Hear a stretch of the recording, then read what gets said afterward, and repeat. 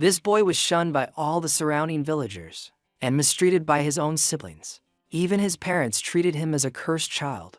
All of this was because Estio possessed a special ability. He could read the minds of people and animals. Estio originally just wanted to live a quiet life. However, just because this beautiful girl was acting especially friendly with him, Estio was falsely accused of theft by a village boy who secretly liked her. No one believed his explanation. In the end, he left his home in despair. The village only brought him suffering. Along the way, Estio hitched a ride with a merchant convoy and befriended the guard captain, Lena. While the convoy was moving, the horses suddenly stopped for no apparent reason. Despite the carriage driver whipping them like this, they still stood still and refused to move. Hearing that Estio could read the minds of animals, Lena asked the boy to step up and handle the situation. There are things I haven't even mentioned yet. Relying on his ability, Estio realized the horses were terrified. They had sensed an extremely dangerous creature up ahead. If the convoy dared to enter its territory, everyone would lose their lives. Estio immediately told Lena about this. Lena recalled a massive creature that could only be found on the snowy mountains, the white-furred ape. To continue the journey, Lena gathered a monster hunting squad. Even Estio was dragged along, just in case they needed a translator. According to the horses, the creature they sensed was far more terrifying than a white-furred ape.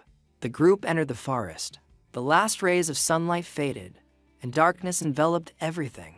A member of the group used his magic to light the way. A sudden gust of wind blew by, putting Estio on high alert. In the darkness, he faintly heard the monster's thoughts. "Foolish humans, I will eat all of you." To understand the emotions of a creature without touching it, that creature must have an incredibly strong will. If Estio could sense its killing intent from such a distance, it meant the monster was extremely dangerous. Estio immediately warned everyone, "We have to turn back." But Lena disagreed, because this was the only passage, and the convoy had to cross this area. Lena asked if there were any other monsters besides it. Estio said there was only one, but it was extremely dangerous. Right at that moment, everyone suddenly stopped and drew their weapons in unison. Unbeknownst to them, a giant monster had appeared right in front of them. This was the first time the group had seen such a massive white-furred ape. Facing the monster, everyone was completely shocked, but calmly organized their battle formation. Lena, acting as the vanguard, charged straight in, exchanging a few basic blows with the monster. The mages and archers stood in the back, constantly spamming their support skills. Catching it off guard, the archers shot an arrow into the monster's palm. It roared in fury, shaking the entire forest. The roar frightened the archer so much that his limbs went weak and his face turned pale. Seizing the opportunity, the monster delivered a sweeping slap that sent him flying. Just as its sharp claws were about to end the archer's life, Estio suddenly ran over and stood in front of him. He looked up and told the monster to stop. Unexpectedly, after hearing his words, it actually calmed down and lost its previous ferocity. Seeing this, Lena took advantage of the monster's momentary immobility to quickly sneak up behind it. "I told you to maintain your distance." Shouting this, Lena swung his twin blades, slashing fiercely at its face.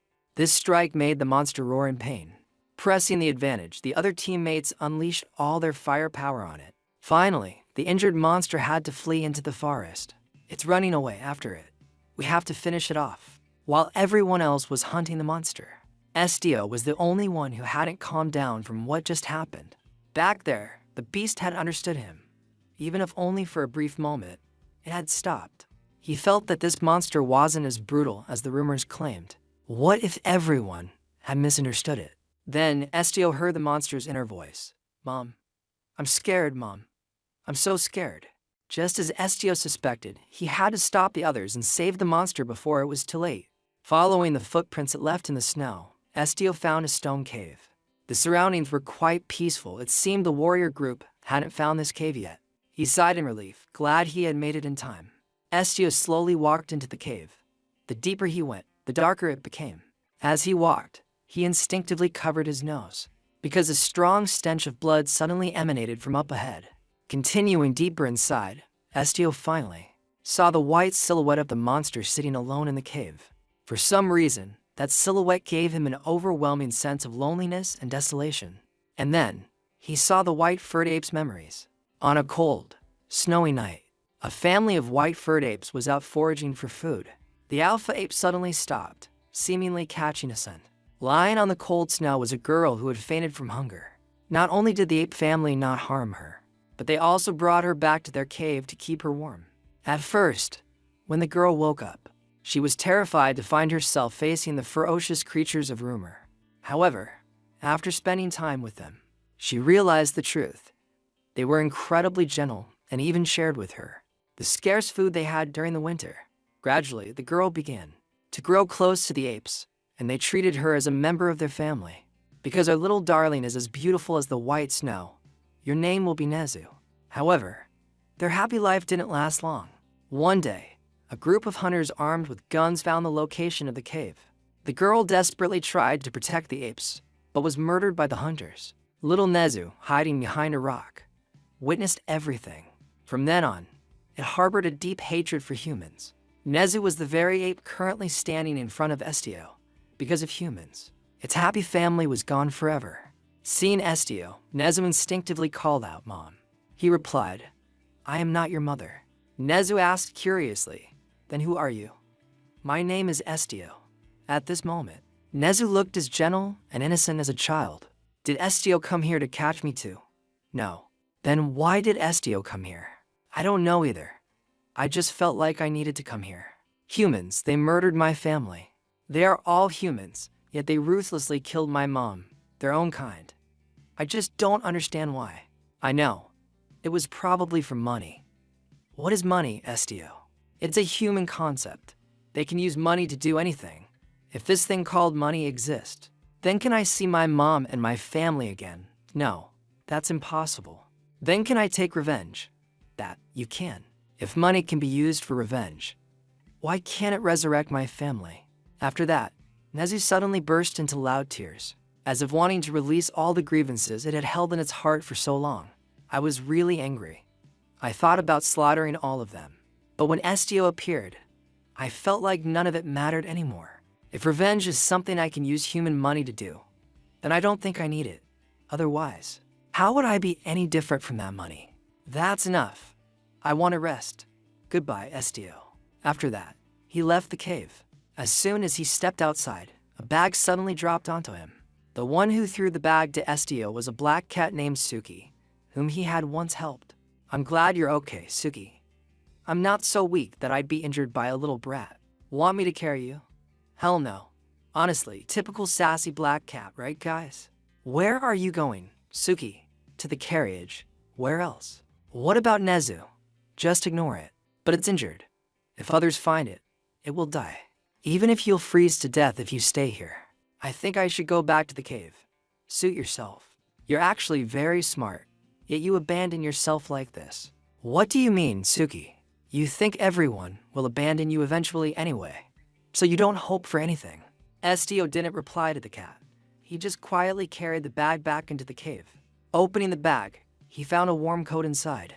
After putting on the coat, he buried his head in Nezu's soft fur and fell asleep without realizing it. At this moment, the cat slowly walked up to Estio. It turned out it hadn't left at all, but had been secretly following him. "I specifically said we should head back to the carriage, and that we shouldn't abandon kids. If you get sick, you bring it upon yourself, Estio." After saying that, the area around the cat began to glow. Wait a second. In the blink of an eye, Suki transformed into a massive black tiger, with eyes that were heterochromatic, half gold, half blue. It slowly lay down next to Estio, silently protecting him. Seeing Estio sleeping soundly next to Nezu made Suki recall its own past. In a dark, underground research facility, Suki was treated as an experimental subject by humans. When the experiment results failed, they wanted to dispose of it. Suki then destroyed the facility and escaped from that place. Covered in wounds, Suki thought its life would end right there. In the darkness, a desperate little cat lay dying on the cold snow, waiting for the Grim Reaper to descend. However, what found it wasn't the Grim Reaper, but a warm embrace. It was a young boy with eyes radiating pure kindness, holding Suki in his arms. Those were the clearest, most innocent eyes it had ever seen in its entire life. That boy was also the one who gave a failed, abandoned experiment like itself the name Suki. The next morning, sunlight shone into the cave, and Estio woke up. He thanked Suki for bringing him the warm coat, otherwise, he would have caught a cold last night. Suki asked if Estio was hurt anywhere, and he said no. After that, Suki transformed back into its black cat form. Seeing a new friend, Nezu ran over to get acquainted. It was strange it was so huge yesterday, but now it was only about as tall as Estio. Suki asked how long he planned to keep this ape. It should be safe now. The wound on its back has healed too. There hasn't been any activity around here for quite a while, so it seems no hunting party is chasing it anymore. It's time to say goodbye. Take care, Nezu. Right at that moment, Nezu suddenly called Estio's name. It wasn't an inner thought, but an actual sound coming from its mouth, which scared the living daylights out of Suki. How the hell does this ape know how to speak human language? This is crazy. Nezu continued, let's go together. Nezu wants to go too. Estio, unsure, asked again, do you really want to follow me? Nezu didn't answer, but simply reached out and patted his head. I don't mind, but it'll probably be very dangerous. I don't have the strength to protect you either. It's okay. Nezu will protect Estio. Nezu is super strong. There's no one left here anyway. Nezu doesn't want to be alone anymore. I'm heading toward a city with a lot of humans. Won't seeing them make you angry and scared? I think I'd be angry if I saw the ones who murdered my family. But I don't care about other humans. Estio warned, there might be people who want to capture you. But Nezu remained very cheerful. In that case, I can be angry, right? In the end, Estio couldn't bear to leave Nezu alone, so he decided to take it with him. At noon that day, Estio managed to arrive at the town of Galasha before sunset. Along the way, Nezu was very obedient, so onlookers just assumed it was his pet. However, because this pet was quite large, Estio was stopped by the guards in green. Boy, don't you know that medium-sized animals in this town must be leashed? Is that a white-furred ape? Isn't that a monster? You could get into a lot of trouble. Looks like you're from the countryside and don't know the rules. They then handed Estio an animal collar and told him to put it on Nezu's neck. If you're caught without a leash again, it's illegal. Remember that. Nezu was incredibly understanding. Knowing Estio was in a tough spot, it proactively told him to go ahead, saying it was fine. Seeing it like this, he couldn't bear it and wanted to say something, but it stopped him. It's fine. If I decide to break it, nothing can stop me anyway. Left with no other choice, Estio had to put the collar on Nezu's neck. When entering human territory, you have to follow their customs. That way, we won't draw unwanted attention. Since you're fresh off the boat to the city, we're making an exception for you this time.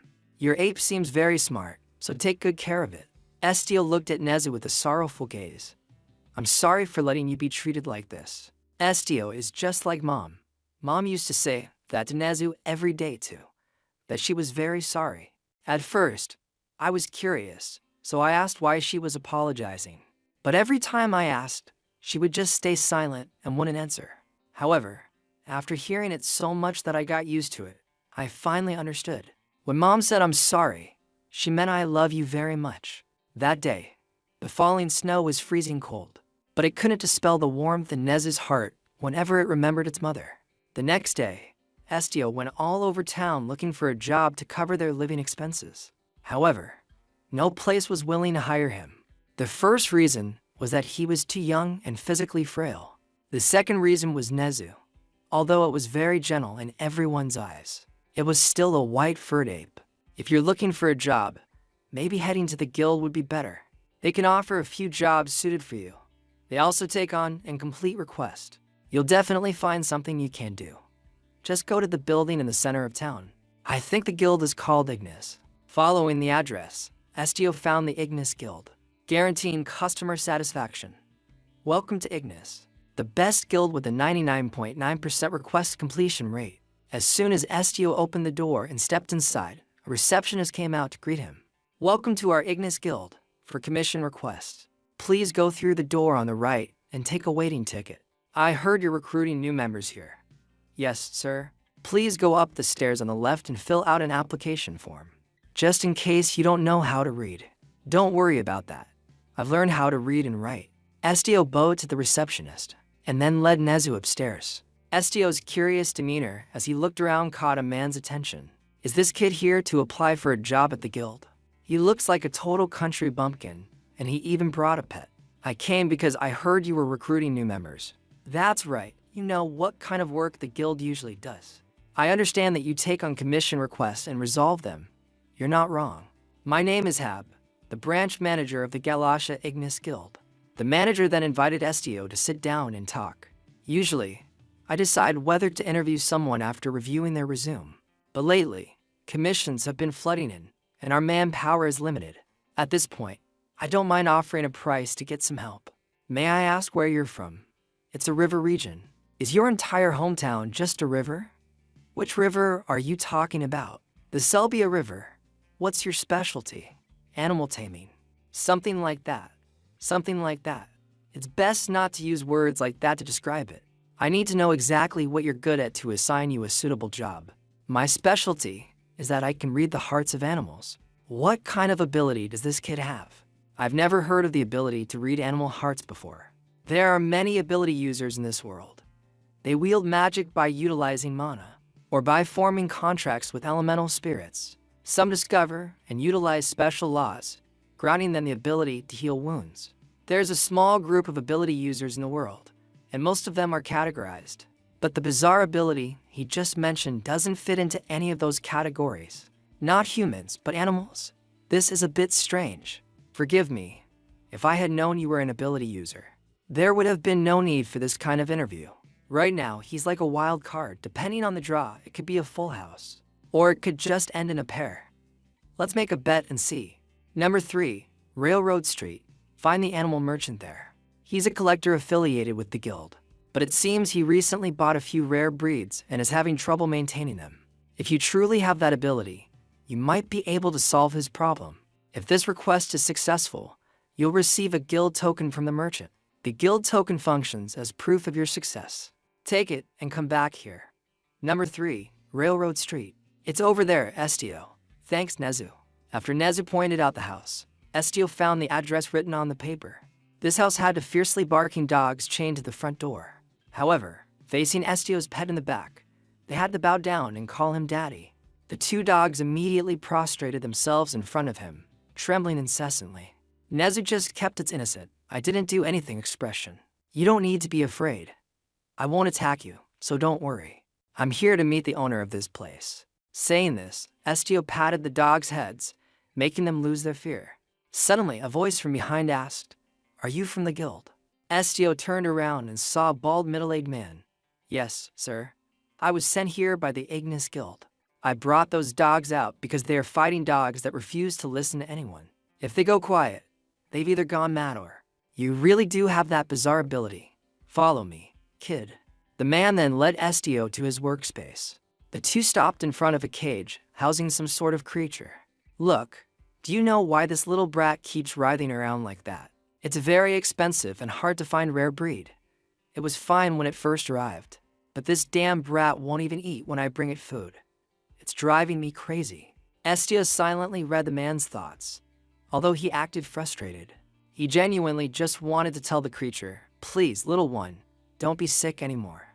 This proved the man was someone who truly cared for and loved animals. Estio crouched down and carefully evaluated the creature in the cage. "It's still just a baby." "What are you talking about? If you don't discipline it when it's young, it will attack humans when it grows up. What if the nobles complain about me selling wild beasts? What excuse am I supposed to give then?" "You little brat, this kid is definitely not normal." The man said it was in pain, but where exactly?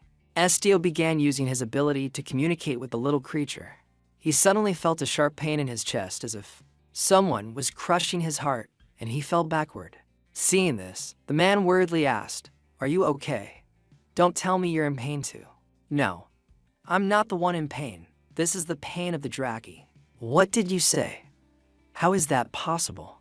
At this moment, Estio was focusing on searching, observing the Draki's memories. "Hey, kid, are you frozen stiff, damn it? Why did you stop talking halfway? That child right now, its heart is melting." The man didn't understand. "What does that mean? What kind of nonsense are you spouting?" Estio explained. The species usually lives in extremely cold waters. If you cover it with dry dirt or sawdust, it won't be able to breathe and will wither to death. But the man insisted the Draki was a desert-dwelling monster, and that Estio was just talking nonsense. I'm saying its heart of ice is melting. You're out of your mind, kid. What kind of animal needs a heart of ice to survive? Despite saying that, seeing his pet writhing in pain made him extremely anxious. Regardless of whether Estio was right or wrong, he had to try it once. Winter is coming soon. I will create a winter, an environment similar to the desert where you used to live. The man sighed, silently cursing an annoying brat. He then tossed a shovel into Estio's hands. What are you still standing there for? Hurry up and go outside to shovel some snow in here. Quick. Me. Doing it by myself. What? You want an old man like me to do it? I don't have an ounce of strength left. So a strong young man like you needs to hurry up and shovel some snow in here. If you take too long, both you and this troublesome little Draki are going to die. After saying that, the man took the Draki out of the cage and placed it into a water tank. Sure enough, upon coming into contact with cold water, it seemed much more comfortable. Seeing this, the man felt relieved. It turned out the kid wasn't lying to him. But what's that kid still standing there for? Hurry up before I beat the crap out of you. The man had a good heart, but he was definitely a bit hot-tempered. Estio then had to take the shovel outside to scoop snow. Once he got the snow, the man told him to put it in the water tank. Look at you. Go get more. What are you standing around for? You still need more. Stop talking and just keep shoveling until I say stop. Hurry up. A while later, when the water tank was filled with snow, the Draki no longer felt any pain. It was able to stand up and move around normally. Draki were already an extremely rare species. Among them, there were even a few ice attribute variants, so they weren't widely known. Seeing the Draki happy again, Estio also sighed in relief. His night of shoveling snow hadn't been in vain. You little brat, you're already starting to slack off. You think this is the time to rest? Follow me. It turned out the man wanted Estio to take a look at the remaining animals. This horse has a thorn stuck in its hoof, and these are predators. They're highly territorial, so it's best to separate them. The man was very satisfied with Estio's abilities. It turned out this kid really could understand animals. After working hard all night, it was time to get his reward. Here you go. Don't lose it, kid. Estio watched the man walk further away, breaking into a sweat as he realized he was reading the man's thoughts. Estio, do you really have to go? Don't go. Please stay. The man was sliced-stained, meant becoming his free labor. At that moment, a cold gust of wind blew by, making Estio shiver uncontrollably. He suddenly collapsed by the side of the road, making Nezu extremely worried. Are you okay, Estio? Did you catch a cold? Suki also quickly appeared to check on his condition. What's wrong with you? It doesn't look like you're injured. Stand up. You'll catch a cold if you sit out in the cold for too long. Estio gently reached out and patted Suki's head. Thank you, Suki. Thank me for what? Thank you for not avoiding a cursed person like me. You don't like being touched by me, right? Of course, I absolutely hate being touched by humans. But just now when I patted your head, why didn't you dodge? You really still don't get it, do you, Estio? I'm saying you're different from those other humans. Do whatever you want. I won't avoid you. I'm leaving. Estio then returned to the Ignis Guild. The manager was very surprised. That notoriously difficult man didn't just pay 1 guild coin, but 2 gold coins? It seems this kid's ability to read animal minds is real. Welcome, Estio. From now on, you are an official member of the guild. I'll give you your uniform and guild identification badge. Remember to wear them when you go on missions. Wait a moment. Let me go get them. A moment later, the manager returned with a brand new set of clothes. Everything from the 3rd floor of this building and up serves as accommodations for guild members. The facilities aren't exactly top tier, but if you have nowhere else to go, feel free to take a look. Animals are allowed to. So don't worry. Come down to the employment support department tomorrow morning. You can go rest for now. After completing the mission, Estio was assigned a room at the guild by the manager. He went up to his assigned room. Putting on the new guild uniform, he looked like a handsome, dashing young man. Even Nezu had to praise how incredibly handsome Estio looked in it. Lying on the soft and warm bed, he felt incredibly comfortable, making him feel nostalgic about his past life. Compared to the past, he felt he was already very happy. Nezu, are you asleep? Not yet. Do you regret it? Regret following me? You have to wear a leash. Your freedom is restricted, and people stare at you. Not to mention the road ahead will be much more difficult. Estio assumed Nezu must regret it immensely. He planned to release it back to the mountains tomorrow. But Nezu's words made him feel incredibly warm. I don't regret it. I'm very glad I followed Estio. I also feel relieved that I don't have to be alone anymore. Instead of hating humans, I can still live while learning to love them. Thank you, Estio. During the time I was locked in the attic, I received an old dictionary from my older brother. I taught myself how to read and write from it. Although I couldn't understand everything, I think I understand now. This is the true meaning of history. The next day, as the first rays of sunlight shone through the window, Estio's first official day of work at the guild began. Estio's new look made the manager almost fail to recognize him. You look pretty handsome in the guild uniform, kid. Who is this? Branch manager. A new recruit. That's right, Rosalie. His name is Estio.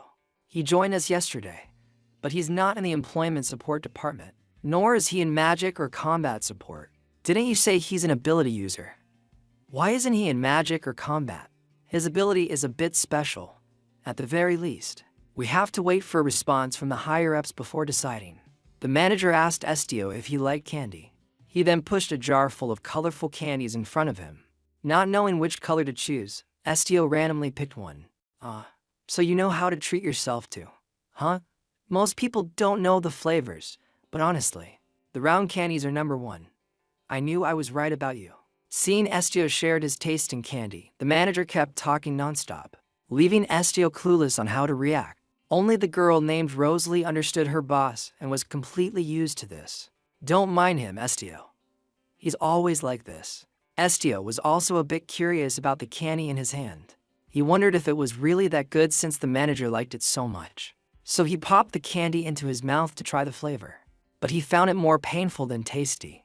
Right now, we still don't know which department you'll be assigned to, so just help us out for now. Go through the first door, and you'll reach our workspace. Inside was a spacious room where everyone was busy processing paperwork and documents. Have you ever seen a black rubber band, Estio? I've been looking for one for a while, but can't find it anywhere. I've never seen one. It would be great to have one right now.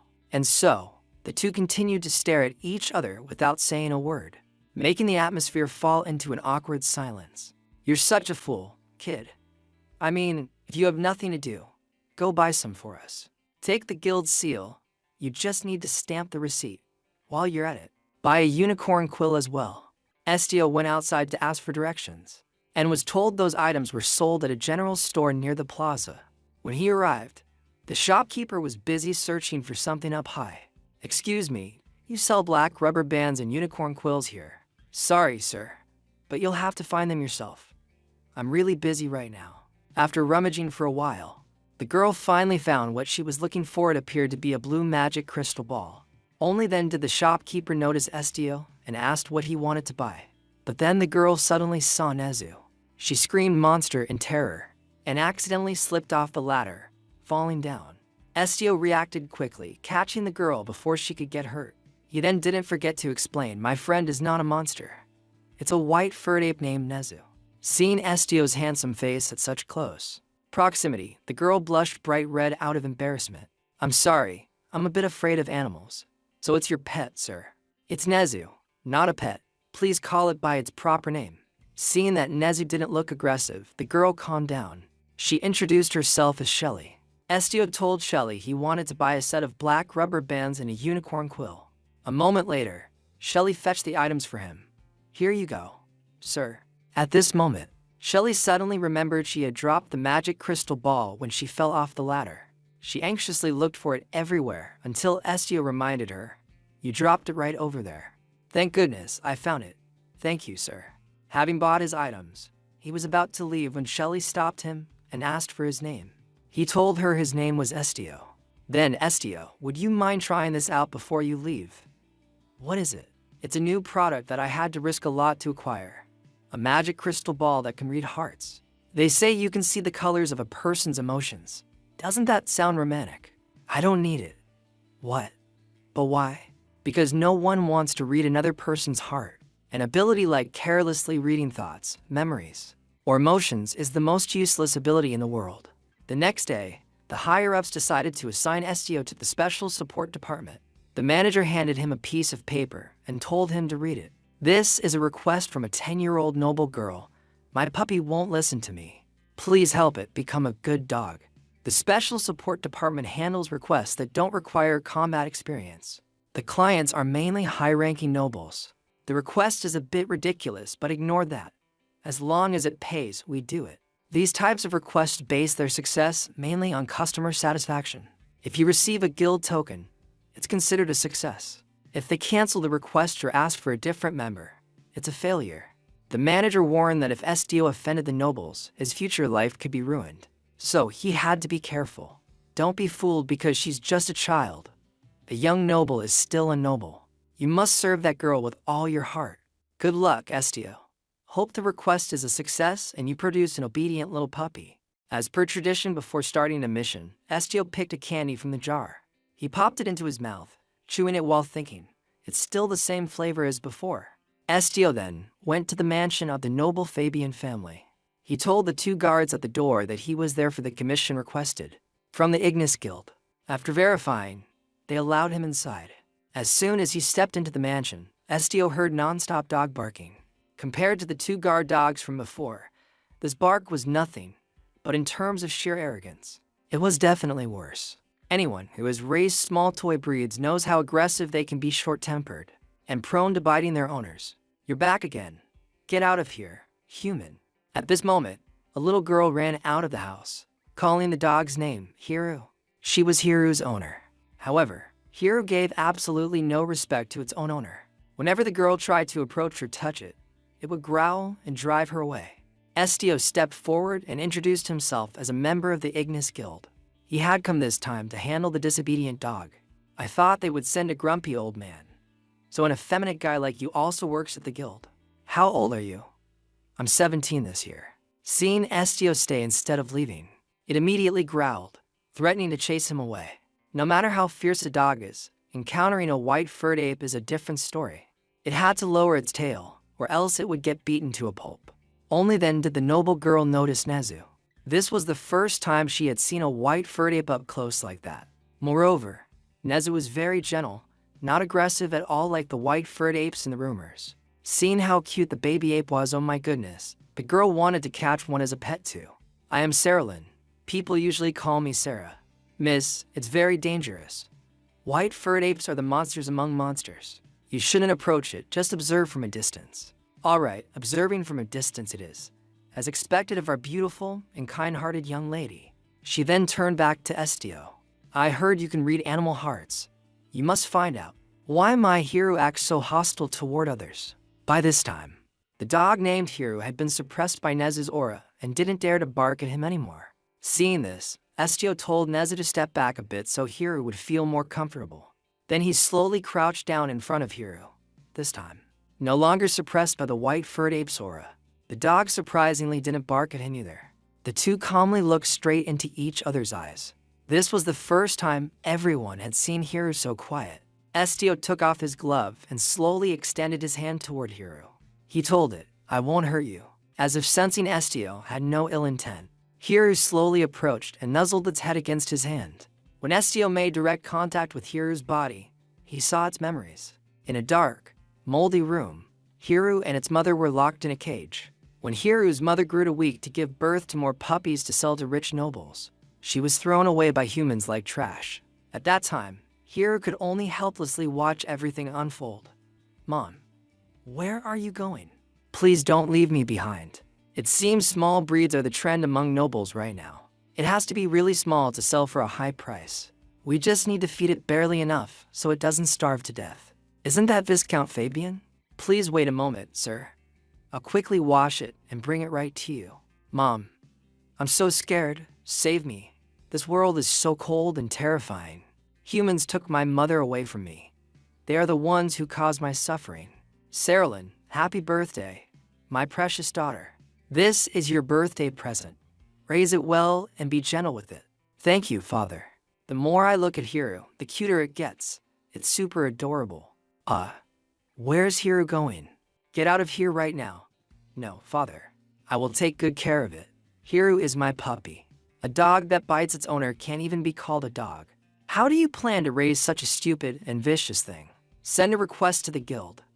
If even they can't discipline it, I'll throw it out. That was the entirety of Hiru's memories that Estio saw. Saralyn asked him, how is it? Does it not like something? Everything. Hiru is terrified of all the affection you give it. This child believes it has never been accepted with love, because one day, humans will treat it exactly how they treated its mother. Hearing those words, Saralyn instinctively bit her lip. Her hands tightly gripped her dress. But why? I'm the one who loves Hiru the most. If I could read hearts, I would treat it even better. Estio replied, just reading hearts isn't everything. Hiru's mother was murdered by humans, and it was forced to starve to increase its value. Have you ever thought of a way to soothe its fears? Is Hiru's mother really dead? Yes, she was too old and sickly to birth more puppies. So humans treated her as garbage. Saralyn couldn't hold back her heartache, and tears fell from her eyes. I had no idea. What was I supposed to do when I didn't know? Miss, please stop crying. You mustn't lose your elegance. I only meant well.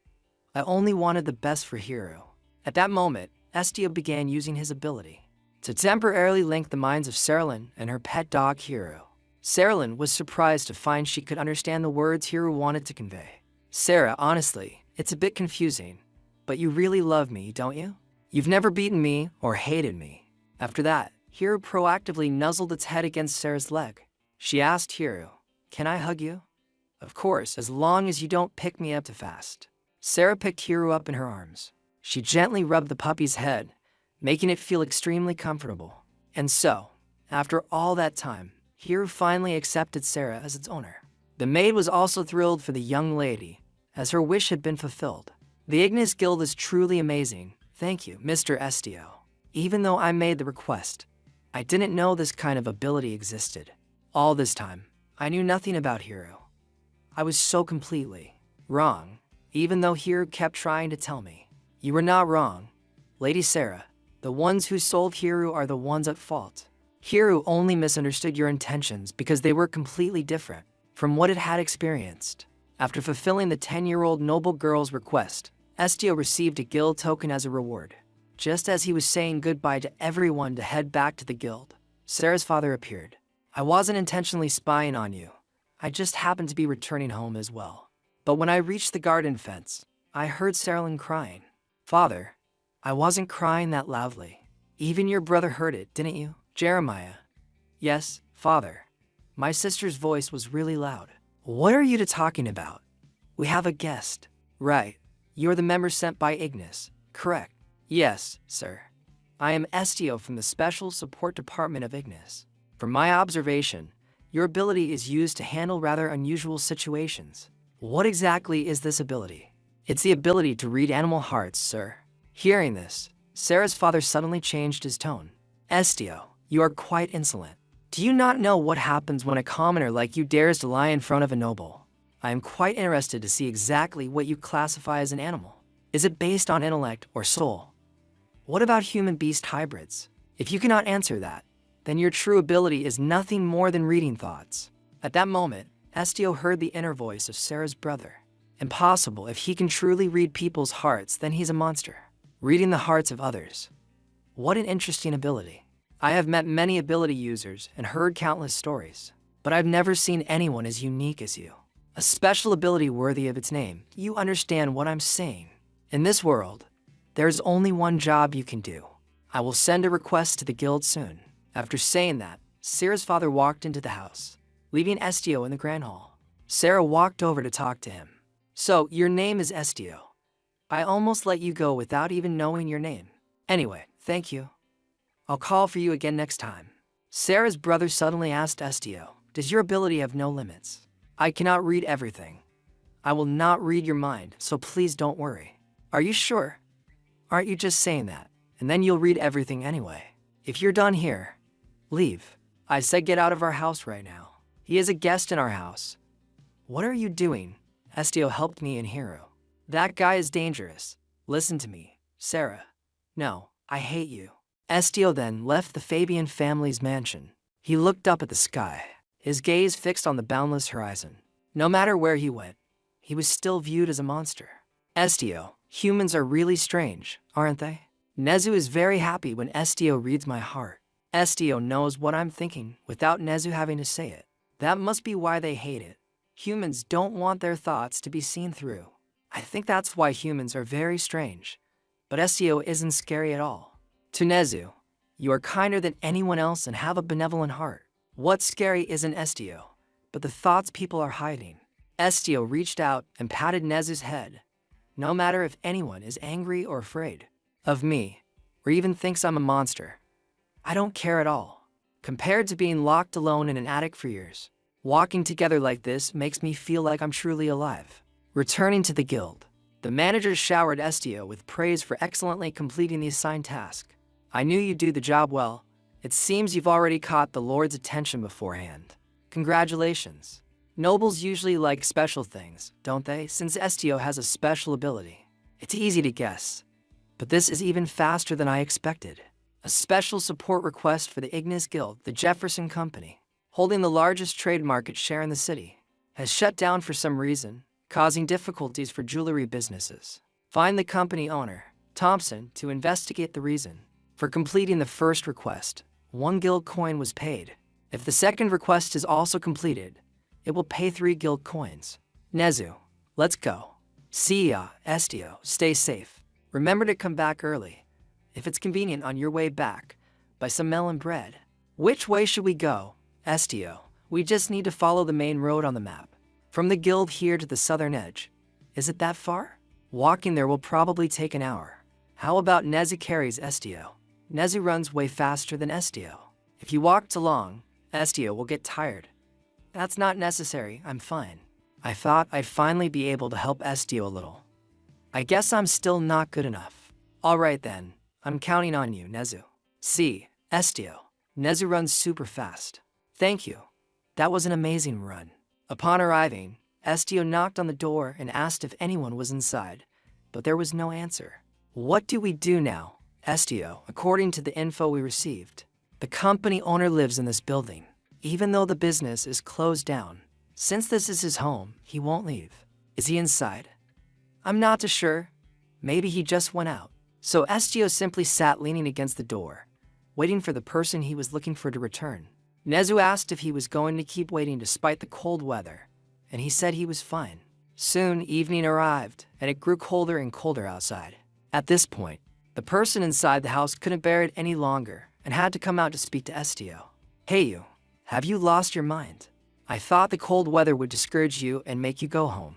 Are you Thompson, the owner of the Jefferson Company? Who I am doesn't matter. You were sent by those nobles, weren't you? I'm not doing any business, so go home. This is the first time I've seen a person as stubborn as you. I'm just asking, but you're not trying to commit suicide, are you? My house has become an ideal spot for suicide now. 2 blocks down, there's a bridge. They say the river water is warm there, so go do it there. That's not it. If not, then why the hell are you sitting at someone else's door? Get lost. During their argument, Estio made contact with the man's hand and accidentally read his memories. Thompson had a beautiful wife named Tin. Thompson fell in love at first sight, so having her accept his marriage proposal felt like a dream. However, married life turned into long days of suffering waiting for Tin. Their first child died just before its first birthday, and so did the second and third. It was an endless cycle of pregnancy and miscarriage. The extreme loss caused her to fall into depression. She refused to even look at the baby even after its first birthday. And then, fractures began to form between the couple. Ultimately, Thompson decided to close down his company, dedicating all his time to focusing on caring for their young daughter. Back in reality, Estio told Thompson, if your wife doesn't want to talk, try ignoring her. If someone refuses to acknowledge reality, even if you force them, they won't listen. Thompson suddenly grabbed Estio by the collar, threw him into the house, and slammed the door shut. What are you?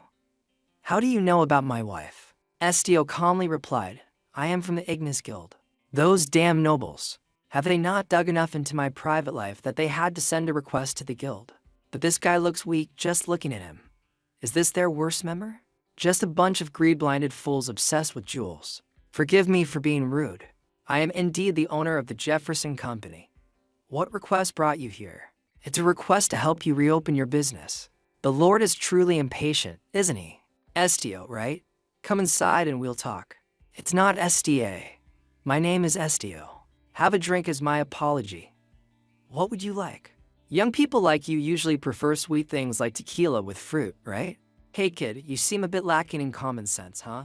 At times like this, if you drink and catch the other person's mood, then maybe that request of yours might actually succeed. For this mission to be successful, shouldn't you be on good terms with me? Your mention of my wife was quite a surprise. Revealing other people's private lives isn't a good thing. When talking about others, you have to read the room. I'm sorry, I was indeed a bit abrupt in bringing up your wife. To be frank, you're too naive and childish. Why would the guild send someone like this here? Anyway, I don't intend to reopen the business anytime soon. You look pretty calm. Aren't you going to ask me why? Then why are you considering not reopening the business?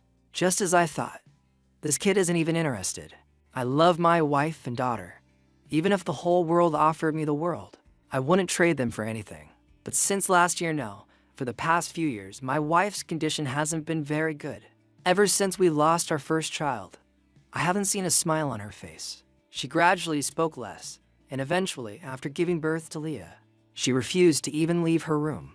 Once, I tried to force her outside. She reacted violently, even biting her own tongue. Luckily, she was okay. My wife would rather die than see our daughter. Saying that, Thompson collapsed, burying his face in his hands, crying uncontrollably. At this point, Estio was thinking, this is impossible. My ability activated without me even realizing it? Thompson continued, I only calmed down a bit after putting Leah to sleep. But I guess this story dragged on longer than expected.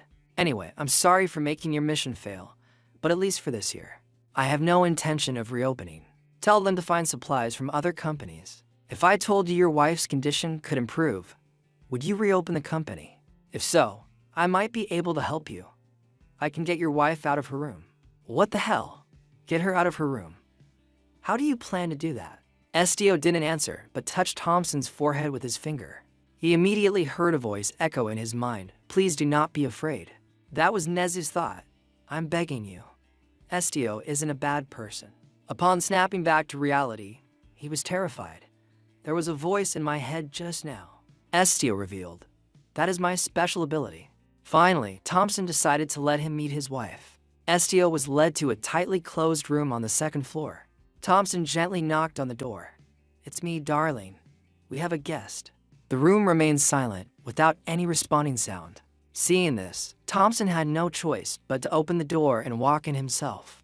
Inside the room, a woman with loose hair was sitting alone on a chair. Her eyes were completely empty, devoid of any emotion. Estio slowly placed his hand on the girl's head. Then he focused his mind and slowly closed his eyes. This girl's inner world is too quiet.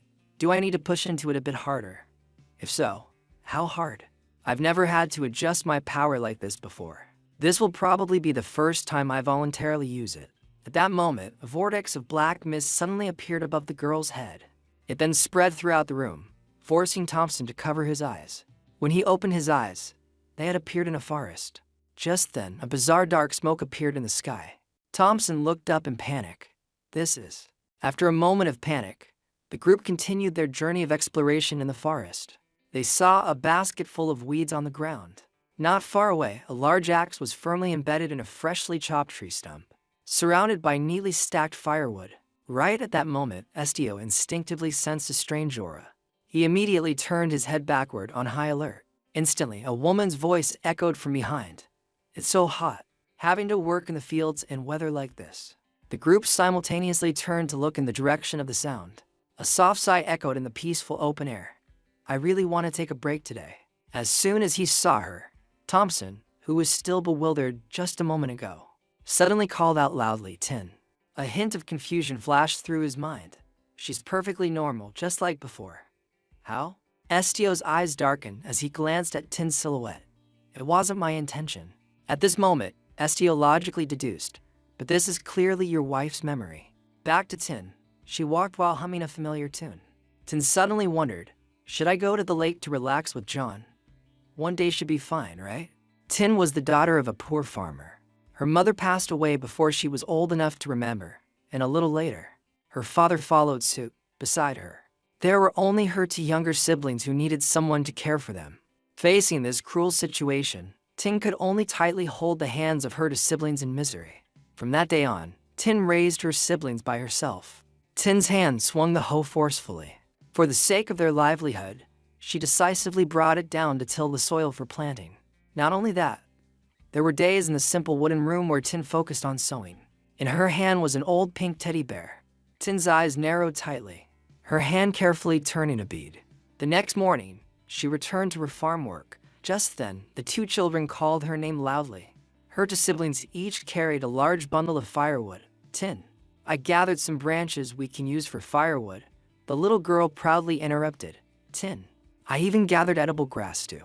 Before they could finish, she quickly patted their heads. Oh my, aren't you just too adorable? A little boy eagerly ran over, holding up a flower sprig. A flower for Tin, sis. Lean in a bit closer. Just a minute, she clumsily obliged. Like this. The little girl's clear voice rang out as she gently tucked the flower into Tin's hair.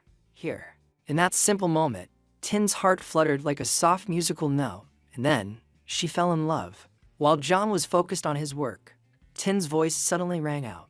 He instinctively turned around Tin.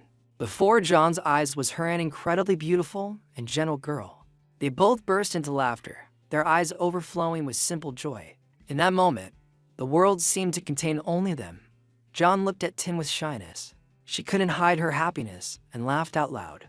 But poverty was like a swamp drowning their happiness, damn it. In Tin's hands were only a few meager coins. She stared at them blankly, her face etched with anxiety. This isn't enough to buy both food and medicine for the kids. I've even increased my workload already. The little boy suddenly called out loudly, Tin. He tilted his head curiously. I heard John propose to you, sis. Hearing that, she could only force a smile. Did John tell you? That guy, really. Your sister can't get married yet. Did you know I rejected him 3 times already? After a moment of hesitation, Tin reluctantly admitted, but we've decided to break up. She lowered her head, her voice soft but resolute. Run along. I don't intend to marry him. I just need to let him know this as soon as possible. And so Tin and John went their separate ways. The scene shifted to a modern-style mansion. At the same time, Tin was running quickly down the street, her footsteps echoing rapidly. Tin ran while looking at a piece of note paper. I still need to finish 5 more orders today. She couldn't help but feel anxious in her heart. If I skip lunch, I'll probably finish before sunset. Thinking of this, Tin unconsciously curled her lips into a smile. All right, at this rate, next month I will. Right at that moment, a man suddenly collapsed onto the ground. Witnessing this scene, her face showed clear bewilderment. Immediately after, Tin clenched the piece of paper in her hand. Without hesitation, Tin ran over quickly. Are you okay? Thompson scrambled up from the ground, the pain making him groan softly. Returning to reality, Thompson numbly recounted the story. That was the first time I met Tin. He admitted without hesitation, that's right, Tin saved me. After that, Thompson lay quietly on the hospital bed, and she kept watch right beside him. A long while later, he finally woke up from his coma. Thompson's face instinctively flushed red as a ripe tomato. Tin quickly ran closer to him, her eyes full of worry. You're awake. Time flew by.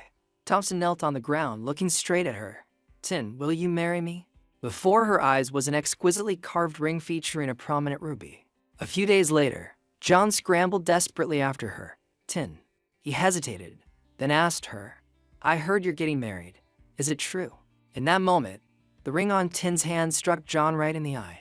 Despair almost entirely consumed John's mind. He screamed in agony, if you're going to leave me, then I'll end my own life right here. Ugh. As soon as his words fell, John pulled out a strange bottle of poison. Over here, Tin's face turned pale. She couldn't help but feel terrified. Suicide.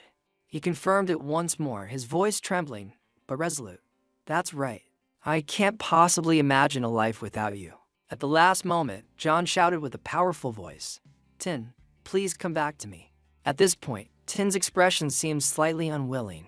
Immediately after, she bluntly turned around and voiced her rejection. Do whatever you want. Tin turned her back and walked away without an ounce of pity. Whether you die or not has nothing to do with me. We cut ties with each other a long time ago. Her words cut into John's heart like a sharp knife. He staggered after her. What? How could you have the heart to say that? Tin turned her back, never looking back once. If you're done talking, I'm leaving. Before leaving, she softly mumbled like a final farewell. I hope you meet a good girl and live very happily, John. Contrary to Tin's expectations, John suddenly forcefully twisted open the poison bottle. Instantly, a fizzing sound reached her ears. Sensing something abnormal, she hastily turned around. John. On the ground was his lifeless body. Tin frantically ran closer. John. She cried miserably, begging in despair. John, please wake up. No. On the other side, Thompson miserably recounted, I never knew there was another man who loved Tin. Estio boldly offered his deduction. It seems she didn't want her husband to know. Right after that, immediately after, he bluntly delivered his conclusion because she felt as though she was cursed. Hearing this, he clenched his fist. Unwilling to admit it, Thompson buried his face in agony. Anyway, the reason she married me, in the end, was for money, wasn't it? Hearing that, Estio's voice immediately rang out. That might be true. After all, she rejected a poor farmer to follow someone who could gift her luxurious jewels. He sighed helplessly, as expected. Right at that moment, Estio suddenly probed Thompson. If it really was for that reason, would you change your mind? Struck by the unexpected question, he froze. What? Estio's voice remained steady, light, but piercing straight into Thompson's heart. If your wife's decision was influenced by money and poverty, if she coveted what you have. In the final moment, he asked the decisive question. Would your wife still be one of the two most precious people in the world you told me about? After a moment of silence, his voice rang out as if every word had been carefully weighed from the bottom of his heart. She wouldn't. Tin is still the person I cherish the most. Immediately, Estio turned to look straight at Thompson. Then what has changed? He looked at him blankly, his lips barely moving. Nothing has changed. Thompson's voice grew heavy. That's right, Tin is still my precious wife. He painfully admitted the truth that she was trapped in these memories. Immediately after, Thompson couldn't hold back and screamed. Which makes me angry because she gave up the chance to grasp happiness for herself. Speaking up to hear, his voice suddenly choked, as if wrestling with an unnamed pain. Tin won't feel anything anymore, even if her daughter dies. In that moment, Tin didn't even once look at the newly born baby. Thompson held the baby in one arm, softly pleading beside her. Tin, please, just hold our daughter at least once. At the same time, Estio slammed his hand on the armrest of the chair. It's not that she doesn't feel anything. Estio leaned in, observing Tin. The truth is, she's actually in immense agony. He repeated with bewilderment. Immense agony, he bluntly confirmed. Yes. At this moment, Estio spoke up again. Your wife believes that every child lost was the price paid for her sins. Thompson's voice broke, as if he couldn't believe what he had just heard. How could that be? As soon as the words fell, he lowered his head as if unable to refute it. Thompson took heavy steps toward her. Tin. He went down next to Tin, looking straight into her eyes. It's not your fault. Thompson's hand gently grasped Tin's once distant, cold hand. Leah, our daughter, hasn't died. She's alive, and she'll be very healthy in the future too. She's waiting for you. Speaking up to hear, his voice almost cracked. So please, stop blaming yourself and come back to us. Thompson used all his sincerity to hold on to her. There's no reason for you to hurt yourself. If there's any pain, let's overcome it together. On the side, Tin's eyes remained empty, exactly like a soulless person. Despite this, he didn't give up and quietly whispered in her ear. Because we are family. Suddenly, the door shattered open, and shards of glass immediately flew everywhere. Thompson hurriedly used his body to shield Tin. What's happening suddenly? She stirred slightly, her eyes widening as she looked at him with warmth. Thompson turned to look at Tin in astonishment. Tin, you? At the same time, Leah suddenly burst into loud crying. The two reflexively turned around. Hearing that, she quickly stood up, her eyes darting around Leah. Right after, Tin bolted forward without a word. The dark staircase appeared amidst the silent scenery. Above, a small object dangled in the air. It was a spinning baby mobile. Tin gently cradled the baby in her arms. I'm sorry, Leah. I'm sorry Mommy wasn't here with you. Meanwhile, Thompson's hand rested gently on her shoulder. He quickly pulled out a baby bottle. She's hungry. You notice it right away just by hearing her cry. Thompson didn't forget to ask her. You must be very hungry too, aren't you? We have chicken soup. Tin replied tenderly. Thank you. He couldn't hide his happiness and embraced Tin. Thank you. In another sequence of events, Estio's hand clung tightly to the staircase. Right after, his hand suddenly lost its grip. Estio's whole body immediately tumbled down. The group yelled in panic. Estio. The pitch-black night sky enveloped the quiet street. Rapid knocking echoed on the large doors of a mansion. The village chief muttered as he stepped out to open the door, his face not quite fully awake. All right, I'm coming. What's the matter in the middle of the night? Immediately after, the door swung open, creaking loudly. Before his eyes was a surprising sight. Thompson tightly holding an unconscious Estio. The boy's face was flush red, sweat dotting his face. A long while later, the village chief shone a light on Estio's face. He used his fingers to pry the boy's eyes open to check his pupils. After observing for a while, the village chief instinctively sighed. He hesitated for a moment before asking, could this young man possibly be an ability user? Thompson quickly confirmed, yes, he is. He nodded slightly, his voice trembling with worry. He ended up like this right after using his ability. The village chief turned to look at Estio, then fell into deep thought. So the problem lies with his ability. This is beyond my scope. On the bed, he still had his eyes tightly shut, his breathing erratic. Hearing this, Thompson repeated with bewilderment, beyond your scope. Then where should we go? The village chief replied helplessly. There's no pharmacy in Galasha that can treat an ability user. The village chief stayed silent for a few seconds, then nodded slightly as if confirming his theory. Perhaps this happened because he had never lost control of his ability before. In most cases, getting good rest is enough, so let's just wait a few days and see. Finally, he spoke slowly but heavily, depending on the situation. You should request help from the relevant guild. Just as Thompson sighed, Tin suddenly patted him gently on the shoulder. Seeing this, Thompson turned to the side in confusion. He saw Nezu leaning close to Estio's bed. Witnessing that scene, Thompson and Tin could only look at each other. He cleared his throat. He barked in order. You. At the same time, it gently held the boy's hand. A few hours ago, Nezu howled in panic. Estio looks like he's in so much pain. Hearing this, Thompson wore a stunned expression. Did you just talk? Returning to the present, he called out to it. Hey. Nezu didn't respond, only crying miserably beside him. A moment later, Thompson scratched his head and said, Leah is still at home, so we have to head back first. I'll pay the expenses, so don't worry. If you need any help, just come find me. Hearing this, Nezu tilted its head as if in thought. Immediately after, it turned back with an anxious look.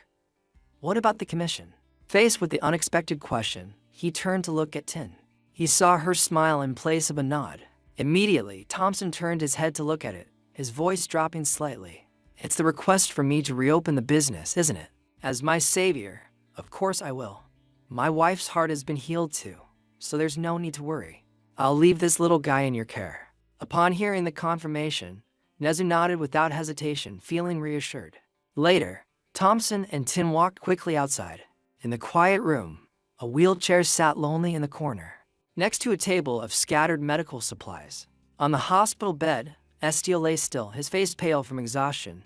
At the same time, it softly called his name, Estio. Nezu spoke with a trembling voice, echoing throughout the room. Your human has finally returned to normal. The commission was a success too. You did it. At this moment, it sat quietly beside Estio, his lips barely moving. Its eyes half closed, unable to hide its heavy sorrow. Right after, Nezu miserably lowered its head. Wake up soon so we can go home. The next morning, the first light of day washed over the city. The scene shifted to a cozy room. By this time, Estio had finally woken up after a long sleep. He darted his eyes around, his breath coming out faintly. Right after, Estio sat up. His eyes were still blank, exactly like someone who had lost their soul a long while later. Estio blankly looked to his side. He only saw Nezu looking at him with eyes brimming with tears. Without a word, it rushed over and hugged Estio tightly. The village chief asked him worriedly, Are you sure you don't want to rest for a few more days until your condition is more stable? Estio forced a smile. I've been bedridden for the whole days. That's enough. Having said that, the man and the beast departed on the snow-covered road. The scene shifted to a shop with a sign hanging that read, Guaranteeing customer satisfaction. Welcome to Ignis, the best guild with a 99.9% request completion rate. Inside, gold coins lay scattered on the table. Hab laughed while speaking. unable to hide his excitement. I've fostered many talents with these very hands, but this is the first time a member has produced these results in such a short time. Estio asked in confusion, "Is that so?" He confirmed it once more exactly. Hab kept running his mouth nonstop. "Do you know that your reputation has now spread not only here, but even to the nobles in the neighboring city? You know what the rumors are saying." Hearing that, he repeated with bewilderment, "Rumors?" In that moment, Hab's voice kept echoing in Estio's ears. An ability user possessing unique power has appeared. Later, he and Nezu stood in front of a mansion. Estio gripped the piece of paper tightly. He looked up. Viscount Fabian. Estio looked down at the piece of paper in his hand. Client, Viscount Fabian. Details, hidden. Reward, negotiable. Confusion clearly showed in his mind. What kind of request are they giving me now? A long while later, the polite guards welcomed Estio inside. Estio and Nezu slowly walked inside the mansion. Right at that moment, Hiro excitedly dashed toward him. It enthusiastically lunged close to Estio. He bewilderedly called its name, "Hiro?" Hiro happily wagged its tail, looking at him with sparkling eyes. "Estio, long time no see." Hearing that, he immediately leaned closer. "Hiro." At the same time, Saralyn walked out with a pouty face. She likes Estio more than Tasha. It quickly turned around and barked loudly as if to confirm. She sighed softly, half sad, half resigned. "Seriously, I just can't win against Estio." Saralyn tilted her head up, her voice light as a breeze. "So, you came here because..." She quickly scanned what Estio was holding. "Did father summon you?" After a moment of hesitation, she bowed her head in greeting. "Anyway, it's very nice to see you again." He nodded slightly. "Yes," she suddenly probed. "What about Estio?" He stayed silent for a moment, then replied quickly, "It's not entirely a bad thing." Receiving the answer, Saralyn stepped closer to Estio.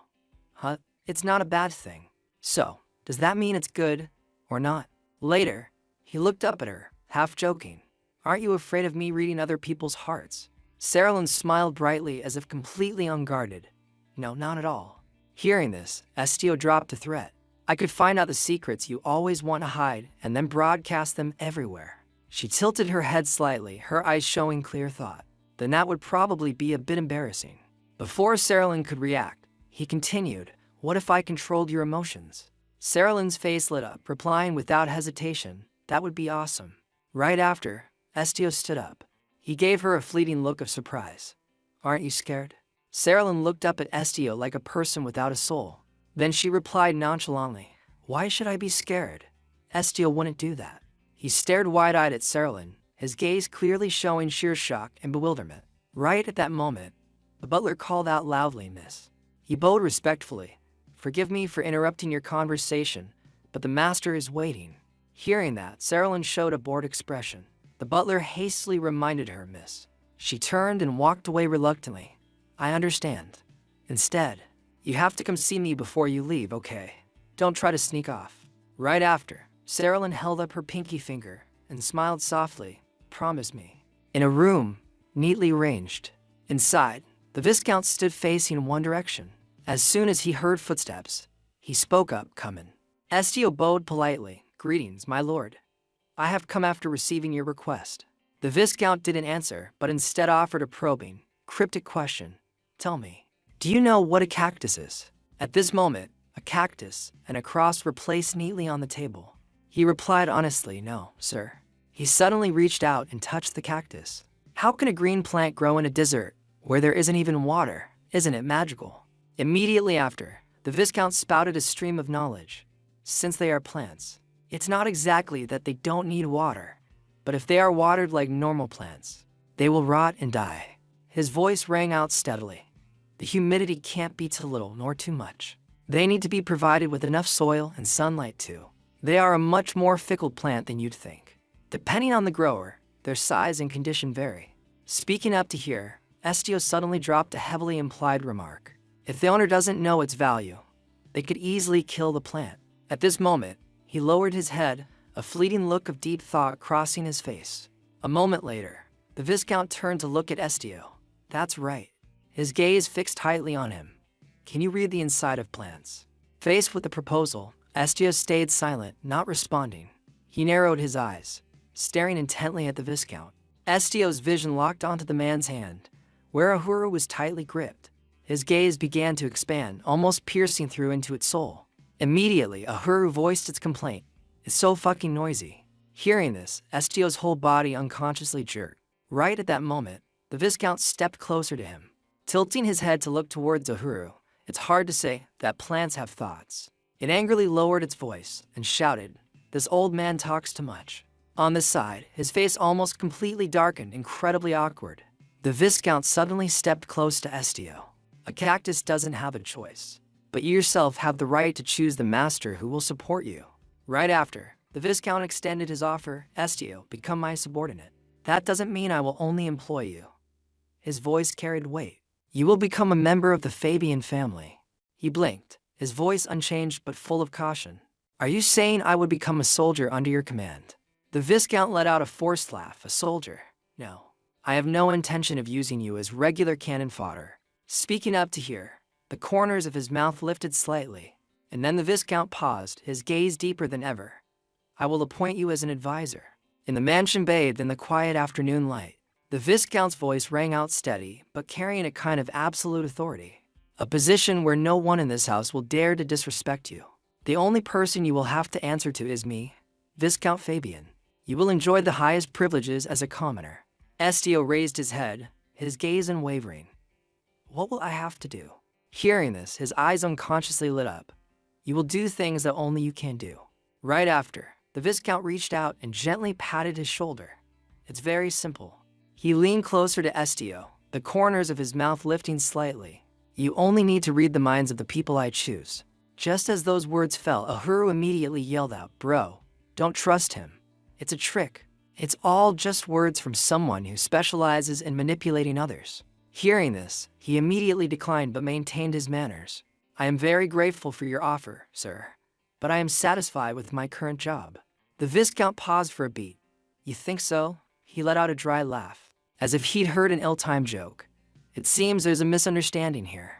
The Viscount stepped closer, pressing in on Estio. He sternly declared, "This is an order." He stood still, not dodging, but his gaze clearly showed wariness. "What will happen if I don't obey you?" The Viscount nonchalantly replied, "For now, nothing. But consequences will surely follow you eventually." Uhuru couldn't hold back and threw out a sarcastic remark.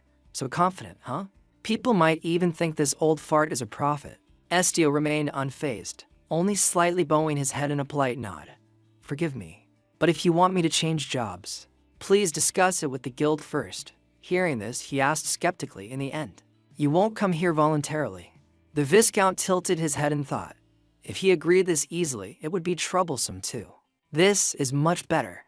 He needs to be at least as much of a challenge for me to use him properly." Later, he benevolently offered, "I will give you some time to decide what is best." After saying that, the Viscount handed Uhuru to the butler. "Throw this thing away immediately. I will replace this picky plant with a beautiful flower." He complied immediately.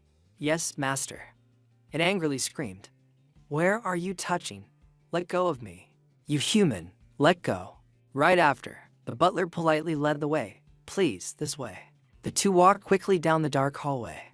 At this moment, Uhuru was constantly resisting. Its voice was weak and full of grievance. "What? You're going to abandon me? My thorns haven't even pricked anyone yet." Estio stopped, his eyes fixed on the plant stem covered in dirt and tiny thorns. "That cactus." After a moment of hesitation, Estio stammered, "If you're going to throw it away, could you give it to me?" The butler replied in confusion, "Give it to you?" He tightened his grip around the potted plant. "This thing hasn't flowered, and its body is entirely covered in thorns. Not to mention, it's very hard to take care of." Estio immediately reached out toward Uhuru. "There's no guarantee that it won't bloom." Hearing this, the butler handed it over to him, right? Before leaving, he didn't forget to remind him, "Lady Saralyn requested you to wait, so please stay here for a moment." Meanwhile, Uhuru suddenly spoke up with a weak voice. "It's so cold. I'm going to freeze to death before I'm burned to death. Freezing to death will probably be less painful." Estio looked down at it, trembling from the cold air. "I won't kill you," it reflexively replied. Phew. Suddenly, Uhuru fell dead silent, as if realizing something abnormal. A moment later, he affirmed once more, "I will not burn or freeze you.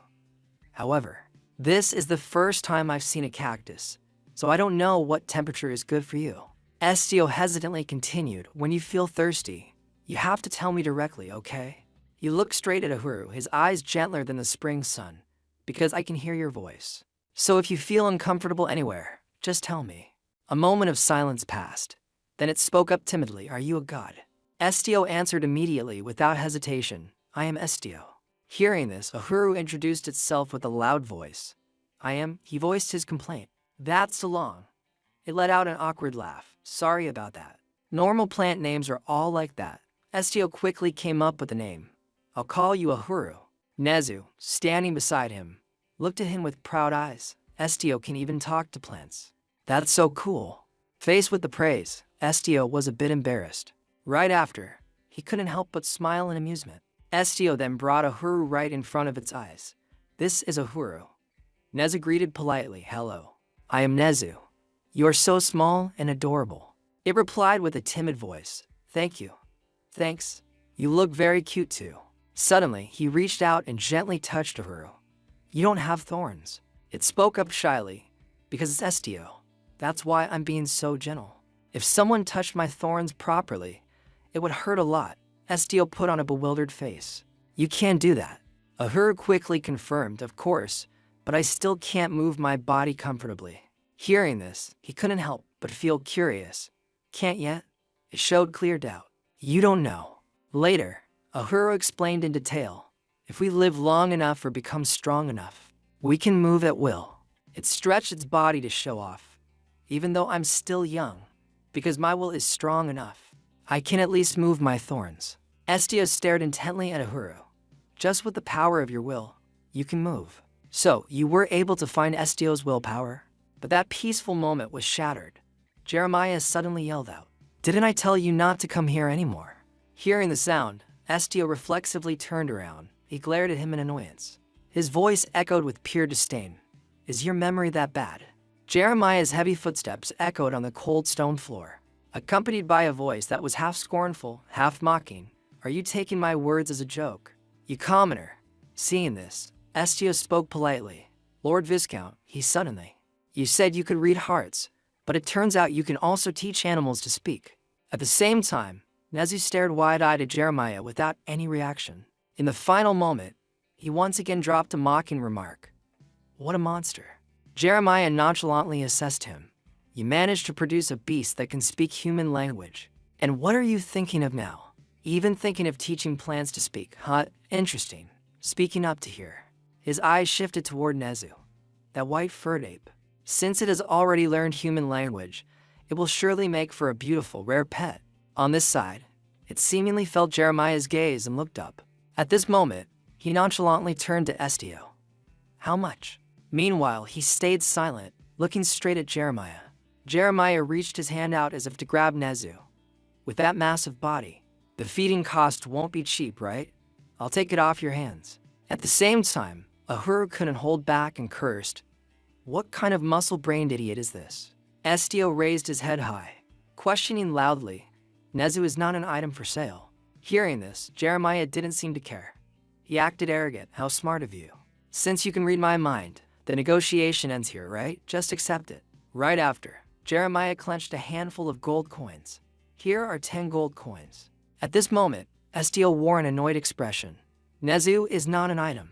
Jeremiah let out a sarcastic remark accompanied by a sigh. Being greedy isn't good. Jeremiah nonchalantly pointed his finger at Nezu while asking loudly, so, how much more do you want? Estio gave a short, firm answer. I will not sell it.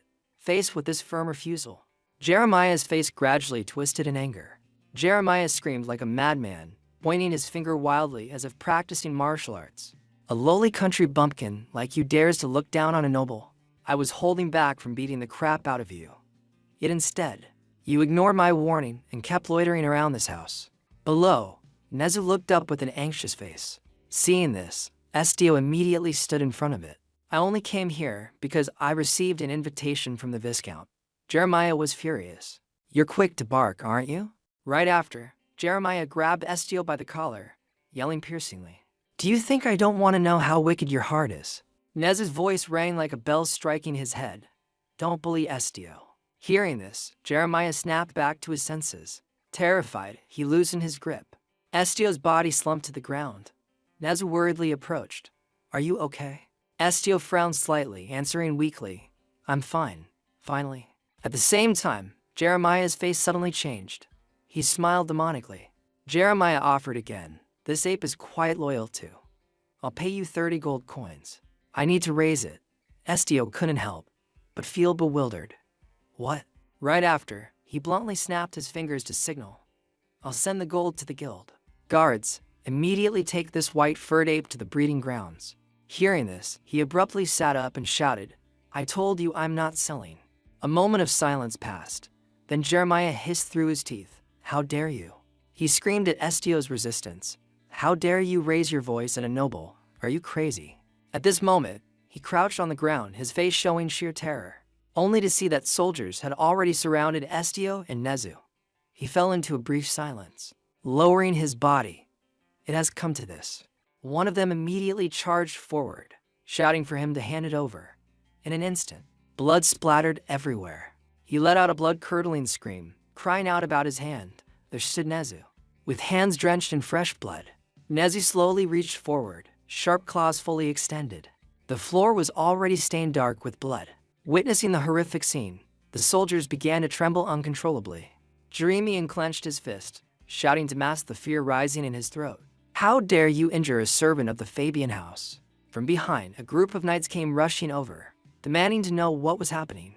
Pointing his spear at Estio, he shouted, "That commoner tried to kill me. Arrest him at once." Hearing this, Nezu couldn't help but fire back. "You were the one who called me a monster. So, why are you all?"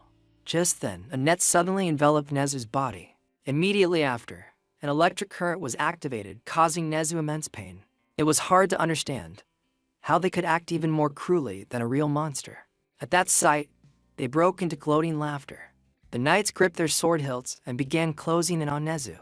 In that moment, Nezu opened its mouth and let out a roar filled with resentment. Hearing it, Jeremiah's body instinctively recoiled. He backed away in fear, step by step, as if terrified of what Nezu might become. Suddenly, the Viscount appeared, demanding to know the cause of all this commotion. Jeremiah looked momentarily startled to see him. After observing the situation, the Viscount gritted his teeth and called him a fool. The Viscount suddenly grabbed Jeremiah and barked, "That thing was supposed to be in my hands, but you interfered and ruined everything." Jeremiah's eyes widened in confusion. "Father, what do you mean?" Without explaining, he simply frowned and snapped, "Shut up, you idiot." The Viscount then sternly ordered the guards to clean up, adding, "Capture the boy alive. As for the beast, do whatever you want with it." The knights shouted in unison as they began to advance. One of them suddenly began to cast a spell. Nezu immediately sensed something unusual, magic. On the other side, the group looked on with smug satisfaction. Nezu looked up with tearful eyes and whispered, "Nezu is sorry." Nezu just wanted to stay by Estio's side. Hearing this, Estio gently reassured Nezu, "Don't apologize." At the same time, the mob cursed them, screaming, "Die, die, you monsters." Estio's lips moved slightly as he muttered meaningfully, "It seems." Then Nezu turned back and gave a content smile. This is the end for Nezu. Meanwhile, the knight finished his incantation and flames erupted. They simultaneously launched their attack directly at Estio. Smoke and fire instantly consumed the entire palace hall. Jeremiah closed his eyes, thinking mockingly, "If you had just taken the money, none of this would have happened." But behind the thick smoke, a figure remained standing firmly. As the dense haze cleared, Estio gradually appeared. He spoke in a cold voice. "The one who needs to apologize isn't it Nezu?" Estio cast a chilling gaze toward the crowd. "It's all of you." Seeing him, the Viscount and Jeremiah were struck with shock. How is this possible? The Viscount frantically ordered the knights to seize him. The knight suddenly froze, his body swaying unsteadily. A golden light began to gather between his fingers. At that moment, the knight jerked violently as if struck by a bolt of lightning. His body began to convulse immediately. He let out a pain shriek, trembling as he tried to fight the agony spreading through him. Consumed by rage, another knight raised his sword high against Estio. But in that instant, Estio suddenly turned around, caught in Estio's gaze. The knight was momentarily stunned. His face turned pale, sweat poured down, and he began to stammer in absolute terror. In the next moment, the knight raised his sword, only to turn the blade toward his own chest. Seeing this, the Viscount rushed forward, shouting, "Bruce, what are you doing?" Before he could stop him, the knight drove the blade straight into his own heart. Blood splattered onto Estio's pale skin. Despite this, he remained hauntingly calm, his eyes scanning the area ahead.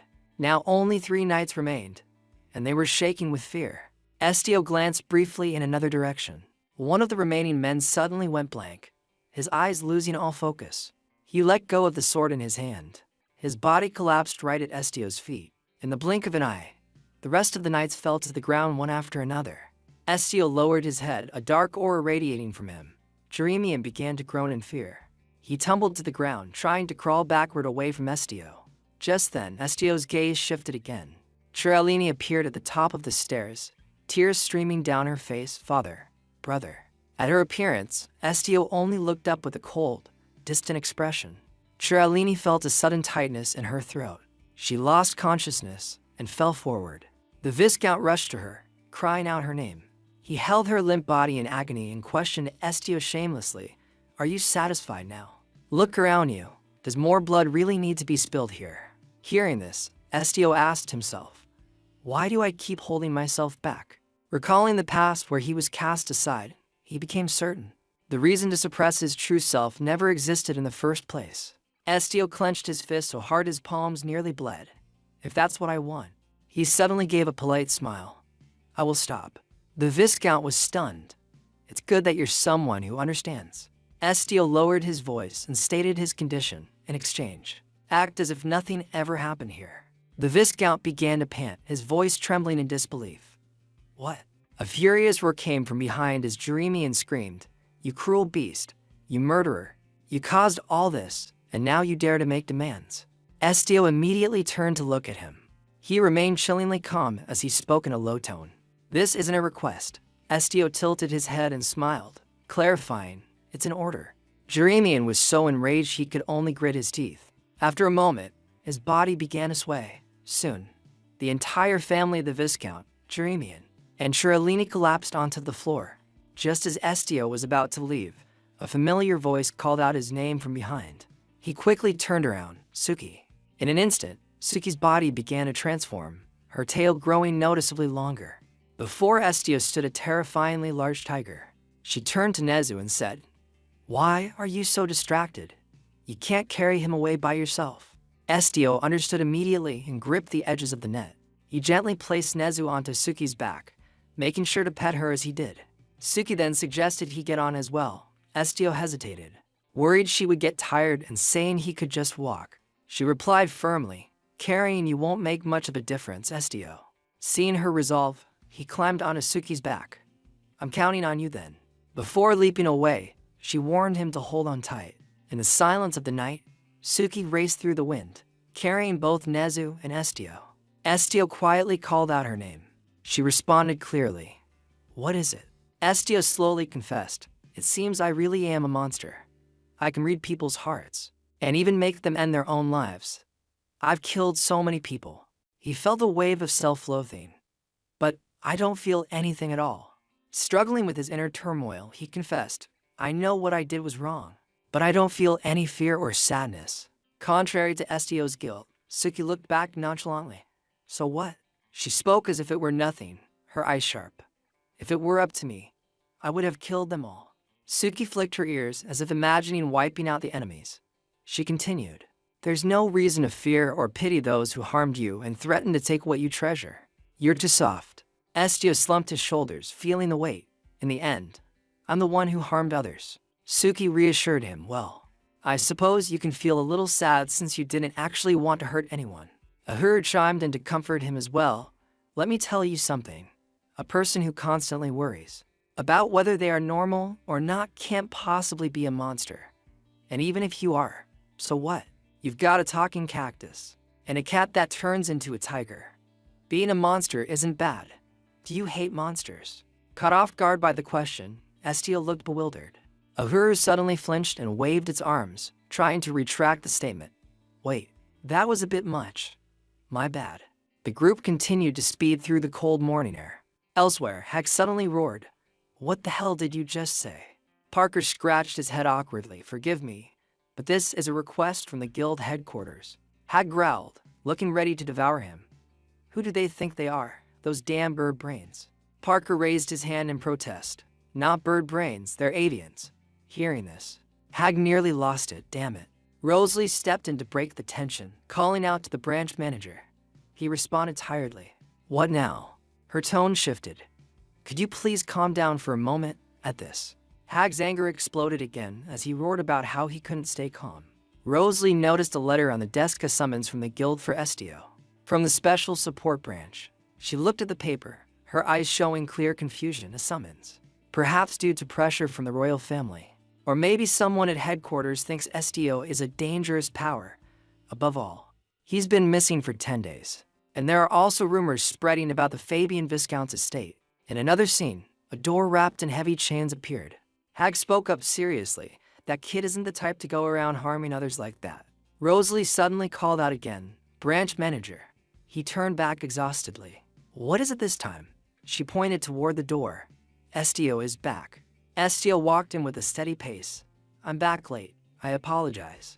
Hag skinned Estio, freezing when he saw the boy's disheveled and worn-out appearance. Hag stammered, his emotions getting caught in his throat. Wait, you. Estio stood there with a dirt-smudged face and dried blood still visible on his skin. In that moment, Hag reached out toward him. Finally, he patted Estio's shoulder. You did well. Confused by Hag's reaction, Estio asked, aren't you going to ask about my progress? Hag hid a smile. Naturally, you'll have to write a report. Do you have any idea how worried we were when we lost contact? Rosalie nodded in agreement. Meanwhile, Parker cleared his throat, trying to get their attention. Hag slowly approached Estio, scratching his head in embarrassment. Anyway, I'm just glad you're back safe. This job is difficult, and we lose talented individuals far too often for no reason. He then leaned over to look behind Estio. But where's your partner? Estio repeated the word in confusion, and Hag explained. I mean your friend, that white monkey. Hearing this, Estio's face darkened with sadness. He was injured, so he's resting now. Estio added in a low voice. He's almost recovered, but we still have to be careful. Hag's expression softened, and a small smile appeared as his worry eased. I'm glad the injuries weren't serious. Hag then cautiously advised, rest today. You can submit the report in 3 days. But first, Parker suddenly interrupted. Pardon me. He spoke up loudly, but that might be difficult. Manager Hag of the Galatian branch. Hag turned back with a frown. I'm just telling a guild member to rest after a mission. What's so difficult about that, Courier Bernie Parker? In that moment, feathers illuminated by the light became strikingly visible. Estio's eyes widened. An angel? Parker flew over to him. Estio of the Galaxian branch, you must come with me to headquarters. Frozen by the sudden request, Estio couldn't move. Parker stared at him and said firmly, immediately. A while later, carriage wheels were rolling swiftly across the grass. Inside, Estio gazed out at the passing scenery. His eyes lowered as he recalled the conversation. Hag had been bewildered. Why did you agree so easily? Estio gripped the edge of his clothes and looked back. Without turning his head, he answered calmly, as long as I'm in the guild. I can't refuse a decision from headquarters, can I? Stunned by Estio's reaction, Hag could only sigh in helplessness. I suppose that's true. Returning to the present, Estio thought sadly. I feel both grateful and guilty toward the branch manager. But he also felt lucky to have found a new place to go. The afternoon sun peeked through the window, lighting up strands of Estio's hair. He opened his eyes, looking confused by Ahuru's sudden words. Ahuru spoke playfully. I figured out your problem, Estio. It then scolded him. You're terrible at saying no, and you're far too obedient to others. If it's no, just say no. If you hate it, say you hate it. Why can't you just do that? Parker noticed something was off and asked worriedly if anything was wrong. Estio immediately turned back with a kind smile. It's nothing. Ahuru screamed. How dare you say it's nothing, you blockhead. It continued to complain about how much it had to think to reach that conclusion. Estio whispered an apology to calm it down. He then firmly told it to be quiet. Ahuru sat down grumpily, huffing a response. Meanwhile, Parker looked at Estio with suspicion. He instinctively asked, were you just talking to that plant? Estio replied calmly that he was. Parker gasped in excitement. That's incredible. I heard you can read minds. Can you tell what I'm thinking right now? Annoyed by the request, Estio thought to himself, what a pain. Estio glanced at Nezu, who was deep in sleep. Suddenly, Nezu's face contorted as he let out a strange groan. Estio's expression shifted, his eyes filled with worry. Just then, Parker jumped in surprise. He whispered in a panic, "This is amazing but scary. They say white monkeys are monsters. What if I get eaten?" At the same time, Estio blurted out, "It's true, I really shouldn't have asked." He had read Parker's mind effortlessly. Feeling mortified, Parker yelled, "Fine, I'm sorry." Confused, Estio asked, "So you're not curious anymore?" Parker quickly confirmed that he wasn't. "That's enough, so please stop reading my mind." Nezu finally woke up and looked around. Estio gently comforted him, telling him to sleep more as they had a long way to go. Nezu whispered a question back, and Estio replied that he had already slept a bit. Seeing how tired Estio looked, Nezu kindly offered, "You look exhausted. Lean on me and sleep. I'll be your pillow." Estio smiled softly and whispered that he was fine. Without a word, Nezu pulled Estio closer. Nezu's fur is very soft, so hurry up. Estio's hair brushed against the soft fur. He looked up and whispered, "Thank you." After a while, he remembered Parker. "Did you have something to say?" Parker instinctively replied that they looked like a family. Uhuru huffed and cut in. "What about me?" Later, the sky suddenly broke into a downpour. Inside, Parker kindly asked Estio if he was cold and offered to turn up the heat. Estio shook his head. "No, I'm fine." Still worried, Parker offered a blanket or food. But Estio responded that he was perfectly comfortable. His eyes held a hint of reminiscence. "Much more comfortable than when I lived in the attic." He suddenly felt a craving for the candies that used to be in the branch manager's office. Outside, the rain hammered down with a soothing rhythm. The cold water pelted the carriage. Inside, Estio looked out at the rain. Uhuru hopped up in excitement, saying this was the perfect weather for ghost stories. It began to speak in a spooky voice about a terrifying tale. Estio suddenly reached out and touched Uhuru's spines. "Humans are much scarier." He then looked at Parker, who was nodding off. Parker turned over, yawning deeply. Seeing this, Uhuru complained about him snoring with his mouth wide open. Nezu's ears twitched as if he sensed something wrong. He woke up with a look of pure terror. Estio tried to soothe him, but Nezu stared into the distance. "Something is gathering around the carriage." Nezu felt a sense of dread. "It's neither human nor animal." He lowered his voice. "I have a really bad feeling. They're coming to kill us." As he spoke, the driver frantically threw open the door. "We're in trouble. We're completely surrounded by a pack of monsters." Parker sat up slowly, asking how many there were and if they could escape. He looked flustered. The driver loudly announced that they were harpies with high combat power. Estio looked confused. Harpies only appear in winter. Why are they here now? The driver grew more frantic, his face pale. "I don't know. Even if we break through, they're faster than horses. It will be hard to outrun them." Nezu jumped down and offered to go check it out. Estio reached out to stop him. But before he could, Nezu had already leaped away. Nezu bolted outside as the driver watched in shock. "Estio, stay there," Nezu shouted. Inside, Estio's hand remained suspended in the air. The rain poured down even harder, like an omen of bad luck. In the dark, silent night, the carriage stopped in the middle of a dense forest. The driver looked around nervously. "Letting you all fight the harpies alone is a bit." Parker backed away, shaking his head. "I'm just a courier. I don't know how to fight." The heavy silence was broken by Estio's voice. "I'll go help." Parker blurted out in worry. "But Estio, you're not a fighter either." Estio turned back, his voice as cold as the wind through the trees. "I have no intention of fighting them." Hearing this, Parker instinctively shuddered. He froze, staring at Estio. His eyes were different now, cold as ice. Just then, Parker snapped out of it, wondering if Estio intended to use the monkey as bait for the harpies. In the murky night, the sound of wings flapping grew louder. Parker hurried toward him, calling his name. Estio spoke up, his voice cautious. "Harpies are brutal predators that move in packs." Parker looked up at Estio. "They aren't enemies you can defeat alone with brute strength. They are different from aimless wanderers like me." Seeing Estio's resolve, Parker pleaded with him to listen. Estio whispered, his voice tinged with clear fear. "It won't end even if we take down a few of them." Parker looked distressed. "Before we're all slaughtered, it's best to run." At that moment, a harpy suddenly flew over his head. It seemed to be diving straight for Parker. Stunned by the sudden attack, Parker was rooted to the spot. He stared wide-eyed at the harpy hunting him. Blood splattered onto Parker. He squinted his eyes to see outside.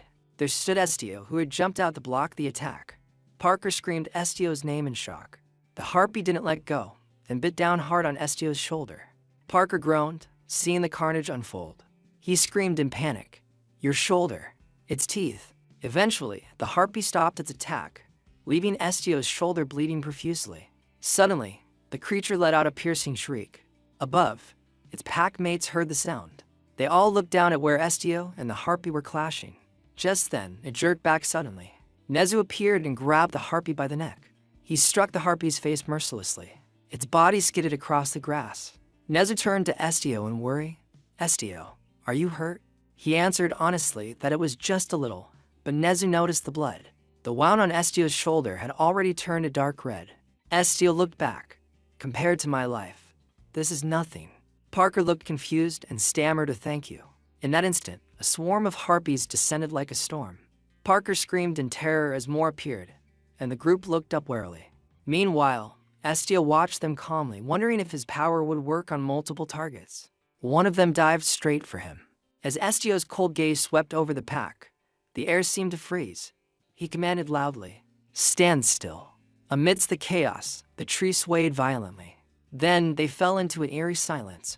Before Estio, the harpy stood motionless. He looked up at them, a fierce internal struggle taking place. Should I kill them? After a moment of hesitation, Estio waved his hand. "Go back to where you came from." As soon as he spoke, the harpies turned and flew away. Behind him, Parker stared up, his mouth agape in shock. Just now, he couldn't help but wonder, had monsters just obeyed a human's command? Estio turned back to Parker and said they should return to the carriage. Nezu enthusiastically agreed. He didn't forget to praise Estio for being so cool. Back with Parker, he still hadn't processed what happened. On the ground, the harpy that had been beaten earlier still lay motionless. In the quiet night, the scene was haunting. Parker looked up in fear. The red harpies had vanished instantly. He glanced at Estio in confusion. Did it really end that easily? Now I understand why headquarters is always searching for him. Estio carefully told Nezu to get inside. He kindly asked if Nezu was hurt. Parker stood still, looking at Estio with a wary gaze. That person is very dangerous. After the heavy rain, the night sky cleared. The carriage carrying Estio continued forward. Estio lay in the carriage, fast asleep. Suddenly, a voice spoke. "You're such a handful." Hearing the strange voice, he slowly woke up from his nap. He opened his eyes, trying to see who was talking to him. Suki quickly stepped onto him and commented, "Always acting on your own. This is why I hate humans." He was quite surprised to see her. Suki, but she didn't let him speak. She continued to urge him to sleep and stop running around like a fool, getting bitten by monsters. Suki's gaze became unusually pensive.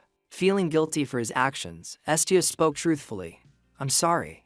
She had no intention of scolding him and walked toward him gently.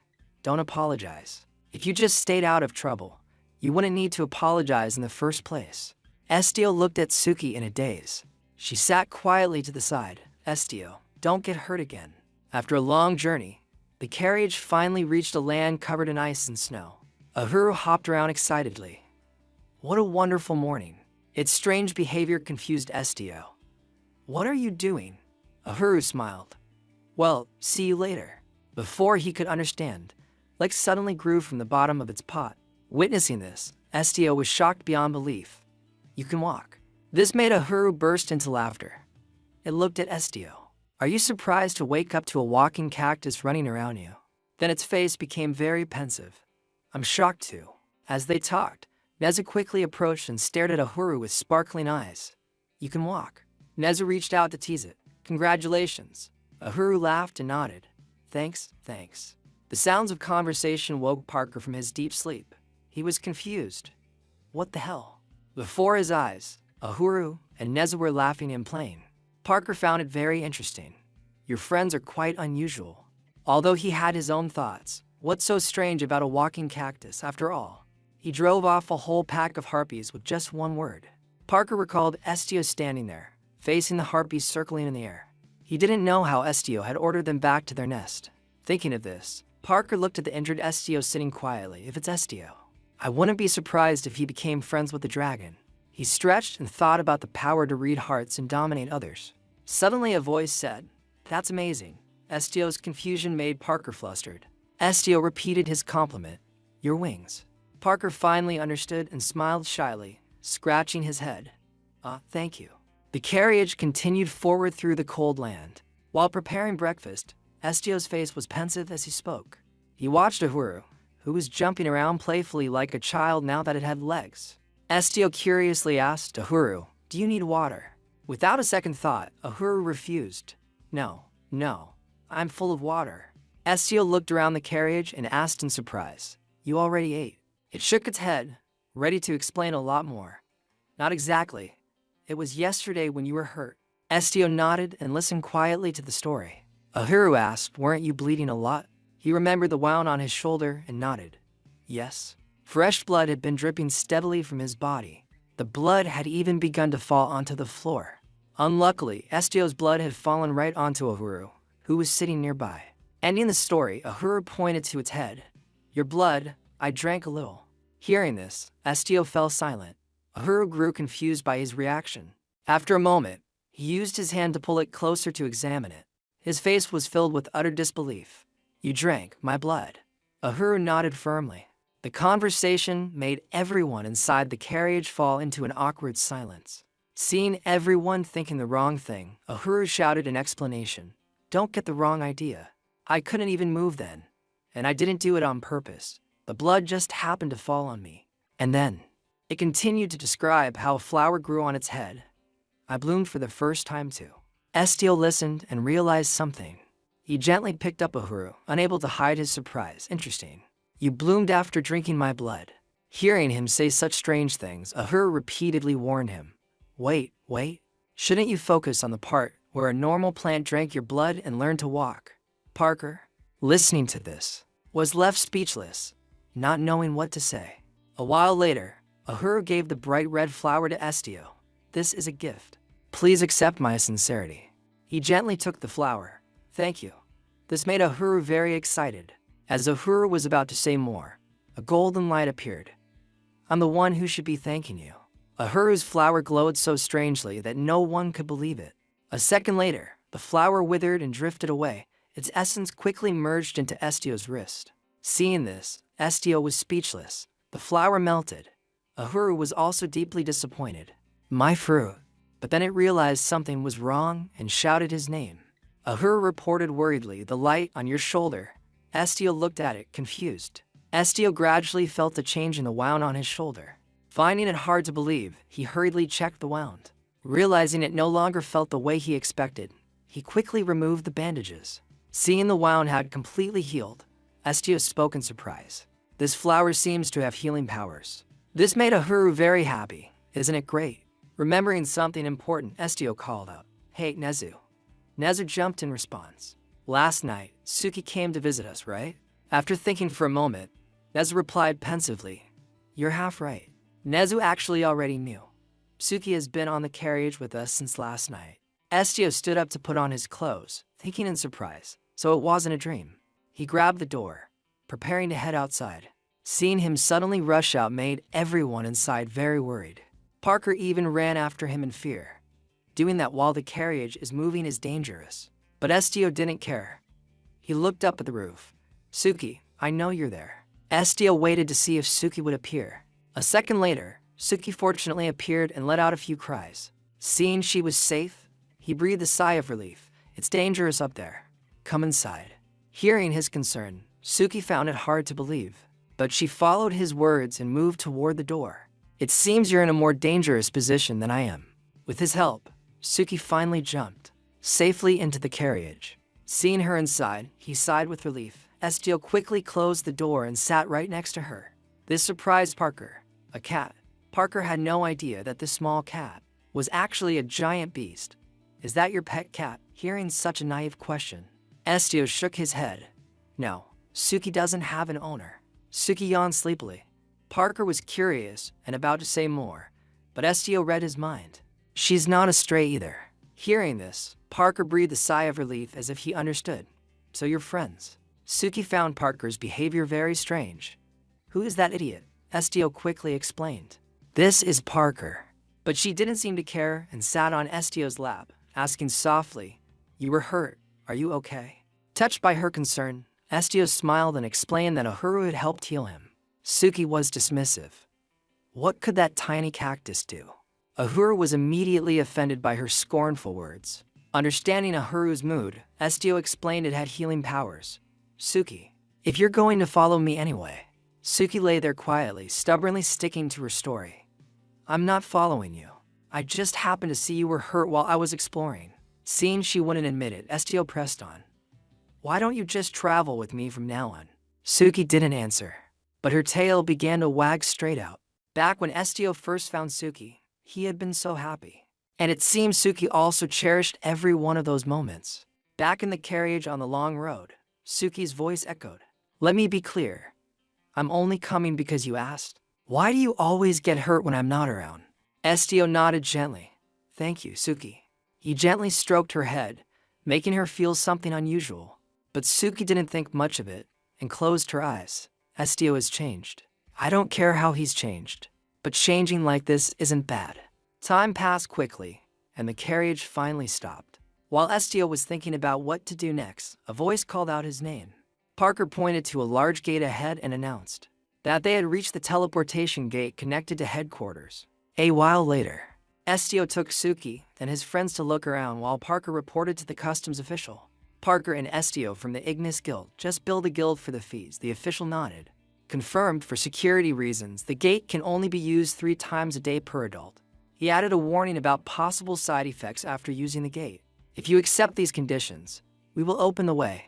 Estio watched the area carefully. Once the paperwork was finished, Estio didn't hesitate and stepped forward. He slowly entered the teleportation gate with a sense of anticipation. A blinding light made him instinctively close his eyes. Once he grew used to it, he slowly opened them to look ahead. A grand and magnificent place appeared before him, leaving him stunned. Parker and the others soon arrived. Seeing the palace-like building, Estio was impressed.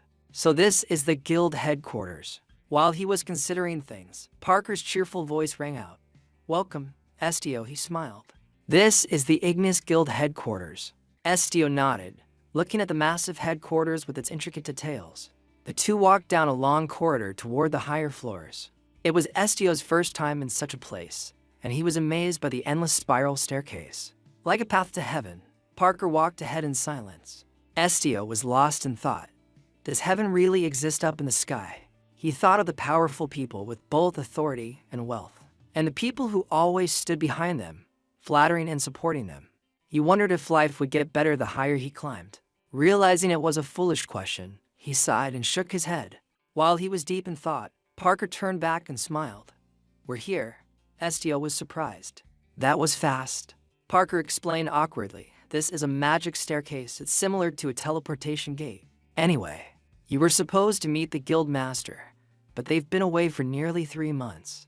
Parker added a final note. So, naturally, you'll have to meet the vice guild master instead.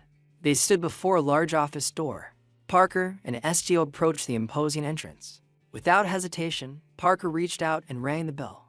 After a short wait, they stood there, but nothing happened. Everything remained silent, making them both feel a bit awkward. Parker sighed helplessly. It seems the vice master is asleep again. Estio and Nezu were stunned. Asleep. Having no choice, Parker began to ring the doorbell repeatedly and rapidly. After a series of rings, the large door finally burst open. Fortunately, Estio was able to grab Uhuru and dodge the door.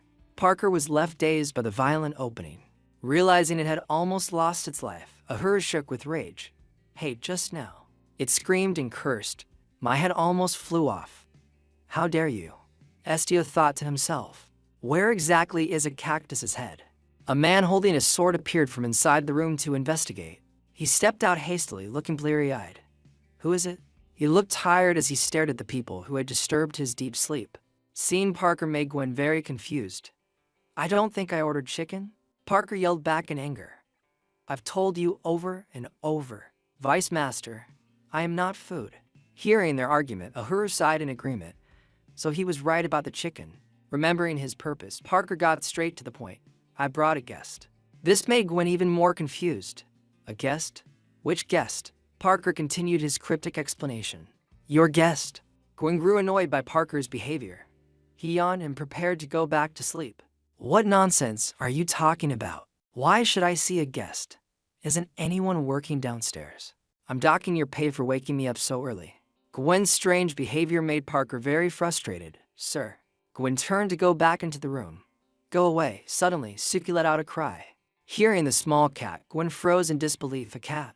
Before him was Suki, still sitting there and crying out. Finding it very interesting, he laughed and sat down to look.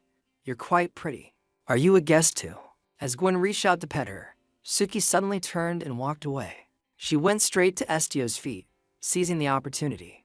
Parker got to the point. He is the one replacing the special support position at the Galasha branch. Estio stood there holding a huru, with Nezu by his side. Seeing him, Gwen immediately stood up. A guest? He laughed, feeling very interested. You brought our guild's leader? Not wanting to be rude any longer, he reached out to Estio. I am the Vice Master of Ignis, Gwen Lusky. As they shook hands, he added, so I finally get to meet the rumored leader. Gwen's strange words made Estio curious. Leader? While he was thinking, Gwen urged them inside. Estio stepped into the room. Thank you. But contrary to the palace's exterior, Gwen's room was a messy pile of various things. Estio was speechless. It was the first time he had seen such a dirty bedroom. Isn't this a pigsty? The messy room made Nezu feel awkward. If Nezu has to go in there, Nezu will have to step on all that stuff. Understanding how they felt, Gwen stepped inside. It's fine, it's fine. He smiled as he stepped on stacks of documents. I don't care what you step on. But he looked at Nezu, finding him fascinating. That white monkey friend of yours speaks very fluently. Is he part human? Nezu was surprised by his guess. How did you know? Gwen laughed. Just a guess. After speaking, Gwen approached Nezu. Just kidding. If I were an animal, I wouldn't like talking to humans about how I can speak. Seeing his strange behavior, Estio thought his inside and outside are different. While he was thinking, Gwen looked at him. You want coffee? Estio shook his head. No. Thank you. Seeing he didn't want coffee, Gwen looked pensive. Forgive me. I guess you're not old enough to appreciate the taste of bitter things. Maybe soda is better. As Gwen went to prepare drinks, Estio didn't know how to say he hadn't refused because it was bitter. A moment later, Gwen returned with a tray. He even had some biscuits for Estio. Holding the hot coffee, Estio was pensive and silent. While he was lost in thought, Gwen commented, Our new leader is quite young, isn't he? He immediately looked up to explain, I've already had my coming-of-age ceremony. Gwen laughed at his earnestness. That's why I said you're young. When adults are called young, they don't deny it, they say thank you. Remembering something, Parker called out to the Vice Master. This made Gwen look at him in surprise while drinking his coffee. Yes? Parker looked very annoyed. You sound like a creep teasing a child, so just stop. Realizing they had wasted enough time, Gwen laughed and got to the point. Let's talk business. That's why the master called the leader to headquarters. Estio looked clearly confused. So, why am I the... Before he could finish, Gwen guessed his question. The leader. He nodded firmly. Gwen laughed as if it were nothing and added calmly. That was also the master's idea. I'm just the messenger. At first, leader was just a new title, so I wasn't sure what it meant either. This information left both Estio and Parker standing there, not knowing how to respond. Estio felt a bit worried as he looked at his coffee. Is this guild a place I can trust? Although he didn't want to think that way, he felt uncertain. Their status and attitude were too secretive, and their positions shifted often. Estio's gaze became judgmental as he looked at Gwen sitting opposite him. His face became strangely pensive. At least, he hasn't told any lies yet. While he was thinking, Gwen continued from now on. You will take on very different missions than before. Clearly, Estio didn't understand the deeper meaning. Different. Gwen continued to look at his coffee. They will be special missions that only the leader is capable of performing. A smug smile played on Gwen's lips. Inside the massive headquarters, Gwen's voice echoed. They will be special missions that only the leader is capable of performing. Hearing this, Estio thought pensively, Leader. Suddenly, something was thrown toward him, catching his attention. Before him was a large, strange sack. Gwen announced, Take it. He was still confused, but Gwen smiled and explained, It's for your promotion. The paper clearly read, Leader of the Ignis Guild Estio. Gwen's voice continued. It contains your new uniform and guild badge, along with other support equipment and guild coins. Parker was stunned to see Estio's rewards. Feeling curious, Gwen looked to the side. Nezu was very interested in all this.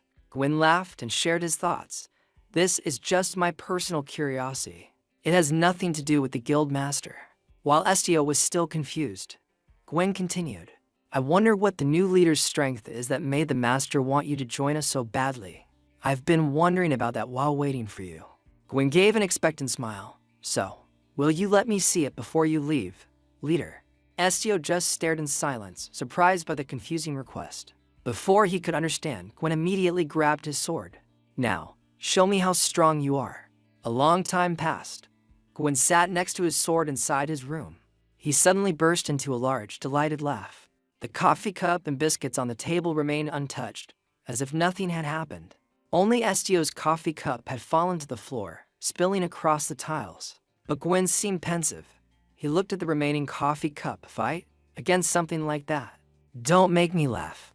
Back to moments before, Gwen had been excited, gripping his sword to test the boy. Seizing the moment, he lunged toward Estio with his sword. How strong are you?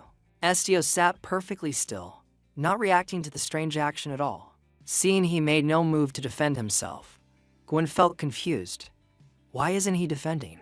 As Gwen was about to strike, something flashed past, making him freeze in his tracks. He truly didn't understand what had just happened. He continued to stare at Sto, who was still leisurely holding a coffee cup in his hand, not having made a single move yet. When he looked at himself again, he realized that Gwen had already turned his own sword against his own neck. Even though he tried to resist, it seemed completely futile. His body wouldn't budge. While he was still struggling to regain control, Sto tilted his head and looked at him, saying exactly what he wanted to hear. His eyes carried a hypnotic quality as he stared with an incredibly strange gaze. Is this enough? After that series of actions, Gwen finally let go of his own sword. Returning to reality, Gwen recalled those embarrassing images from that moment. He sighed and propped his feet up on the table, preparing to continue his work. Man, this is exhausting. Looking at the piles of documents constantly being placed on his desk, Gwen sighed wearily. A leader, huh? You should have been clearer, Chairman. He became deeply pensive after witnessing Estio's actions back then. He's looking more like a ruler now. How could anyone control a predator stronger than themselves? Thinking about this made Gwen breathe a sigh of relief. It's a good thing I wasn't swallowed whole. He remembered the cold expression on Estio's face at that time. Just thinking about all the interesting things that were about to happen made Gwen break into an intrigued smile. It's finally time. Perhaps he was waiting to see what would happen next. A new era had begun. The scene shifted to a wide hallway beneath the headquarters where a voice rang out, wonderful. This time, a flower pot filled with nutrient-rich soil appeared before Ahuru. Seeing the effort put into preparing this large pot of soil, Sto asked in surprise, do you like it? Ahuru nodded vigorously in agreement. Yes, yes, yes, I love it. Seeing how much he enjoyed his new home made Estio feel happy as well. That's good, Ahuru. After sorting out Ahuru's new home, Sto continued to look around his office. The place was incredibly vast, decorated with expensive items throughout. It even had designated spaces for Nezu and Suki to keep the room from feeling empty. The servants had even decorated it with paintings of famous landmarks from around the world. Looking at the massive room before him, Sto was quite confused. They didn't really need to do all this. Suddenly, Nezu's cheerful voice rang out, Estio, look at this. Nezu excitedly pulled out sets of clothing and announced, new clothes. The luxurious garments were carefully and neatly packed inside a suitcase. Estio nodded in understanding. Those clothes. Nezu became even more excited. It's not just the clothes. He quickly picked up a piece of paper and read out the items prepared for him. There's magic imbued in them too. Isn't that amazing? His face was more excited than ever. They have self-cleaning abilities, temperature control, and even shock absorption. While Nezu was excited about the future, Estio watched from the side and wondered, I wonder if Nezu wants to wear clothes too. Remembering something important, he suddenly called out, wait, Nezu. Nezu turned his head. Confused, Sto stepped toward him and shared his thoughts. I'll see if I can buy some clothes that you and Suki can fit into. This confused Nezu greatly. Nezu doesn't need clothes. Even Suki stepped forward to voice her opinion. I find them bothersome and annoying. So, don't worry about it. Estio sighed gently and sat down, looking at them with concern. What if you get cold without clothes to keep you warm? Are you not bothered by being naked? Nezu was speechless. You're going to be the death of me. Suki enjoyed his gentle stroking of her fur. Animals don't wear clothes. We have fur for that. Nezu, while examining the new outfits prepared for Sto, added, I heard people wear nice clothes to be treated better. They call it social status. Estio looked awkward, clearly not understanding what Nezu was talking about. Social status. The room fell silent for a moment. Recalling the advice Nezu had given him, Estio's face turned awkward. Would it be better if I were in a better position? Hearing him say that, Nezu smiled and explained further. More people would like you that way. This made him even more confused. Just because someone has a high social status, does that mean they'll be liked by more people? It's like how people don't like the king. Nezu tried to explain further. At the very least, he looked at Estio with sparkling eyes and continued. They won't be able to attack you so easily. After speaking, his face became very serious as he declared, Nezu will do his best to protect Estio. But it will be troublesome if someone stronger than Nezu attacks you. Nezu suddenly remembered the scene where he was so helpless that he couldn't save the person he cared about. Seeing the sadness on Nezu's face, Estio seemed to understand something. He gently reached out his hand toward him in empathy. Seeing Estio act so strangely made Nezu feel very confused. To Nezu's surprise, he immediately took off the chain around his neck and reminded him, I'll take this off whenever no one else is around. It must be uncomfortable to be chained up like this. After feeling the chain being removed from his neck, Nezu felt a sense of comfort he hadn't felt in a long time.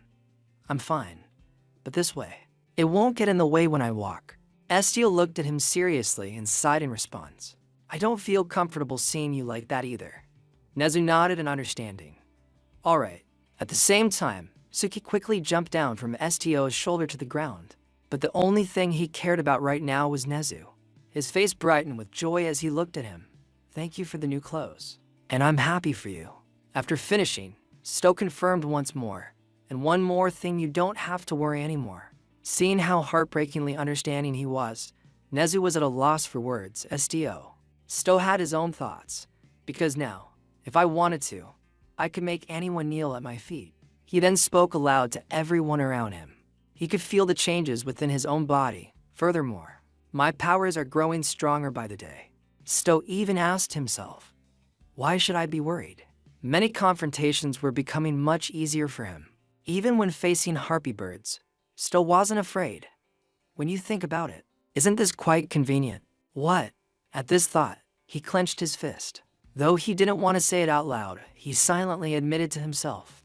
Perhaps humans are more selfish than they realize. The scene shifted to a tavern in town, where a cheerful voice rang out, there's a request. Parker quickly pulled out a carefully kept letter and presented it to Sto. While tasting a new dish, Estio was somewhat surprised to see the letter Parker handed him. Out of politeness, he immediately took it. Thank you. Thanks, Parker. But because Parker was standing so close to him, a few chicken feathers fell into his soup bowl. Parker laughed heartily and scratched his head. Well, this is my job after all. Have you gotten used to the headquarters yet? Looking at the letter in his hand, Sto seemed pensive before nodding. It's quite comfortable. I was getting bored with nothing to do. But now that there's a request, I feel a bit relieved. Seeing him look so thoughtful made Parker's eyes light up with excitement. You're so meticulous. Sto, no. Should I call you leader now?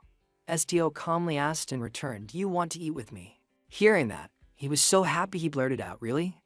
I'll go get my meal right away. Sto opened the letter and slowly sank into his own thoughts. Even if they call me leader or commander, I still don't know what I'm supposed to do. Before his eyes was the letter containing brief lines from the sender. Request form, requester. Mubi and Zega, reward. This familiar name surprised Sto. Zega. He quickly recalled the name. Mubi and Zega. While he was still thinking, Ahura quickly approached and announced, I know that place. He became very serious as he recounted everything he knew about the location. It belongs to one of the most prominent ducal families in the country. The head of the family, Mubian, is the current emperor's cousin and is known for his incredible physical prowess. Estio understood a bit more. Have you met him? Ahura nodded proudly. Yes, I have many connections. Listening to their conversation, Nezu was very confused. What is he saying? He gently turned his head to explain to Nezu. Uhuru says he has met our requester before. After understanding the situation, Nezu was delighted and continued to praise him. Uhuru knows everything. Amazing, you really are a wonderful cactus. Being showered with praise made Uhuru blush with embarrassment. Thanks, you're pretty cool too. Suki, on the other hand, was still fast asleep, completely unaware of what was happening. After thinking for a moment, Uhuru continued telling the others. That guy Mubian I know is a bit crazy. He imagined a mysterious person holding a sword. I don't know much else, but his swordsmanship is quite good. This information surprised Stowe. Is he that strong? Uhuru shook his head. No. His face became very serious as he recounted the story. He's not just strong. Before he became the head of the family, there was another famous swordsman. But rumor has it, he defeated that man with just a single strike. This man possesses a level of power that makes everyone tremble. He even wins when facing monsters. He wins every battle. After hearing this, Stowe found it very strange. So, why would someone that strong need to submit a request? While he was still pondering, Parker excitedly arrived with his meal. Here's the food. Let's eat. As he set the tray down on the table, his face was full of excitement. Stowe gave a gentle nod. Parker, I hope you enjoy your meal. Looking at Estio's soup bowl, Uhuru became alarmed. There's a feather in the soup.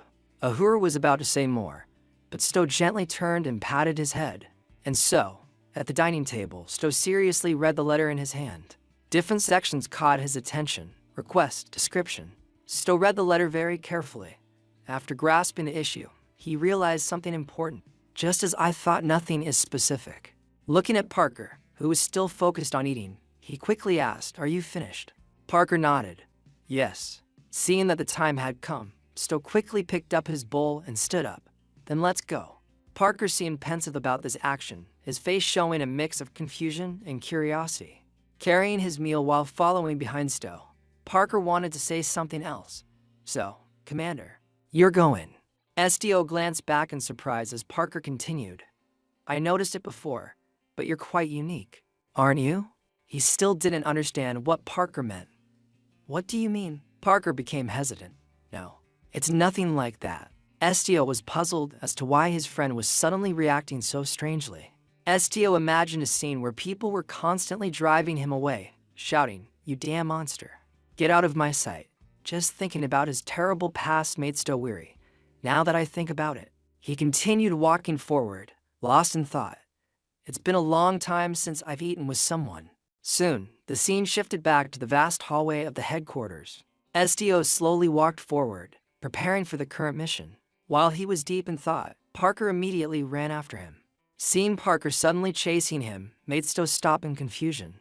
He turned his head back, and both of them stood there awkwardly, frozen as they looked at each other. Realizing Parker intended to follow him, Estio asked in surprise, Do you still have business at the headquarters? Parker explained seriously, as if nothing had happened. I haven't had a job in a long time. That request I gave you was my last one. This made him want to offer congratulations. So you're going on break. Congratulations. But Parker's response was unexpected. No, I'm still working. The two of them continued to stand there, staring at each other. Let's head out. Realizing Stowe was still looking confused, Parker became even more puzzled. You didn't know. Of course, he had no idea what was going on. Know what? Parker quickly placed a hand on his chest and introduced himself with a smile. I, Bernie Parker, have been transferred to the commander's team. Estio stood there in shock, not understanding what was happening. The team. Contrasting with his reaction, Parker nodded happily to confirm it. Yes, as of today, I've been transferred to the commander's support team. Parker didn't forget to reach out his hand to Stowe. So now, consider me a soldier directly under your command. I look forward to working with you, Commander. After hearing all this, he was so stunned he didn't know what to say. I see. But out of basic politeness, he quickly shook Parker's hand.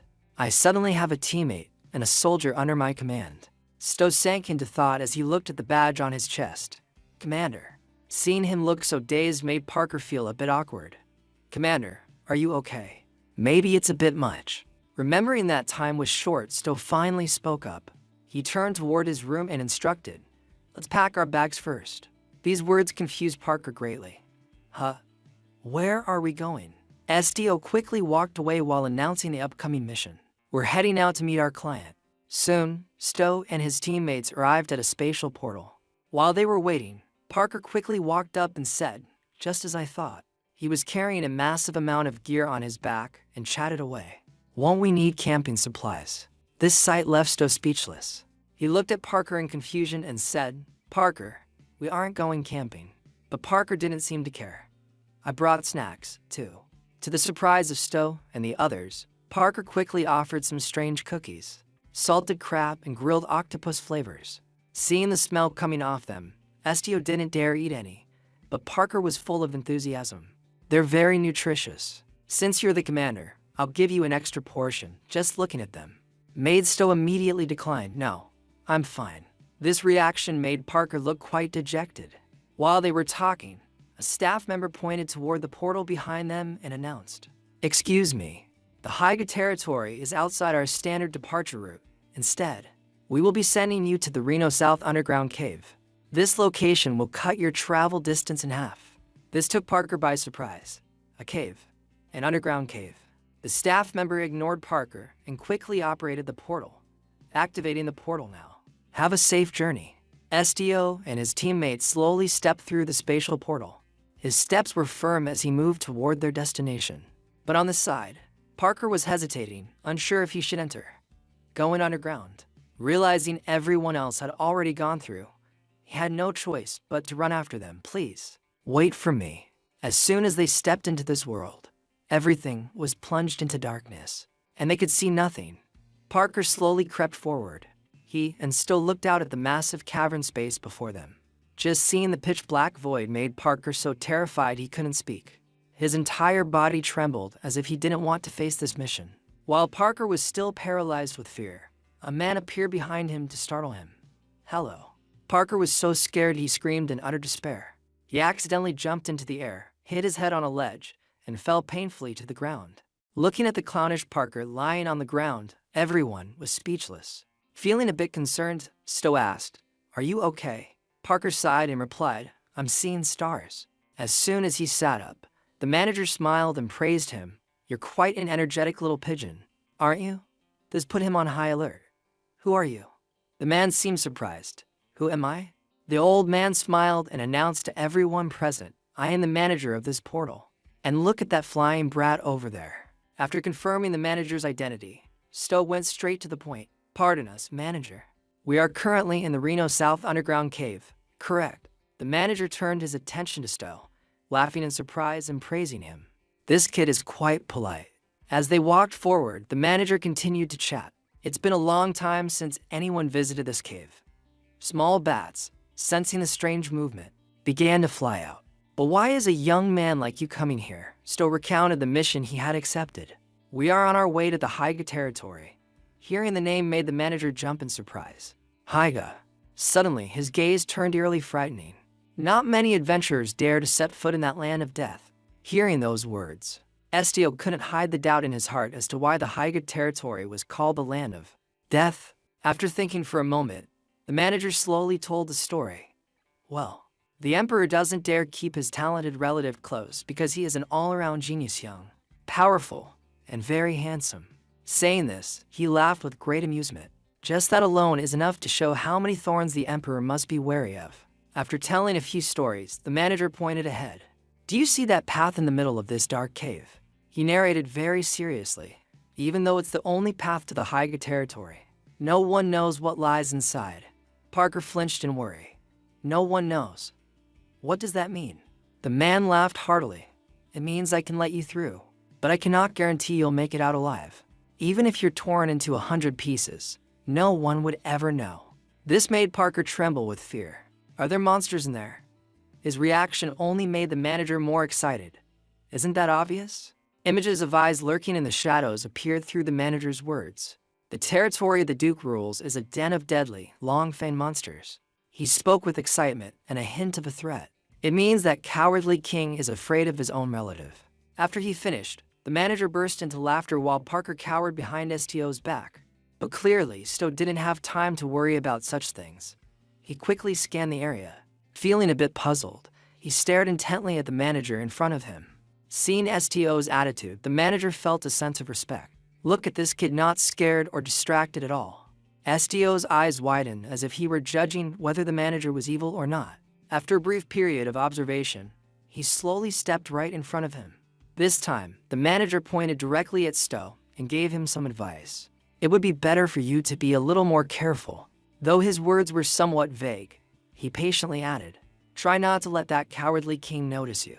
Looking into the manager's eyes made Parker feel terrified. If you don't want to be swallowed whole before you could even break out of your shell. As soon as the advice was finished, Sto made a request. Please deliver this message to the Duke from me.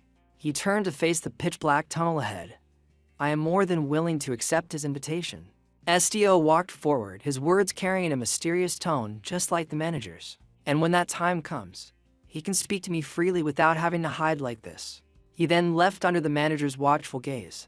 Inside the dark tunnel, only the manager remained, lost in thought. Recalling all the words Sto had just said, made the manager burst into a loud, refreshing laugh. He slowly reached up and pulled down his mask. Speak freely without having to hide, huh? As the skin of the mask came off, a youthful face was revealed, and he smiled joyfully. How very interesting. Chapter 36. Inside the ink-black tunnel, fortunately, there were some faint lights glowing. Sto and his teammates stepped inside one by one. Parker kept glancing from side to side, his body shivering. Feeling something strange, he turned his head and realized Sto and his teammate were staring right at him. Understanding Parker's mood, Sto sighed and announced, I didn't know you were afraid of being underground. Sorry about that. This left Parker bewildered, unsure of what to do next. How? Realizing something was off, his face showed surprise. Did you just read my thoughts? Sto added. I apologize if I was being rude. That brief exchange made Parker noticeably more upbeat. No, it's fine. You can read them as much as you want. You are the commander, after all. He smiled shyly and scratched his head, instead of calling it fear. It's more accurate to say it's a trait of my race. This piqued Sto's curiosity, a racial trait. Parker slowly explained, since avians usually live on high mountains and hills. We feel uncomfortable in enclosed spaces like this. After speaking, he scratched his head in embarrassment. It's also hard to fly here because it's so narrow. Sto was surprised. Is that so? After carefully observing the area, Sto turned back to inform Parker. Since this cave leads directly to the Haiga territory, we'll arrive in half a day if we walk without stopping. He also shared his thoughts with everyone. Because the portal's usage is limited, we'd have to wait a day to use it again. That's why I thought going through the cave would be faster. Parker admired the idea for being so clever. This way is actually much more efficient. Sto took all the blame upon himself. It's also my fault for moving the team without thinking. Parker quickly shook his head. No. Parker looked like he had something difficult to say, but he waved his hands and explained. Don't be like that. Don't worry about making mistakes or anything. You just need to give the orders. Hearing this, Sto suddenly repeated a phrase. Give the orders? He quickly voiced his suspicion. Are you saying you'll obey all my instructions regardless of your own wishes? This confused Parker. Well, but in truth, Sto was thinking to himself, in the end, how is that any different from dominating their minds and controlling them? While he was lost in thought, Parker continued chatting. It's not that I'm ignoring my own wishes. I'm here because I want to follow you. This surprised Sto. You want to follow me? Parker suddenly remembered when he was in danger, and Sto had saved him. Yes, you are my superior, but you're also the person who saved my life. Sto didn't pay much attention and turned to leave. It was just a coincidence. Whether it was accidental or intentional, Parker still deeply appreciated it. Even so, without you, I wouldn't be here. I would have been dead. I'm truly grateful for it. He didn't forget to add. And I have a feeling that I should follow you. Suddenly, Nezu sensed something was wrong ahead, making everyone jump in surprise. Huh? Seeing Nezu acting so strangely frightened Parker. Why is he acting like that? Sto gently called out Nezu.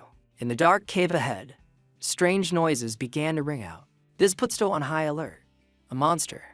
Nezu silently nodded to confirm. There are many of them. Seeing how serious they looked made Parker worried. Many? How many? Nezu continued, a lot. And they're fast. This made him feel utterly hopeless. Then, how close are they? Nezu's voice rang out. Right beneath us. As soon as Nezu finished his sentence, strange cracks began to appear on the ground.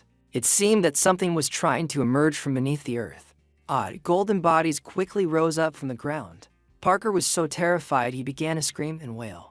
A group of black-headed golden worms quickly appeared, driving him further into despair. Runnicats. Looking at the worms that had suddenly appeared, Stowe was a bit confused. Giant worms. Ahura was surprised. Worms. This is the first time I've seen them. Nezu was still growling on high alert. But luckily, Ahura quickly comforted everyone. It's okay. They aren't aggressive. They have very peaceful personalities. So as long as you don't touch them, they won't get angry. After speaking, he pointed at the sandworms and announced, Look, they're just observing us. Just as he said, the Runnicats remained still, assessing the situation. Ahura declared with certainty, above all, they have no reason to attack us. They don't eat meat or plants. This made Stowe curious. Then what do they eat? He laughed and answered as if it were obvious. They eat soil. Just as Ahura said, the sandworms began to stuff mouthfuls of dirt into their mouths. Once they started eating, they seemed quite docile. They looked almost cute. Stowe and his teammates lowered their guard against these creatures. But unlike the others, Parker was still screaming in fear. Help me, Ahura was exhausted. They won't kill you. Hey, you chicken, are you crying? After a moment of thought, it seemed Stowe had a plan of his own. He stepped forward and informed everyone. They say we can pass through. This terrified Parker. What if they eat us? He calmly reassured them they don't eat people. Probably. Seeing Stowe walking straight toward the giant earthworms, Parker worriedly said, Commander, what if they catch you? But he didn't seem to care, even brushing past the earthworms. It's fine. They've known we were here for a while. They're probably just curious since it's been so long since anyone's been in this cave. After speaking, he looked back and announced, They say they made this cave themselves. Only Parker was still terrified. Those Runnicats, oh my god. After carefully observing the giant earthworms, Stowe continued to urge them forward. Their emotions are quite similar to human curiosity, so just come across. This was difficult for Parker. Parker's whole body was trembling, unable to face such scary creatures. Oh dear. The earthworms continued to crawl around. Just seeing them, or getting near them, made Parker scream and hold his head in fear. Stowe was about to say more. Parker, if it's difficult. Understanding his intent, Parker immediately refused. No, I can do it. And so, Parker's trembling body slowly moved forward. Stowe was speechless. I was actually going to ask the Runnicats to give us a lift. After a long while, Parker finally made it. He finally reached the other side and sighed, complaining, I'm all dirty. Nezu nodded and added, My fur smells like manure. But Stowe didn't seem to care. The smell isn't that bad. Everyone looked at him in disbelief. Are you saying it doesn't smell terrible? He gave a forced smile and comforted them. It's fine if it smells bad. No, wait. A bad smell is good. Seeing that expression on his face made Parker speechless. A mind controller like him still can't tell a lie. Discovering something important, Parker's face brightened with excitement. It seems I had the wrong idea about this Reynolds underground cave. Hearing this, SDO looked surprised. What do you mean? Parker recalled the image of eyes watching them from the shadows. The stories say there are many monsters down here that attack people, which is why no one visits. Then he thought back to the Runnicats they just met. Even though they look ugly and smell bad, the Runnicats are actually very nice. This made Stowe curious. Are you still afraid even though you know they won't attack us? He walked as he shared his thoughts. They're slimy, so they're scary. Just seeing them appear made me think I was about to be eaten. Stowe was the complete opposite. Really? I think they're adorable. This made him speechless. Adorable. Those squirming, slimy red things. And so, they continued chatting for a long time about the sandworms. Yeah, they came all the way here just to find us. And they were acting so cute when they moved their bodies. Acting cute. That was cute to you? Time passed in the blink of an eye. Parker's voice sounded tired and dejected. It's been 3 hours since we entered this cave. Stowe, walking beside him, quickly reassured him we're almost there. Just thinking about the filth on his body made Parker uncomfortable. I want to wash this smell off as soon as possible. Even a quick bath would be fine. While they were walking, Nezu's nose immediately picked something up. He quickly pointed ahead and announced to everyone, "Close, it's close. There's water nearby. I can smell clean water and hear the sound of a waterfall over there." Estio and Parker silently looked in the direction Nezu pointed. They both froze in surprise when they saw a light coming from the front of the cave. There were even waterfalls splashing into the air with a familiar roaring sound. Sto was in disbelief. A waterfall inside a cave. He stared at the massive waterfall before him. The whole group looked up in awe. Everyone quickly approached. It really was a waterfall. Sto went near the water to check the situation. He slowly scooped some water into his palm to see if there was anything strange about it. After confirming, Sto announced to the others, "The water seems very clear." He didn't forget to warn them, "It's quite cold, so be careful." Before he could finish his sentence, a shadow dashed past. Nezu immediately dove into the water, sending splashes into the air. The water splashed all over Estio's face as he sat nearby. Having not enjoyed a cool bath in nature for a long time, Nezu was overjoyed. "It's so refreshing in here, Sto." Seeing everyone playing around made Ahuru feel excited too. That looks like so much fun. But both Estio and Parker had been completely soaked by the splashes. Sensing something was off, he glanced at his friend. Parker seemed to understand and turned to look back at him. Parker's mouth opened wide as if he were about to say something. Seeing each other's dripping wet state, they both burst out laughing with delight. Parker walked toward the pool. "If Nezu says so." Estio nodded in agreement. "I guess so." Nezu kept calling out excitedly, "Estio, come in too." Remembering something, Parker looked at him in surprise. "But aren't you going to bathe the cat?" Suki clearly didn't like the idea. Her face even looked a bit angry. Estio laughed and explained, "Suki doesn't like water." Seeing her being so stubborn, Parker just sighed but didn't forget to tell them, "Don't go running off, though. Since there's water right here, a quick bath should be fine. It's unbearable to be this dirty." Suki cursed loudly. "You bird-brain fool." Sto quickly scolded Suki. Understanding his intent, Suki walked toward the clear pool herself. "It's fine. I'll wash myself." Her trembling paws slowly reached out to touch the water's surface. But she didn't want to do it at all. "I really hate water." While Suki was still hesitating, someone suddenly threw her in. Parker followed her in with a smile, diving into the water. "All right, and you go." Suki suddenly realized she was in danger. Parker didn't care. He jumped high into the air and dived into the cool water. Seeing that Nezu hadn't moved yet, Sto worriedly called his name. But the next scene surprised him. It turned out that Suki's paws were now stepping violently on Parker's head. But no matter how much she tried to escape, water kept splashing onto her face. Seeing Suki try so hard to keep the water off her body made Sto find the scene quite funny. In the blink of an eye, she quickly scrambled back onto the shore. Once she was safely on land, Suki glared back at the lake with a fierce gaze. She was furious at what had just happened. "I won't let him get away with this. Where is that bird brain?" Seeing her act that way, Sto gently comforted her. "Calm down, Suki." He smiled and turned to her. "At least your fur is clean now." Fearing she might catch a cold, he carefully dried her body with a towel. "Sit up straight so I can dry you." Parker finally climbed back onto the shore, smiling friendly as he asked, "So, did the cat like it?" Just seeing him made Suki want to tear him into 1,000 pieces. "I'm going to kill him." Estio held her tightly and called out, "Parker." Parker seemed to be waiting for Sto to say something.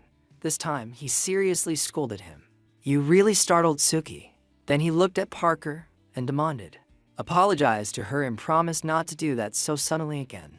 His words made Parker realize his mistake. Feeling embarrassed, Parker quickly scratched his head. Sorry. After apologizing, he didn't forget to add, "Next time, I'll let you know beforehand." Seeing that time was running out, Sto quickly turned around. "Let's move out then." Suddenly, Ahuru started calling out, Hey. Feeling that he was acting strange, Sto quickly approached. "What are you doing?" He explained to him. "I'm thirsty." Hearing this, Estio looked toward the lake. "The water is right there." Ahuru sighed helplessly. "I already drank it, but it's not good. I guess this is what a cactus feels like when it craves something else." He gently set Suki down on the ground and said, "Drink some water. Being too picky isn't good for you." Suddenly, Ahuru sadly asked, "Can you give me something else to drink?" But Sto still didn't understand what he meant. Something else? He spoke up again. Something stronger. Uhuru thought back to the delicious taste of Stio's blood from before, its special texture and wonderful flavor. Hearing him say that, he was surprised and wondered if his diet had changed since that day. This made him hesitate. Is he a plant that has a taste for blood now? Or? Sto slowly reached his hand toward Uhuru. He gently patted his head. My blood is different from others. Of course, this made him very happy. Being patted feels so good. After thinking for a moment, he quickly instructed, show me your thorns. This surprised him. Me. Stio continued to urge him. On the other side, Parker hurried over with his coat. Sto, your coat. Following his instructions, Uhuru immediately showed him his sturdy cactus thorns. Seeing the bright red drops of blood from Stio's hand, he became incredibly excited. Blood. There's blood. This made Parker worried. See, Commander. He gently turned back to comfort him. I'm just feeding the cactus, so no need to panic. As the bright red blood entered Uhuru's body, different flowers began to bloom on him. A moment later, Sto and his teammates continued their journey. This time, Parker asked, do you think someone purposefully created that waterfall? He nodded thoughtfully. This made Parker ponder. I doubt the Rudicats dug out that waterfall just to have a bath. It feels like some great creature used to live here. Seeing Parker act so strangely, Sto was surprised. Why do you think that? He stepped closer and added, I heard that caves like this usually have something. His face brightened. Haven't you heard, Commander?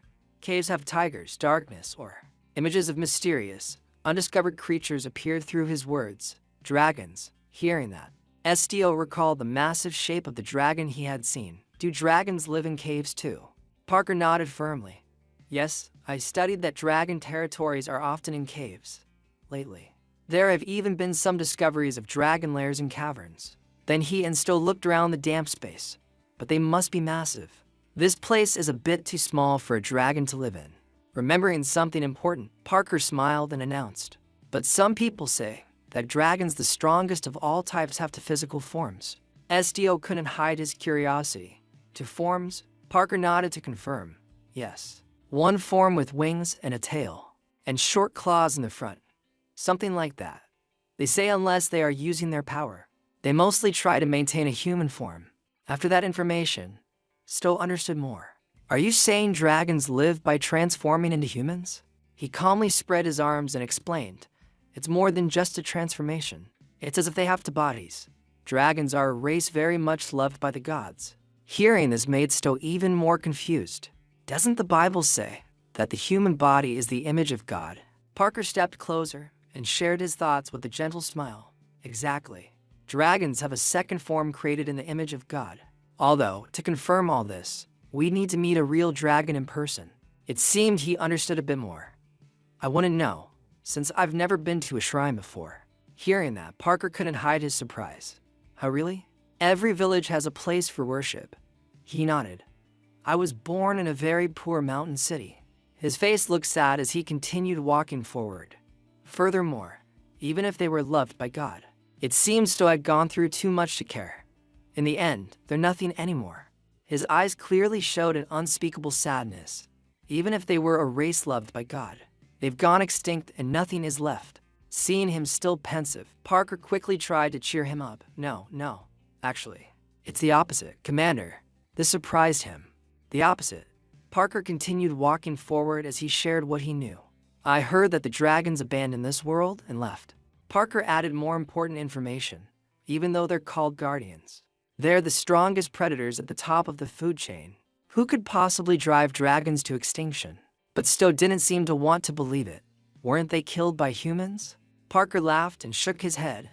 No way that happened. He quickly stepped up and placed a hand on Stio's shoulder. The real reason is the constant evolution of humans and the aftermath of the wars that followed. Faced with everyone's doubt, he added a few more words. The dragons wept when they saw the world starting to fall apart. God gave them one last choice. His voice continued, speaking of a completely different place. They could either stay in this world as guardians. Parker seemed very certain of what he was saying, or leave this world for a realm of their own. Hearing this, Sto understood. So that's why they left. And so, they walked together, chatting happily. I'm not sure if it's true, but that's what's in the Bible. Parker smiled with interest and continued. But one thing is certain, dragons were very much loved by God, perhaps even more than humans. While they were talking, Nezu suddenly sensed something was wrong. SDO, something is following us.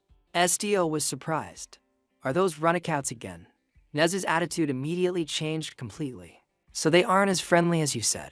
He looked toward the dark tunnel ahead. I think they want to kill us. At the same time, a clawed foot finally appeared. Fierce wolves looked at STO's group like enemies, as if they wanted nothing more than to devour them alive. Seeing their aggressive appearance made Parker jump in fear. Those are cave wolves. They must live here. Nezu became very angry at their actions.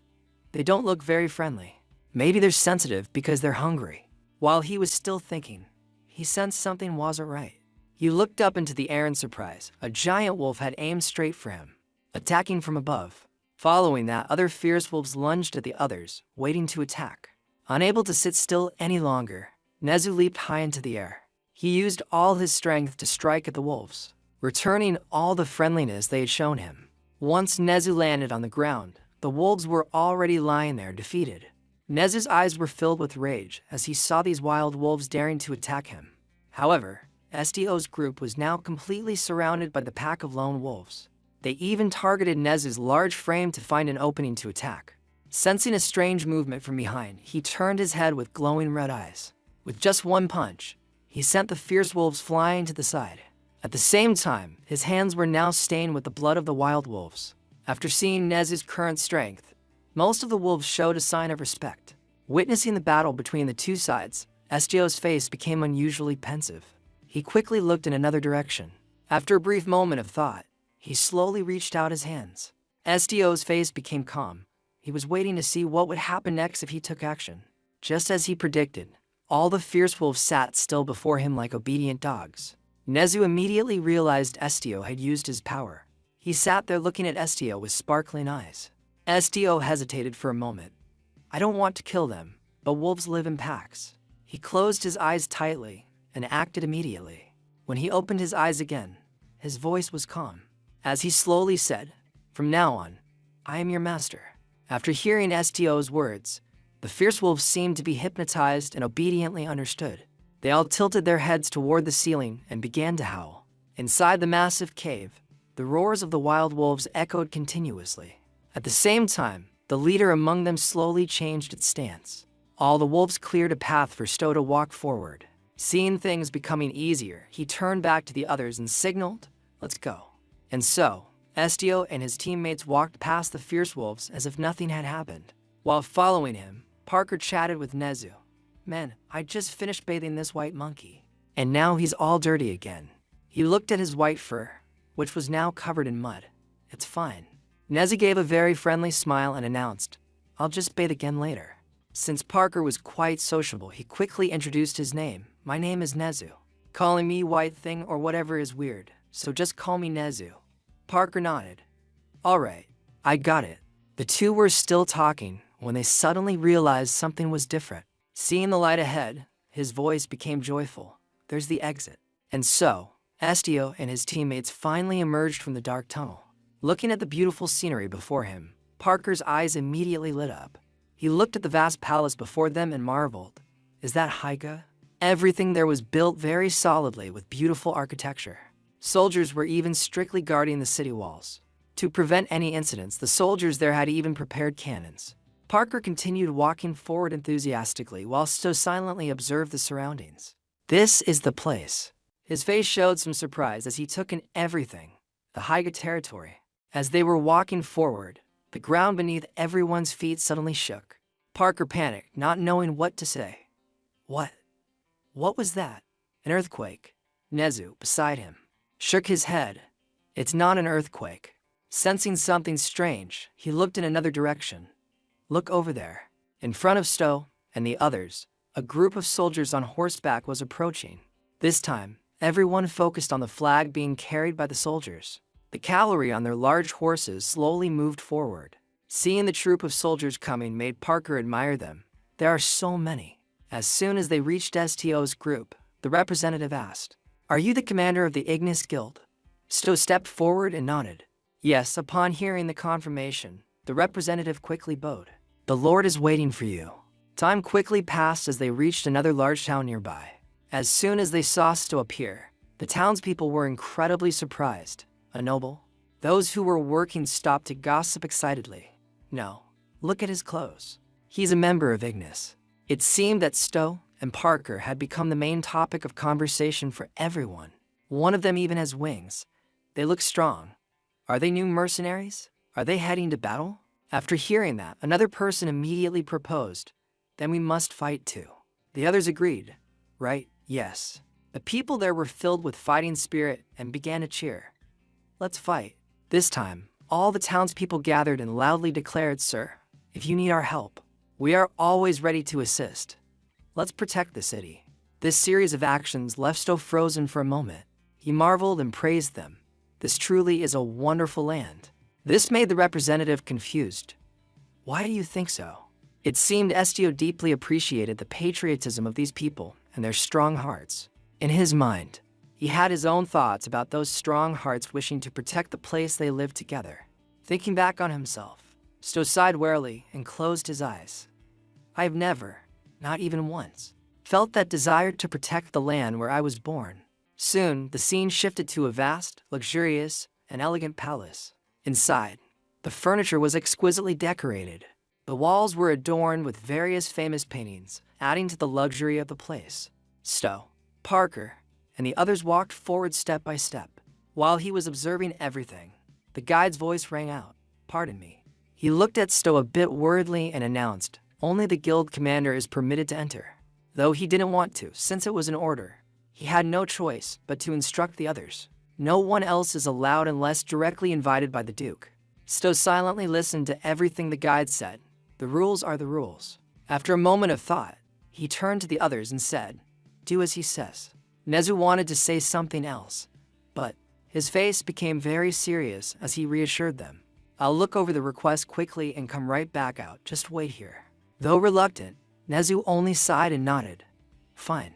Even because he was a bit afraid, Nezu didn't forget to look ahead. If anything happens, shout for me. Sto smiled gently, nodded in understanding, and stepped inside. Fearing Sto might worry unnecessarily, Parker loudly declared, leave things here to me, Commander. His eyes sparkled. I will take good care. Before he could finish his sentence, the door closed. This hurt Parker's little heart. Nezu, beside him, gently comforted him. It's okay. After entering the room, Sto was a bit worried. I don't think I've ever left the three of them alone together like this. He recalled the images of the three of them. Will they be all right? The more important things were before him. So he had no choice but to confirm the request information. He was about to step forward. Suddenly, Sto spotted Ahuru right in front of him. Seeing him still walking around here made him freeze in an instant. He searched his memory. Now that I think about it, Nezu was carrying him for a while. But sometimes, while he was lost in thought, a voice rang out. So you've arrived. The man in front of him spoke. Have we met before? Seeing that Sto hadn't reacted yet, Mubian slowly stood up and put down his work. He smiled, took off his glasses and greeted him. You said you'd be more than happy to accept my invitation. His face was full of anticipation. Didn't you say that, Sto? But as soon as he saw Ahuru standing before him, Mubian froze. Seeing him standing there left him incredibly confused. A cactus. He quickly introduced himself. My name is Ahuru, and I am a cactus. Witnessing this scene, Mubian stood stunned for a moment. Sensing his strange attitude, Ahuru showed his awkwardness. At this point, Mubian was speechless. And then, their synchronized screams echoed throughout the place as Ahuru and Mubian yelled at each other. Estio stood motionless, listening to the screams from both sides. He helplessly narrowed his eyes and placed a hand on his head. Suddenly, the door burst open. 3 guards with swords rushed in and shouted, My lord, has something happened? Mubian stubbornly cleared his throat a few times. He glanced to the side. Ahuru stood still without making a sound. Mubian crossed his arms and gave a forced smile, ordering, It's nothing. Go back to your post. The guards looked bewildered and exchanged glances. He watched the door close and breathed a sigh of relief. Mubian raised a hand to his mouth and smiled awkwardly. I heard the commander was a bit unusual, but I didn't think it would be a cactus. Ahuru remained motionless on the ground. He crouched down in front of him and asked, I heard the commander was a normal human. You really can walk and talk like a person, can't you? He snapped back. What? Are you stupid? Mubian said with interest. Your thorns are quite sturdy. I like that. Uhuru thought. No matter what, this blockhead cannot be the Duke. SDO spoke in a deep voice to cut through the misunderstanding. I am the commander of the guild. He looked down in confusion. Didn't you say we've met before? Mubian looked up at Stowe. Then he squinted his eyes and smiled, just taking precautions. Mubian stood opposite Stowe and questioned him. I didn't know if you had a hobby of disguising yourself as a cactus. He immediately replied. I have no such hobby. He continued. But you have the ability to do so, right? The ability to manipulate minds. SDO frowned. Mubian waved his hands excitedly. So I was right. I was just guessing. Because someone with telepathy might also be able to control others. He asked hesitantly. How much do you know? Mubian placed an index finger on his lips, still smiling as he replied. I'm just guessing. Don't be too sensitive, friend. He silently evaluated him. There's no doubt about it, the pressure he gives off is endless. SDO looked at Mubian. He reached out his hand politely and said, Let me introduce myself properly. Once more, I am Mubian Zega, the one who sent the request to your guild. It's a pleasure to meet you. SDO silently watched his hand. After a moment, he shook Mubian's hand. I am Stowe from the Ignis Guild. SDO went straight to the point. So, what is the request? He interrupted.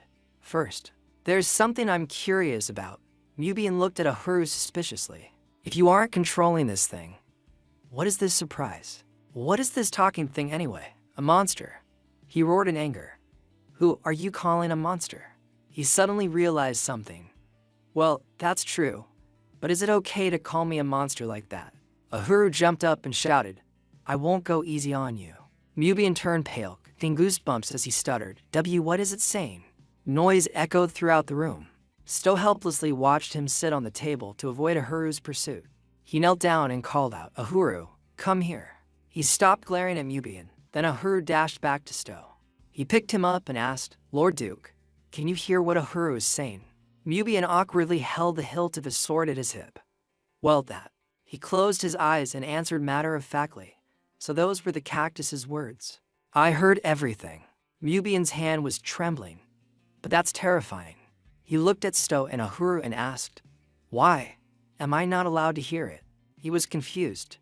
I'm sorry for asking this, but can you also hear plants talking? SDO's cheeks turned slightly red. Do you also have an ability? Mubian stepped toward him and replied, I don't. What are you talking about? He gripped his sword tightly. If it were the sword I always hold in my hand, then I'd understand. SDO was confused. What does your sword have to do with anything? Mubian gave a slight smile and explained, there are connections much stronger than blood. For example, SDO's eyes shifted to Uhuru as he heard the answer. If that cactus drank your blood. For instance, Mubian placed a hand on his chin and understood. I see. SDO, this must be your power, your ability. Your ability allows the voices of plants to reach my senses. This ability is activated through a certain method. You can also give orders with words. Mubian raised an index finger to elaborate. But if enough blood is absorbed, you don't even need to speak to activate your ability. SDO stood up and assessed him. You know about my power even better than I do. He waved his hands frantically. Don't misunderstand. I didn't specifically investigate you. It's just that the information I've gathered over the years happened to be useful now. Stowe was stunned. If you investigated that, there must be others with powers like mine. Mubian pursed his lips and replied, There used to be. He turned his head away for now. It's just a hypothesis. Mubian helplessly continued, to be honest. Because the physical traits passed down in my family for so many generations. I've been misunderstood due to my hair color. SDO was bewildered. Misunderstood? He gripped his sword. Black hair. His eyes widened. Black eyes. Stowe was dazed.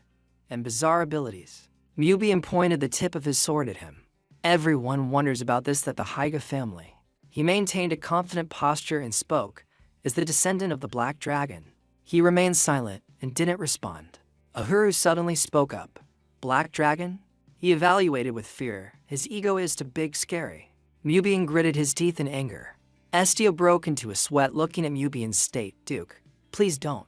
He placed a hand on his forehead. Mubian grinned with excitement. I can feel the essence of the Black Dragon flowing in my veins. Uhuru called out. Let's go home, Stowe. He squinted and waved his hand. Sorry, I'm just joking. Obviously, I'm not the Black Dragon. Mubian put his sword back in its scabbard. I was just talking about the rumors that used to circulate. He turned his back and walked away, because those rumors are related to the request I've made. Stowe asked, "What is your request?" A soft sound rang out. He reached out to catch the bag Mubian tossed him. It was very heavy. He spoke seriously. Mubian sat on the table and declared his desire to find the true descendant of the Black Dragon. Estio's eyes widened in surprise. He held up one finger. 1 month. Mubian set a condition. If you help me with this for the next month, my request will be considered complete, regardless of the outcome. He closed his eyes and guaranteed, so don't worry and just follow my lead. Stowe hesitated. If you are the Duke, leaving his position, he had already calculated everything. Mubian boasted, I've already found a replacement. 1 month will be fine. He asked in confusion, I should tell you first, I'm not a close-quarters fighter. Will you have soldiers following us? Mubian was puzzled. Soldiers.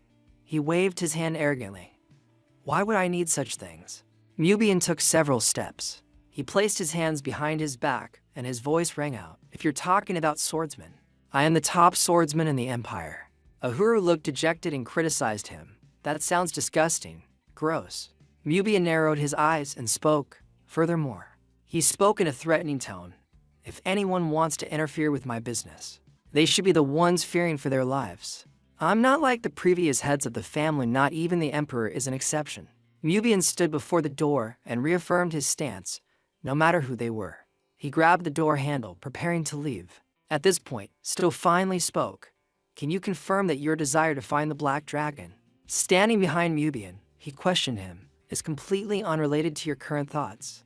He gave a forced smile and thought, he read me. Mubian evaluated Stowe silently. He's a bigger obstacle than I thought. He agreed. Fine. I'll say it again. He placed a hand on his chest and continued. The requester this time is not the Duke of this nation, but an individual Mubian himself. It has nothing to do with politics. Stowe was stunned. Then he bowed his head and replied softly, understood. Mubian clarified, the Haiga family definitely has no relation to the Black Dragon's bloodline. He opened his eyes wide, but it is true that it's mixed with the Black Dragon's blood. Mubian opened the door. Outside, Parker was playing with Nezu and Suki. He looked up at the sound of Mubian's voice. One of my ancestors drank it, and from then on, they gained power over time. That, he leaned against the door and asked back, it's quite like your cactus, isn't it? Uhuru snapped. You brat, don't drag me down to your human level. Sto walked toward him. So, Lord Duke, he suggested, please choose our destination first. Mubian's eyes shifted away. Later, he turned back and asked, where should we go? Stowe was shocked. Huh? Mubian squinted his eyes slightly. My destination for this month. He reached out his hand. Mubian pointed his hand towards Stowe and said, is to investigate you, the one who possesses the Black Dragon's power, as written in my ancestors' records, Stowe. He was stunned, his mouth agape. What? Parker and Nezu looked at the two in front of them with confusion. Mubian waved his hand and turned to leave, saying, isn't it very interesting? He imagined a black dragon and continued, among all dragon types, the pure power of the Black Dragon has the darkness attribute, based on mental energy. It can dominate normal life. Parker, Nezu, and Suki were bewildered and didn't understand anything. Mubian placed a hand on his chin. From the way I see it, your dominance power is dissimilar to the Black Dragon's for it to be a coincidence. Sto blurted out in disbelief. It can't be. He broke into a large smile and shared his goal. You're right.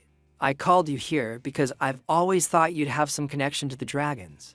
Mubian squinted and smiled once more, reaching out his hand. So, let's help each other for the next month. The entire massive castle was shrouded in darkness. A panicked voice rang out. Where did he go? In the spacious rooms, there were constant calls for Mubian.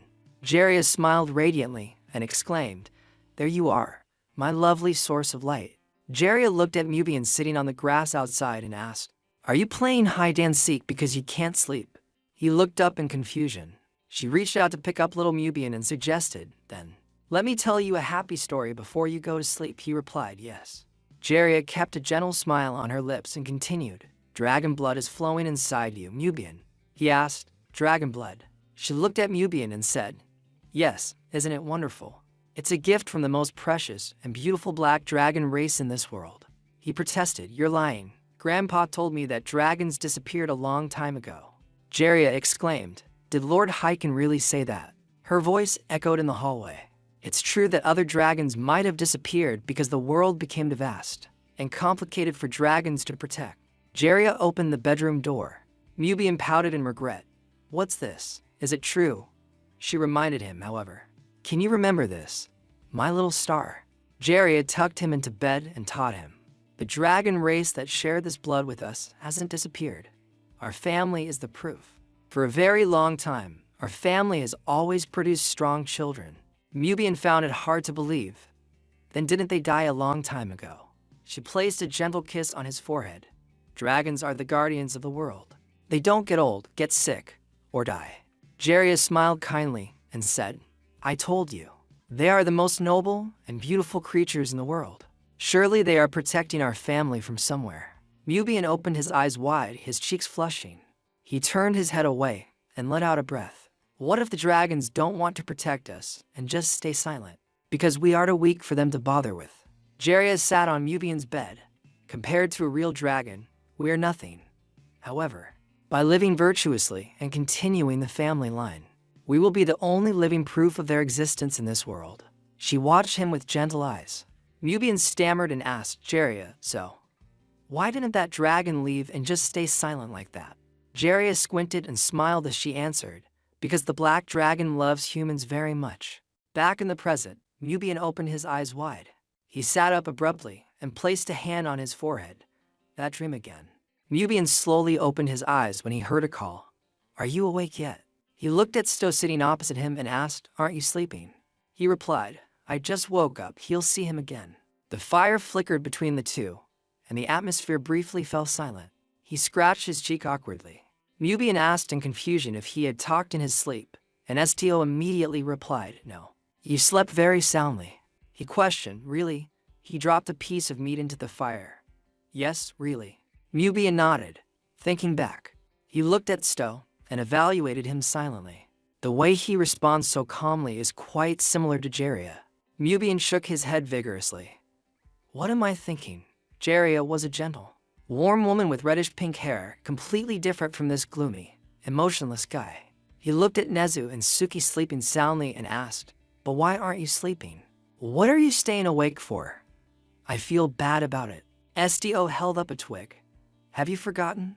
He explained calmly, "My most basic ability is reading people's minds. If someone has a dream with images that are too strong, they sometimes start to flood into my mind, even if I don't want them to." Sto held the meat over the fire and continued, "It's as if it's being transmitted to me." His eyes reflected the flickering flames. Mubian asked softly, "So, you saw everything?" Jiria's image appeared, and Sto remarked, "She was a beautiful and wise mother." He burst out laughing and scratched his head. "That's right, Jeria, my mother, was a very smart person, not like me." Mubian, dazed, looked up at the sky. He watched the distant stars, even though she's no longer here. Sto's voice rose in the night. "You've only slept for an hour. Aren't you going back to sleep?" Mubian spoke in a deep voice. "I have insomnia." He squinted and smiled. "If I've slept that much, is that enough?" At this point, the entire space suddenly fell silent. Mubian let out a chuckle. "Since you saw a part of the past from my memory, it's an interesting dream, isn't it?" Sto replied dejectedly, "Yes." He held up two fingers and explained, "Jeria was my father's second wife." Mubian's eyes shifted elsewhere as he continued, "But of course, I've always considered Jeria as my biological mother. I heard my biological mother passed away after trying to give birth to me."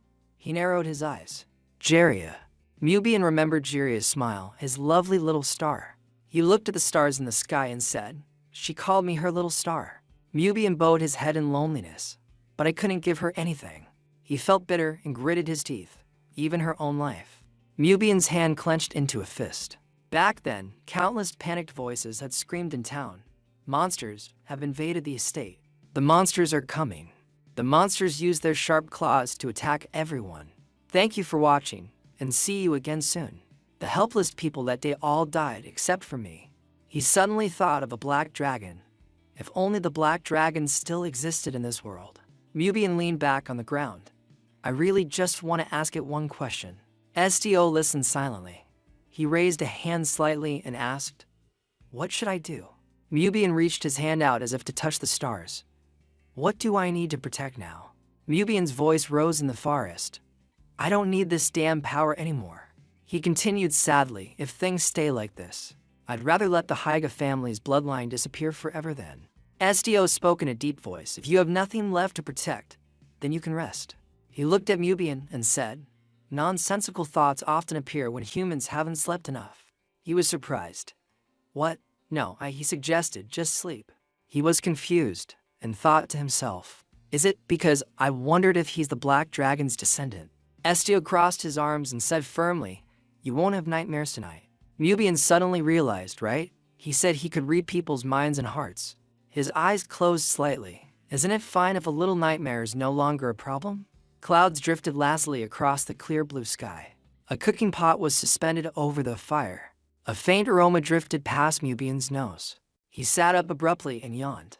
"Huh? It's morning already?" Mubian was stunned. "I slept that well. Someone with mental powers is truly amazing. This is the first time in a while I've slept this well." Ahuru's voice rang out. "Morning." He remarked, "You just woke up. How lazy. Are you related to a sloth?" He picked up Ahuru and gave a light laugh. "No, not at all. Normally I don't sleep this much." He didn't believe him and argued back, "No way. You're lying." He scoffed. "Wash your face before you say anything." Mubian thought, he's blunt. He set Ahuru down and rubbed his eyes with both hands. Parker arrived carrying 2 bowls of soup. "Here, hot ham and cheese corn soup." He took it. Mubian looked at the contents of the bowl with a dark expression. What did you say this was?" Parker sat down beside him and replied, "A mixed soup of cheese, milk, potatoes, and broccoli." He argued, "Did you just change the name yourself?" Countless question marks appeared in his head. "Really? Is it ham and cheese soup?" Mubian was dejected. "Isn't this just a mess of whatever you brought?" Parker explained. "Not at all, Lord Duke. Don't ignore my 20 years of cooking experience like that." He exposed him. "How old are you that you have 20 years of experience?" His eyes sparkled. "I'm 21. I started learning to cook when I was 1 year old." Parker exaggerated. "I even cooked my own baby food." Mubian snapped, "Nonsense." Ahuru added, "No, it makes sense. Since avians are related to birds, they can fly very well by the age of 1. He closed his eyes and fantasized. "That's right. I was also a talented little bird who could fly from a very young age. And in my current job, I'm also a messenger and a recognized member of the commander's team." Mubian turned his head and asked, "So, Parker, where's the commander?" The entire space suddenly went silent. Parker broke into a sweat and avoided his gaze. Who knows? He said he was going to observe the area for a bit. It's not like I don't know." He repeated the question. "Where's that reliable team member?" He waved his hands and stammered, "Shouldn't we leave him alone occasionally?" It was quite a shock. It's not like he was adopted, and he just found out he has dragon-like powers. Mubian set his bowl down and asked, "When did the commander disappear?" Parker thought for a moment and replied, "I think it was when I was cleaning the breakfast pot. It's probably been a while." He put a spoonful of food into his mouth. "But that's the commander, so I'm sure nothing's happened, right?" Parker stared blankly as Mubian stood up abruptly. He placed his hands on his hips and spoke helplessly. "This isn't going to sound pleasant at all, but this land is still not safe." Mubian narrowed his eyes and thought, "I should have told him to be more careful." Parker exclaimed in panic, "What? It's not safe?" He let out a sigh. Mubian listed the dangers one by one, monsters and the current state of affairs. Images of fierce bandits appeared looting, and groups of armored soldiers holding spears. Soldiers from the enemy kingdom. 2 fortresses were positioned high in the forest. Hyga was still a land that hadn't escaped war. Mubian continued, saying, "We're safe without any defense." His voice rang out steadily. "Is only when I'm holding a sword beside you guys." A gentle sound echoed through the rustling trees. SDO's flickering shadow appeared. He spoke softly, "It seems nothing has happened yet." Parker was in a panic. "Really? Truly? Then I should go find the commander." Mubian took a few steps and suggested, "I'll go." He stared blankly at his retreating figure. "Wait here." Mubian leaped high into the air. Parker couldn't help but marvel. He jumped so high. He observed the distant treetops. Mubian jumped through the air. He was grateful. He shockingly discovered something. The smell of blood. Seeing Estio's state, Mubian called out loudly. He landed on the ground. Mubian ran over to check on him. Are you okay? Estio turned his head in surprise. The growl of a cave wolf rang out. Mubian was stunned as he looked over. He looked at the pack of wolves beside Sto in utter confusion. Why are the cave wolves out here? A cave wolf glared aggressively at Mubian. He wondered warily why these cave wolves were outside. Is it because of mind control? Its eyes flashed with a dangerous light. Estio's voice rang out, cutting through his thoughts. Are you prepared to leave? Mubian stepped closer to him. No, we're still eating breakfast, he replied. Then I'll head back right now. He looked at Sto with curiosity. But what are you doing here? He patted the head of an injured wolf cub and explained. These are the wolves I met back in the Reynolds underground cave. The mother wolf looked up at her cub in Estio's arms. He continued. They are a species that lives and hunts deep in the caves. But when they left with us, they suffered great losses caused by humans. Mubian placed a hand on his chin and looked away. That makes sense. To the Haiga people, a pack of wolves is considered a nuisance, so they'd be hunted. Estio hesitated. Hunted, he explained, they're predators. Mubian imagined the people warily entering the cave. The Reynolds cave system is the only thing connecting Haiga territory to the outside world. To keep the citizens safe, it's considered right to eliminate monsters and beasts that threaten lives. The sharp eyes of the cave wolves appeared. Anyway, if we don't do that, the weak will be eaten. Mubian placed his hands on his hips and suggested, either way, let them fend for themselves. Suddenly, a faint scent drifted into his nose. Mubian looked at the two cave wolves in shock and asked, that cub, did you give it your blood? Its body was covered in red liquid. Sto replied without hiding anything, yes. I don't know if it'll work, but my blood has saved injured animals before. He was helpless. I understand you want to help it. Mubian warned, however, giving away your blood for nothing like that isn't good. He pointed at Sto. If you really are the descendant of the dragon. He was a bit bewildered by Mubian's words. Your blood will have the effect of reviving lowly creatures and turning them into your guardians. He clenched his fist and continued, making them servants of the black dragon. Mubian laughed joyfully and pointed a thumb at himself, just like the Haiga family. He narrowed his eyes and turned away. Did I talk too much? Mubian gave some advice. Either way, you should stop helping and let them manage on their own. Estio took a step forward in agreement. I agree with you, Lord Duke. However, he made a proposal. We can change them right now. Mubian paused. Change them? Sto asked. Yes, if the wolves promise not to harm the Haiga people anymore. He spoke bluntly. What can you give them in return? Mubian was silent. He was shocked, remembering the saying that the black dragon would moderate the relationship between humans and other creatures. I'm getting closer to the original goal. Suddenly, Mubian smirked. He reached out his hand and said, just promising not to harm us isn't enough, perhaps. Mubian's voice rang out with conviction. If they promise to become one of Haiga's guardian forces, I can guarantee them food and safety. He narrowed his eyes and asked, how about it? The scent of food spread through the forest. Parker scooped spoonfuls of soup into bowls. You're back. Suddenly he let out a loud shout. Parker looked at the cave wolves beside Sto and screamed, what's with them? He panicked and waved his arms, exclaiming, they're night wolves. Mubian raised an arm and frowned. They're our new companions. Hey, long hair, Sto. Holding the cave wolf, replied, we've decided to travel together from now on. Parker screamed at the top of his lungs, Commander, I don't have enough food for wolves too. Mubian asked in return, is that why you're panicking? You're completely losing it. Don't you know how important a meal is? He was very heated. Nezu, however, was very chill, his eyes sparkling. At that moment, Estio leaned down so the mother cave wolf could check on her cub. Nezu stepped closer. Is that a wolf cub? He replied, yes, but it's badly injured. Estio stroked the cave wolf cub. I think if we leave it to the mother, the wound will only get worse. He turned back to look at Parker and gave a reason. It was hit by an arrow in the hind leg. Parker, can you check on its condition? Parker immediately agreed. Yes, sir. He quickly walked over. If it doesn't need minor surgery, I can help. His two legs were tucked neatly. Two different colored medicine bottles were taken out. Parker looked at the unconscious cave wolf cub. Let's see. He focused on observing the wound. Parker looked at the cub in confusion. There's no wound.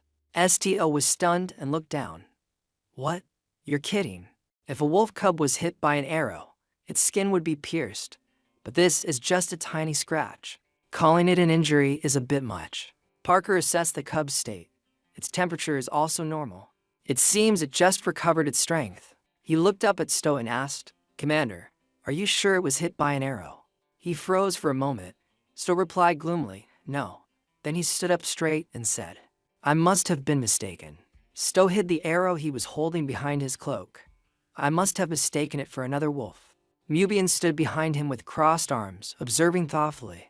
Sto looked back at him with the same gaze. Then he placed a finger on his lips, signaling him to keep it a secret. Mubian then spoke up, so he doesn't want his teammates to know about his special power. He wondered to himself, why is that? The fire had long since gone out. A pack of wolves huddled together affectionately. Someone called out to the sleeping cat, Suki. She opened one eye to look. Sto's voice drifted over. We're getting ready to leave. Suki noticed the wolves below and asked in surprise, what's with these things? She instinctively looked down. Suki quickly jumped down. They are our teammates now and will go with us until the mission is complete. Then she sat right on Sto's head. Teammates? He understood her thoughts. Yes, they will also be the new legal citizens of the Haiga territory. Suki licked herself clean, lazily ignoring the world. Do whatever you want. So, have you thought about our next destination yet? Mubian held up 3 fingers and flicked them. I should have mentioned this sooner. He grinned and said, but I've already chosen our next location. Parker leaned in and whispered, when did you decide that? Mubian replied happily, just now. Parker was startled by the suddenness. What? Mubian walked up to Sto. I heard you grew up in a rural village. Where exactly is that village? For a moment, Sto didn't answer that question. A scene from his memory appeared. Then Sto replied, it's Serbia village. He happily confirmed the destination. We'll go there. Parker shouted a few times, and even Neza called out in surprise. Ahuru also began to judge Mubian. Why is he doing something he clearly knows Sto won't like? Is he a pervert? Seeing Mubian's handsome smile, he thought the worst. Look at that smile. He's definitely a pervert. Sto asked politely, why do you want to go to my hometown? He answered simply, but with hidden meaning, I just intend to observe you. He reached out his hand with a friendly demeanor. But from what I've seen, it seems you don't know much about yourself either, do you? Mubian wanted to empathize with Sto. That's why, if I meet the people who raised you, I might understand better. Scenes from the past flashed through his head. Many thoughts appeared before Sto. The people who raised me, not the ones who gave birth to me. No, that's not the problem. He closed his eyes tightly, not wanting to see them again. Suddenly Mubian called out, hey. He leaned in close and made a request. You should follow the words of the client who made the request. Mubian asked once more, don't you think so? But Sto tried to avoid the issue. I understand. And I've still decided to go to that place. Let's go. Transition to a place with a clear blue sky and beautiful scenery, the Ignis Guild, Galaxia branch. A voice welcomed them, welcome back. Though I can't really say that anymore. Hat bowed respectfully to Sto. Welcome. How have you been, Guild Commander? He raised a hand to show he acknowledged him. The manager is fast. Sto requested awkwardly, please treat me as you did before. I feel more comfortable that way. Hat looked up, maintaining the same attitude. But my rank, I am your subordinate now. Sto had to say, please. After that, he seemed a bit awkward and cleared his throat. If you say so. Hat chuckled and changed the subject. How have you been lately, Sto? This change made him freeze up a bit, but Sto immediately caught the rhythm. I'm well. He patted Sto's back a few times. Looking at you coming in, you've become a guild commander. That new uniform suits you well. Please, come inside. The people following Sto stood in a corner, witnessing this and becoming completely frozen. I knew you'd do something big. I always said I had a good eye for people. Parker could only look over. Why is he bragging so much? Hat patted Sto's back, proud of himself. My eye for people is extraordinary. I really should get a higher salary. If not, at least I should get those multi-flavored candies you get from Delphia every month or week, right? Suddenly, a fair hand covered Hat's mouth. Rosalie arrived carrying a bundle of documents to say hello. Sto, it's so good to see you again. I heard you're heading to Serbia village in the mountains. She looked surprised. But if it's the mountains, it's a very long way from here. Thinking of that distance, Rosalie couldn't help but remark, you'll have to cross many mountains, and the road is very rugged. If you walk there, it will take a long time and be very exhausting. So, he leaned back and laughed happily. I'll let you borrow a carriage so you can travel more comfortably. Rosalie saw Hat being too enthusiastic, so she spoke instead. We will prepare a carriage for you. Stowe was politely grateful. Yes, thank you. Hat laughed heartily and invited everyone to rest. Everyone must be tired. Go rest in your rooms. Before long, the sky fell into shades of orange and yellow. The last bits of sunlight flickered through the window frame. Sto sat alone in his room. He quietly observed everything. Everything is the same, just as it was when I left. There was a sound from outside the door. Sto stood up and curiously looked over. Who is it? The door continued to make noise. The knocking outside continued incessantly. Sto had a fleeting thought. Who could be coming here? Then there was a clicking sound. The door opened on its own, as if someone had nudged it. He took a deep breath. Then he slowly stepped outside. He opened his eyes wide, a bit surprised. Sto called out, Rosalind?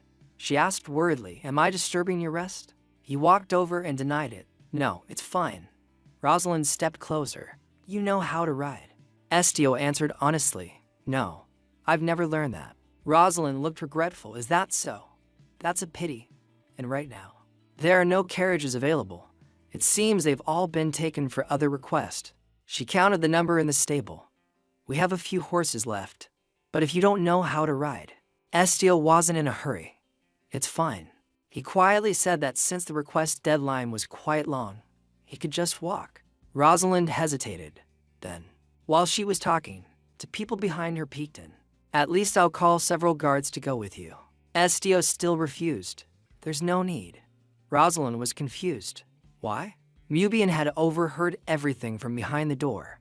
Of course, I don't have any combat ability myself. But since my client has self-proclaimed to be the best swordsman in the capital, I think I can trust him to be safe during the journey. Suddenly he was startled.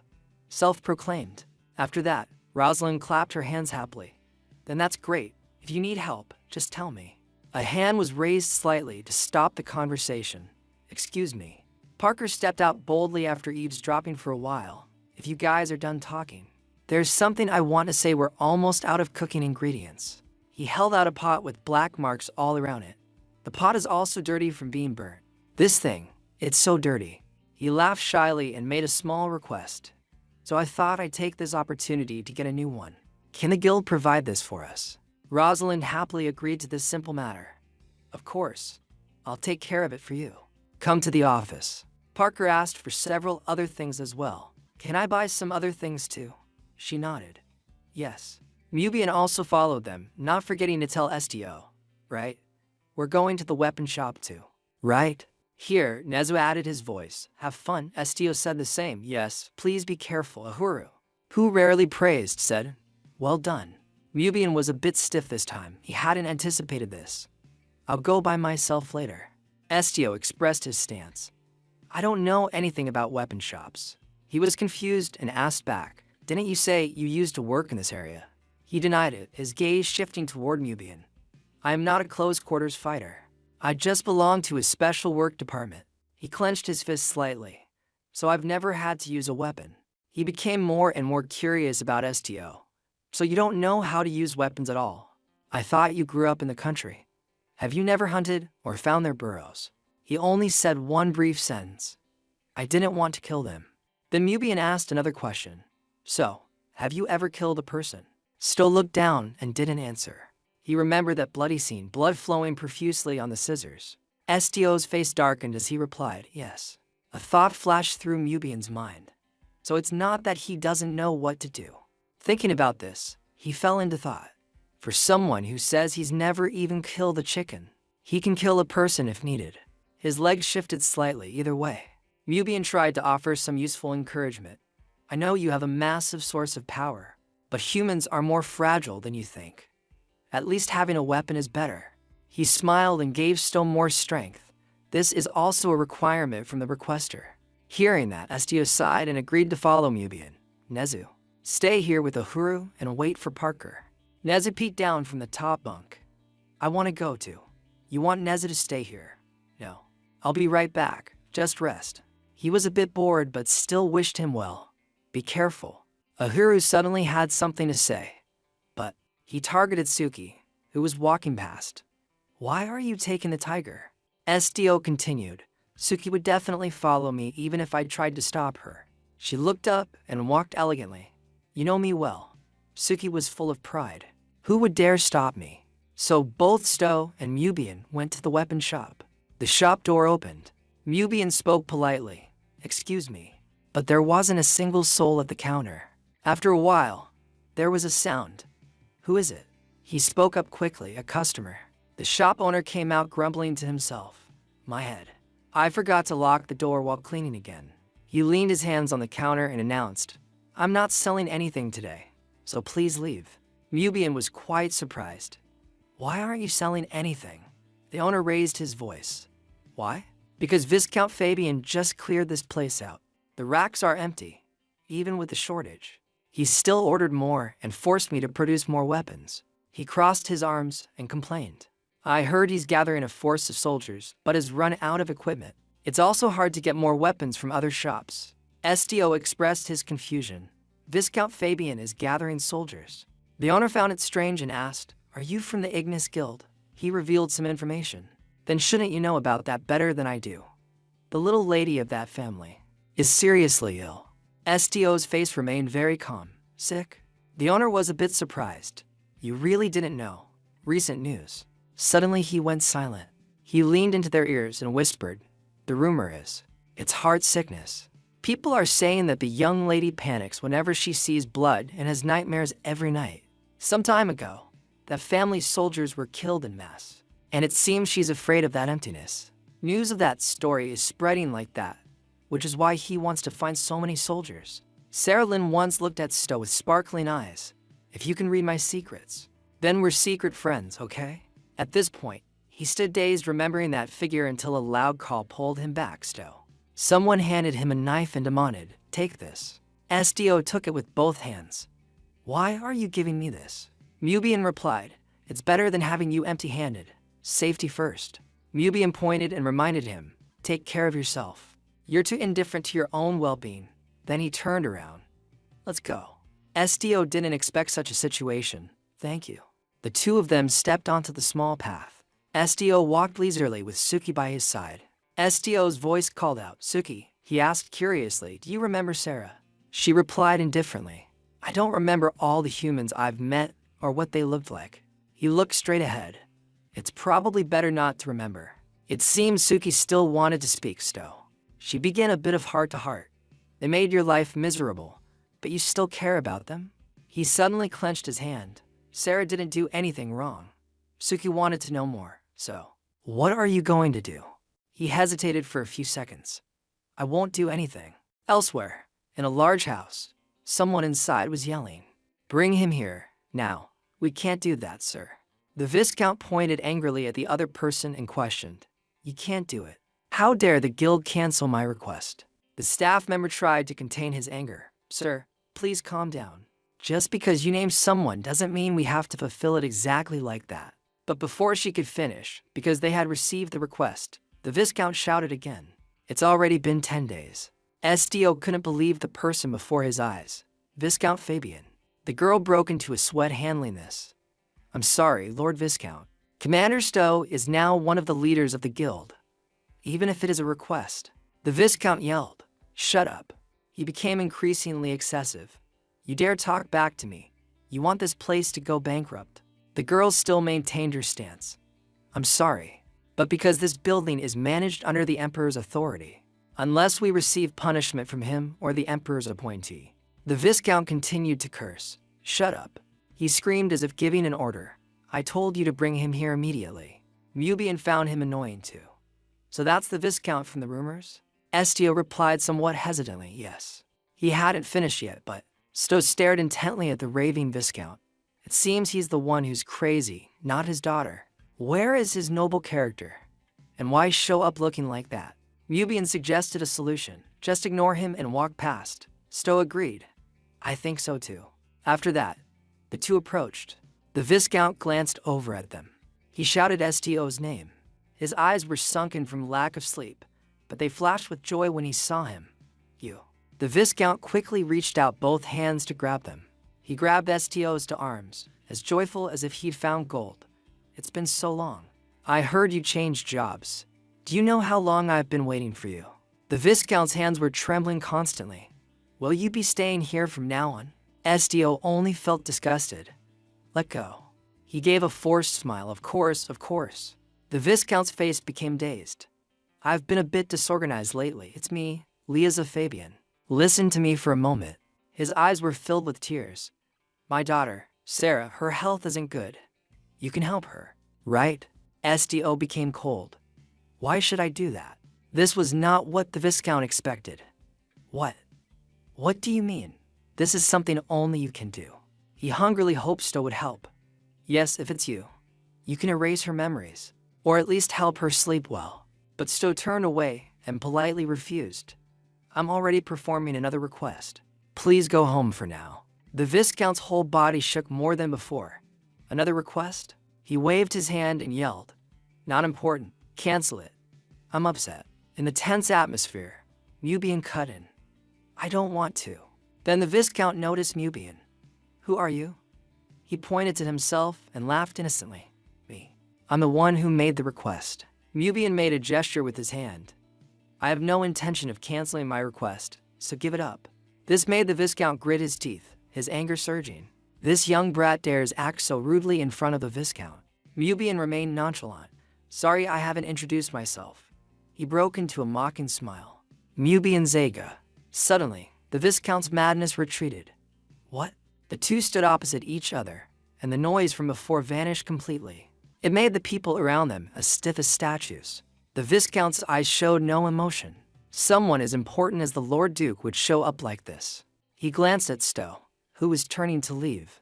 Mubian expressed friendly reconciliation. Sorry I acted like a young bastard duke. His attitude carried many underlying meanings. The Viscount stood dazed. He spoke up. Don't tell me you. When the Viscount's shadow loomed over Sto. Do you still have hostile intentions toward me because of that incident? Terry Holt kept throwing out excessive criticism, and after that was a fierce struggle. Back in the present, the Viscount tried his best to prevent it. My God, please don't hold a grudge over such a small thing. He shared his thoughts honestly. Think about it, shouldn't I be the one who's angry after losing so much? But the answer was not what the Viscount wanted. I've forgotten everything. Now is too sensitive a time to think about such things. Stio glanced over to probe, right? He's always been that kind of person. He was a bit disappointed as he looked at the Viscount.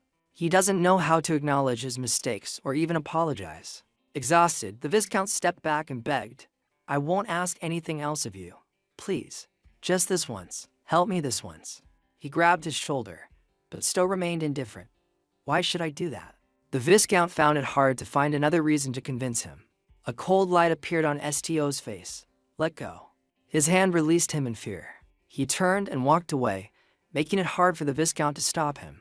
Stio just left decisively. Mubian also left, only turning his head back once. His whole body was shivering. It can't be like this. The Viscount yelled out. Sarah, he used his final move to convince him. Sarah wants to see you. The Viscount threw away all his pride to kneel. I beg you. It was all a father's love could do. Please, save my daughter. This made everyone jump, except for Mubian's expression. I didn't think it would come to this. Stio's face darkened. His state was not good at all. He raised his voice and spoke clearly. He was determined once again and reaffirmed, I will not accept anything you offer, nor what I am supposed to do. Stio gave a powerful statement. What I do will be decided by me alone. Then he left despite the pleas. In the end, it seemed he was still annoyed by the past. That man hadn't apologized even once. At this moment, at a luxurious white-painted villa, Sarah Lynn stood by the window, all alone. She looked up slightly. Her once sharp eyes had become lifeless with heavy dark circles. Hiru barked incessantly, clinging to her mistress's dress. Gentle winds lightly brushed past. Suddenly, there was a scratching sound from outside. Suki appeared before Sarah Lynn and let out a soft meow. She quietly wondered, a black cat. It seemed she understood why Suki was here. Suki's heterochromatic blue and yellow eyes looked at Sarah Lynn. They looked just like his.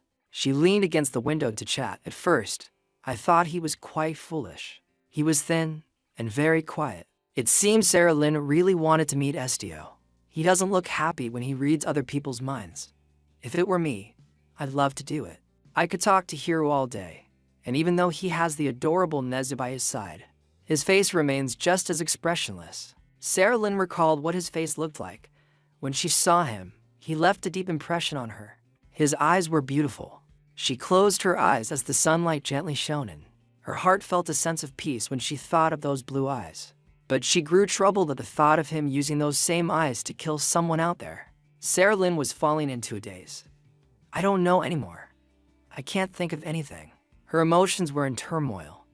I was truly horrified by what my father and brother did. But at the same time, I felt relieved. She recalled the horrific past of that day. Although everyone else present died, Estio hadn't harmed her father or brother. Sarah Lynn sobbed as she expressed her feelings.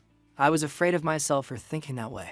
Then a voice spoke out to comfort her. It's not your fault. The person she had been longing for finally appeared. Don't blame yourself for things that weren't right.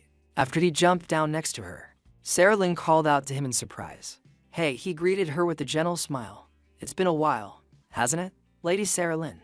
Estio reached out his hand to her. For a brief moment, Sarah Lynn seemed to freeze. Then she giggled, her cheeks turning bright red. Sarah Lynn gently placed her hand in his. I told you to just call me Sarah. She asked, did you come here after hearing the news from my father?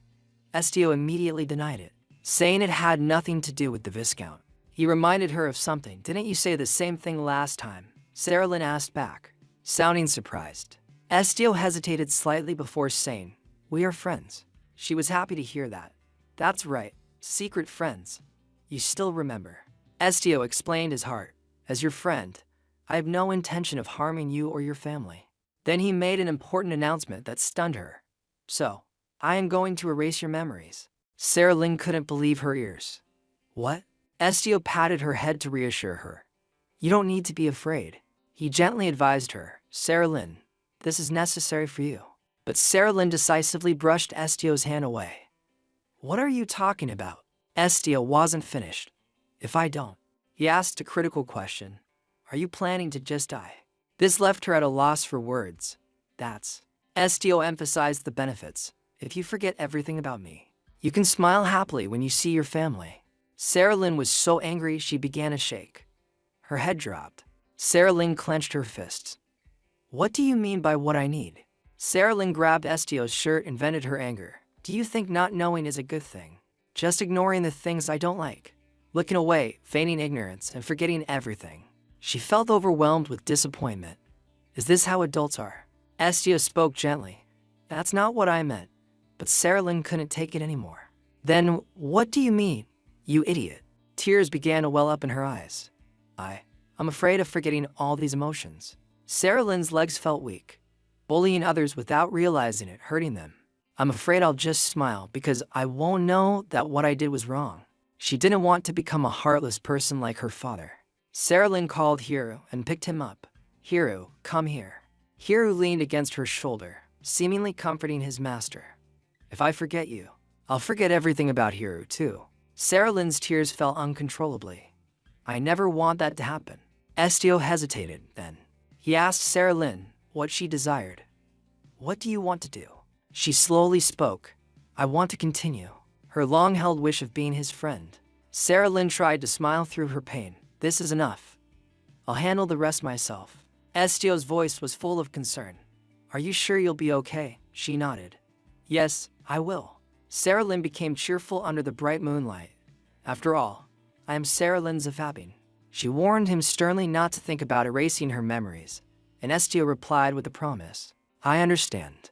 Having settled things, he prepared to leave. Well, goodbye then. As Estio and Suki prepared to fly out the window, it seemed Sarah Lynn had one more thing to say. Hey, she was a bit doubtful of her own strength. Will I be able to do it? Estio gave her hope. Yes, if it's you. I'm sure you can. Then he jumped down without hesitation. Sarah Lynn rushed over to check on him. She worriedly called out his name, Estio. Then a sight caught Sarah Lynn's eyes. Feathers gently drifted past the window. Sarah Lynn had become more positive. She followed Estio with her eyes as he walked away. He has so many friends now. The sky quickly turned dark. Estio and his companions walked along quietly. He stopped at a certain spot. So, Estio turned back to ask his friends, "How did you two know I went to the Fabian mansion?" Backer brushed his hair and tried to dodge the question. "Me? Lord Mobian kept dragging me along, saying we had to find you." Mobian crossed his arms and closed his eyes. "What do you mean? How did I know?" The scene from earlier that afternoon returned, when Estio had coldly told the Viscount, "What I do is my own decision." He walked up the stairs step by step. The rooms were empty, and everything was shrouded in silence. Mobian quietly followed behind Estio. Estio's voice calling out startled Mobian. "Lord Mobian." Estio turned around and said, "You should go rest for the night." Then he dove straight down the stairs, leaving Mobian bewildered. Estio moved with incredible speed. "Wait." Mobian sighed helplessly. Good grief. He put his hands in his pockets and commented, "He still acts like such a child." Then, Mobian snapped his fingers. "If he keeps acting like that, how can I not know?" He happily put his arm around Estio's shoulder. "I didn't know that young lady was so lovesick."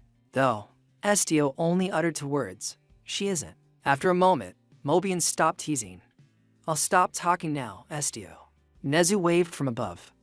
"Welcome back." He happily announced that dinner was ready. When Backer and Mobian heard this, their stomachs growled.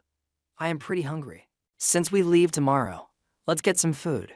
Estio thought about the next day. Tomorrow. He had to reach his destination. Tomorrow we'll arrive at Serbia village. Those guys look like they're starving. Tonight's dinner has special beans, meatballs, eggs, and fried rice. Isn't that the standard meal for a guild? A weary cry echoed through the mountains. "I'm so tired." The sound was so loud that even the stones seemed exhausted. Ahura was annoyed by all the walking. "My feet hurt so much." Nezu asked with concern as Ahura looked wilted. "Are you that tired?" He reached out to help. "Let me carry you."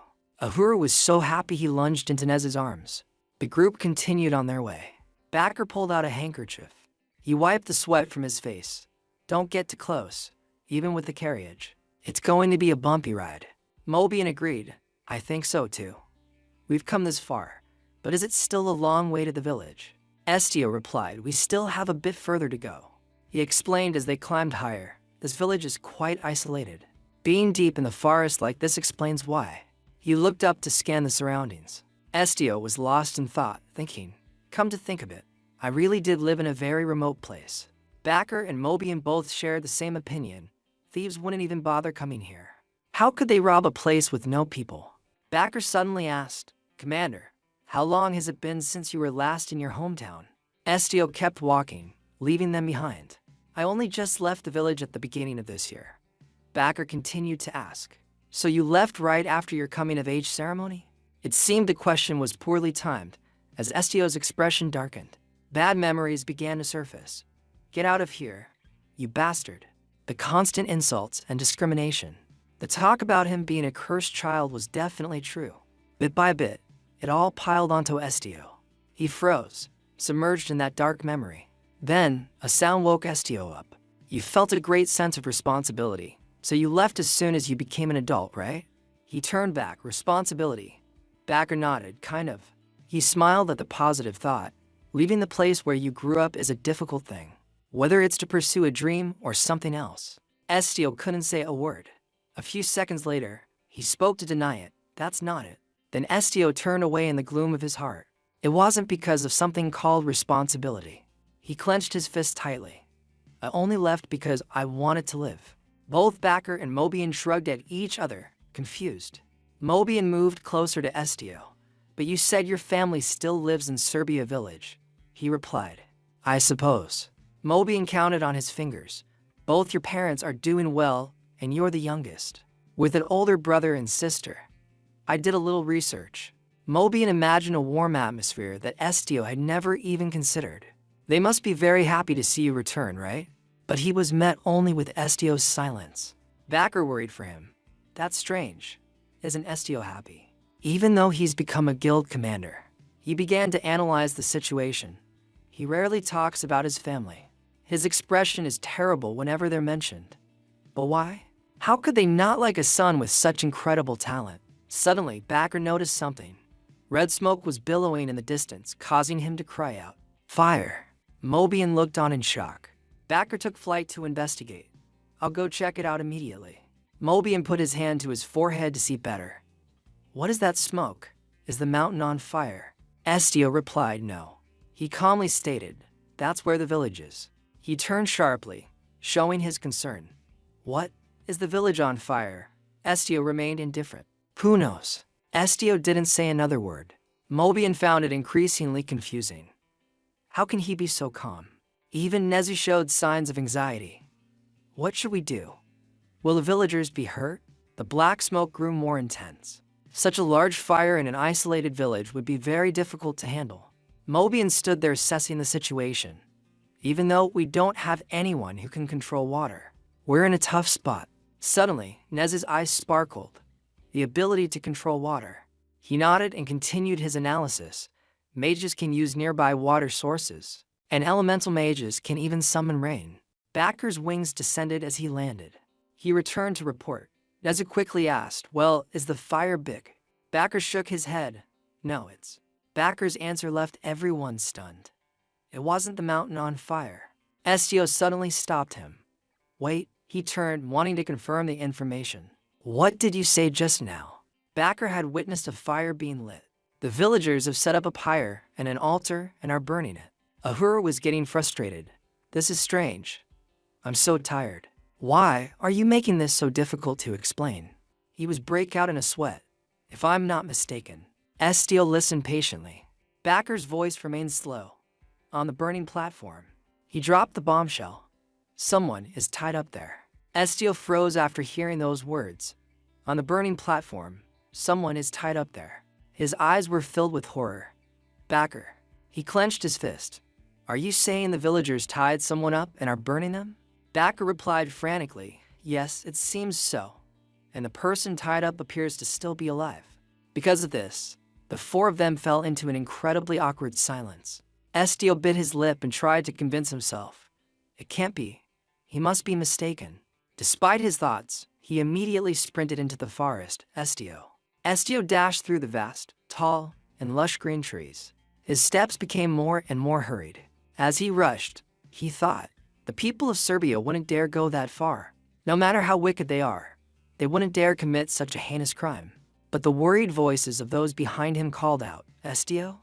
Estio was anxious as he predicted the worst if they truly were that evil. Images of his dirty childhood self appeared in his memory. The first person tied up there should have been me. In the village, smoke was indeed rising. Estio skidded to a halt. He panted heavily, his eyes fixed on the crowd. Just as Backer said, many people were standing there watching the execution with indifference. The sight made Estio even more horrified. The girl on the pyre cried out in despair. "Please, someone help me." He immediately recognized her. "Bella." Bella sobbed as she begged them. I'm not like that. Please believe me." She called out to individuals, but they all looked away. "Brother Dino, Brother Louis." She frantically turned to someone else. "Uncle Rick." But the woman next to him shouted, "You dare call my husband, you witch." The heat from below made her even more panicked. "Please, save me." In that moment, Bella remembered her childhood. Mother, father. Her mother wouldn't even look at her.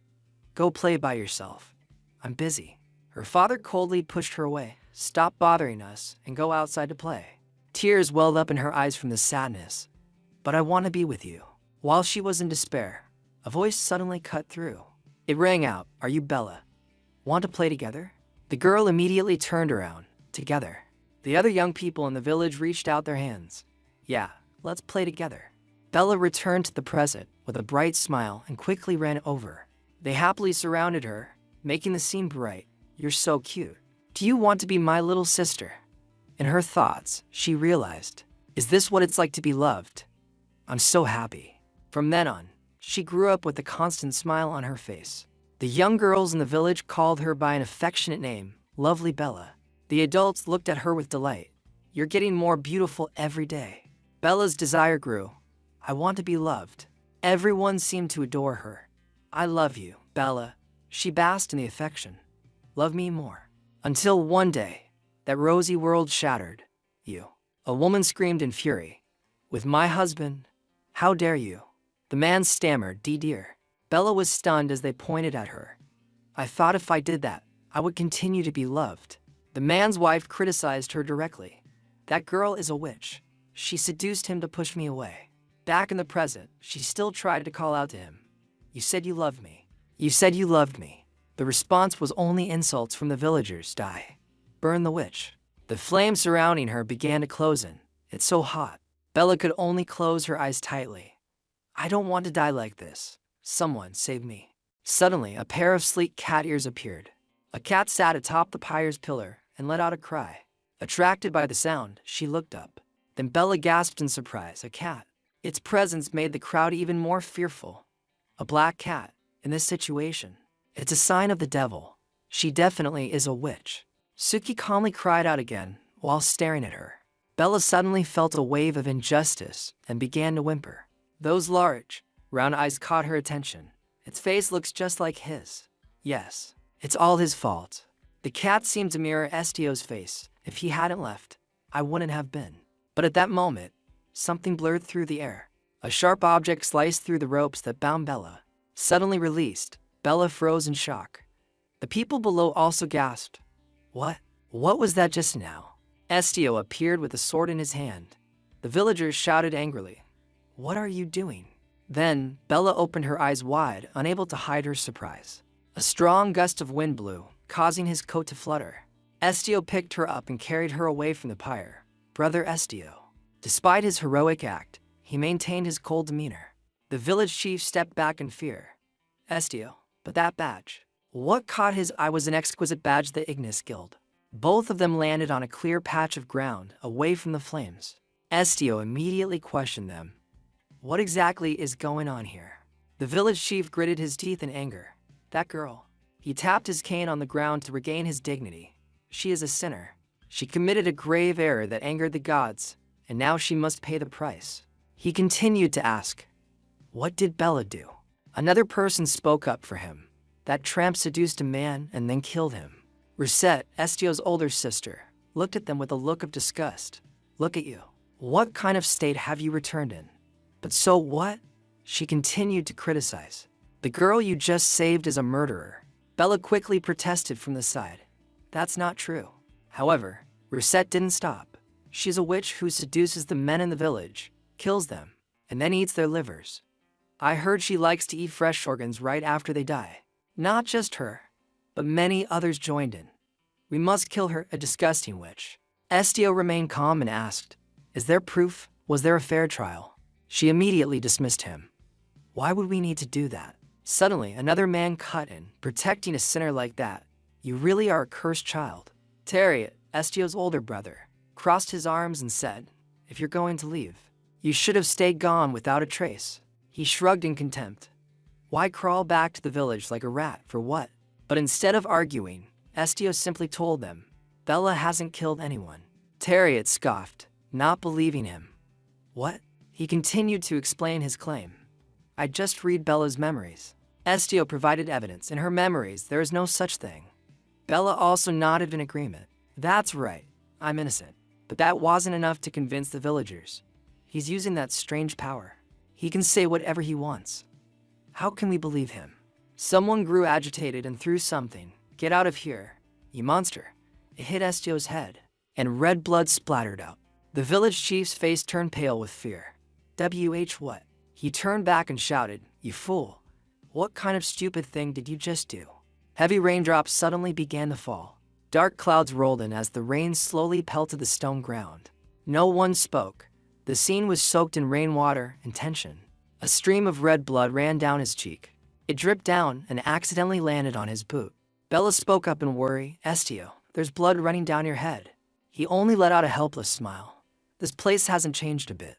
Estio's eyes glowed with a bright blue light as a voice rang out, stop. This command quickly spread through the crowd in front of him. Their knees involuntarily buckled to the ground. They all followed suit without any resistance. Still, they growled and blamed him. I can't move. You just cursed us. Tariot looked up and said, you disrespectful bastard, even after we raised you. A few pure white feathers fell from somewhere, catching his attention. Feathers.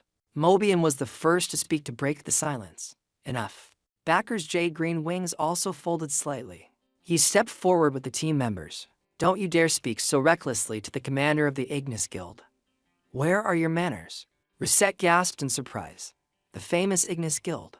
In the background, the smoke had been extinguished by the rain for some time. This weather isn't suitable for receiving guests outside. I will take the members of the Ignis Guild to my house. Everyone else, go home. The village chief carefully suggested, everyone, please follow me. The guild members immediately followed behind him. Bella felt something very difficult to say. Wait. She mustered all her courage to hold Estio back. Brother Estio. Her dirty hand grabbed the corner of his coat. Thank you for saving me. The young man coldly brushed it away. I wasn't trying to save you. Don't misunderstand. The girl tried to explain. Even if you say that, I know what you're like. The voice of the person in front of her suddenly changed. Go. He turned his head and reminded her. You still owe me, even after all this time. Estio's eyes narrowed thoughtfully. Just as much as when you wished I would be the one to fall into that pit of fire. Bella immediately protested. That's not true. But he directly pushed her hand away. I'm not so kind as to accept someone who finds me disgusting. He also took the chance to warn her about something once he was done. I hope we never cross paths again, because you and this entire place only exhaust me. Bella's words faltered as she spoke. Only then did she dare admit her fault to him. I didn't know anything about you and believed the insults they said. But now I know that's not the truth. A faint smile bloomed on Bella's face. I understand now. We're the same. We were both abandoned. Before she could finish, someone interrupted. What are you doing?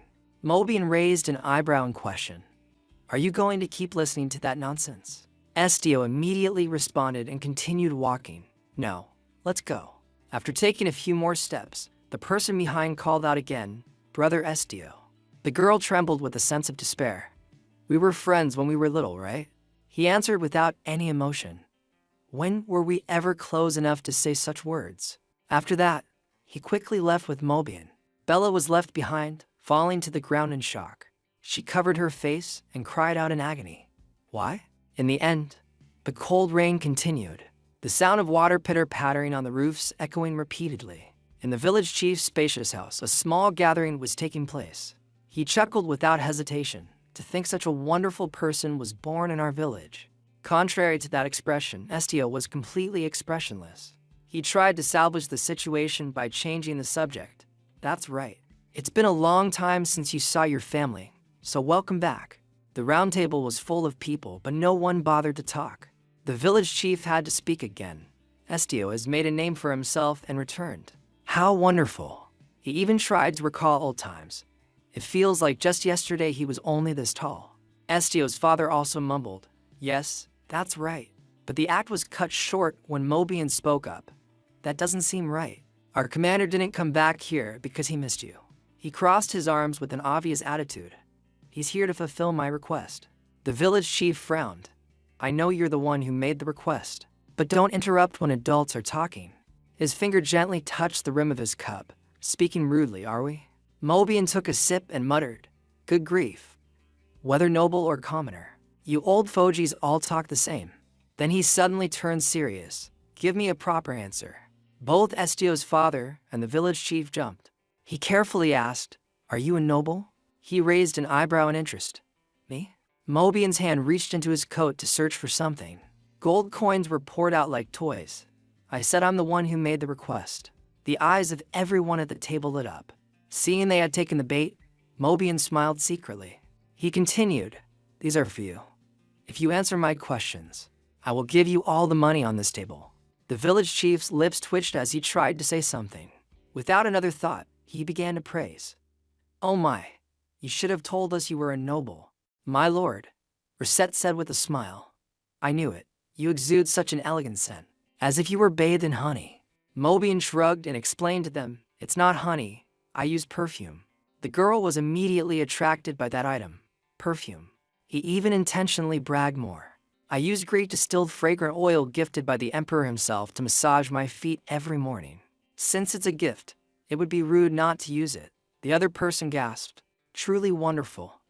At that moment, Mobian was thinking to himself, I hoped there would be something special because this is where Estio grew up. But this place is truly disgusting. The village chief beamed. But my lord, I don't know what kind of information simple country folk like us could provide you. He boredly held the bean in his hand. I was surprised because you are more foolish and blind than I thought. If I didn't know you were the commander's family, I wouldn't have even guessed. It's truly amazing. The bean was suddenly crushed by Mobian. Stop the nonsense and get to the point.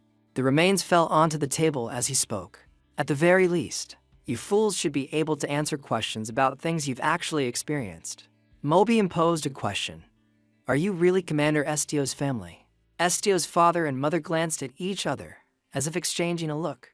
Then they hesitated before answering. Yes, of course, Estio is our son. She turned her face toward the young man, planning something. Estio was suddenly pulled close and his head patted. He is our beloved son. But that answer was dismissed by Mobian. No. He stood up to interrogate them. I asked if Estio is blood related to you. If you lie, there will be immediate punishment. So honestly, tell the truth. The mother still insisted, my lord, the boy is my son. Estio broke out in a sweat from the pressure. He looks exactly like his parents and siblings. So, how could you doubt it? Both Tariot and Reset bit their lips and awaited in tension. Mobian turned toward them. Were you present when Estio was born? Tariot frankly admitted, I don't remember. Estio's father cut in to resolve the situation. The children were too young back then. Tariot was only 3, and Reset was only a year older. Mobian casually shrugged. But I remember everything I heard and saw when I was 1 year old. Backer, beside him, blurted out, that's just because you're special, Lord Mobian. He shifted the conversation back to Estio. Are they telling the truth? He looked at him in surprise. Why are you asking me? Mobian didn't hesitate to give his reason. Because you are the only one who can know if others are telling the truth. He whispered these words to himself. Check if they are lying. He quietly turned his face to the side, but his father was clearly terrified. His mother stared at him in the same way. I can't. When he was little, she used to brandish a large ladle and scold him. The boy huddled in the corner, terrified of their aggression. Estio slowly opened his eyes when he was called. Right here. The father bluntly said that reading other people's memories was a very bad thing. He pointed at him to accuse him. You're a monster who does all kinds of bad things. Back then, he could only stammer without being able to explain. What? A hand blocked him and prevented him from speaking. What is that? Estio's mother repeated her warning. Do you understand? That threat made his gaze even more desperate. They pushed him into a corner. You must never read our thoughts again. If you do, then every word was etched into his mind. You will never be part of our family again. Estio's tears flowed involuntarily in fear. Those words repeated in his head. You will never be part of our family again. It made him now extremely confused. What did I read back then? I can't remember. Estio closed his eyes tightly. What should I remember? A voice from reality rang out to wake him up. Commander, Backer asked with concern. You don't look well. Are you okay? Estio hesitated. That. Nez's whimper also startled him. He held Uhuru in his arms and looked at him sadly. Estio immediately offered a smile to reassure him. I'm fine, just thinking a little. He composed himself and looked up. Don't do anything. His father and mother were sweating nonstop. This made the suspicion even clearer. They were definitely hiding something.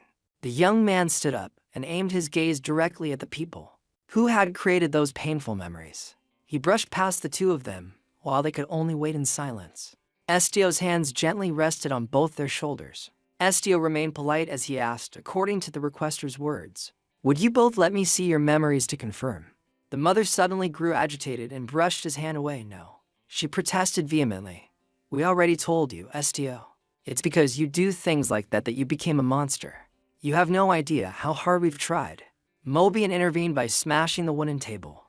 Reset was terrified and quickly hid behind Tariot's back. He reminded them sternly, enough of that monster nonsense. You should keep your mouth shut. Even Estio was surprised. Hearing monster makes me sad. Nez pouted in agreement. That's right. I don't like it. Backer chuckled and rubbed his head. Actually, I'm not really a human like you guys either. I'm of the avian race. While he was giggling, Uhuru climbed onto the table himself. A small sound was made as he stood up. The cactus spoke up. What's going on? Let me join in, the village chief, Estio's father. And Merced opened their eyes wide. She screamed in terror, monster. After that shock, she fell backward, causing everyone to panic. Reset. Ahura was both confused and flustered. Hey, wait, what? This thing is scary. He tried to explain. I caught you. I know you're pretending to faint. Wake up. The cactus pointed at each person. Good grief, there's a hairy talking monkey here. And someone with black dragon blood.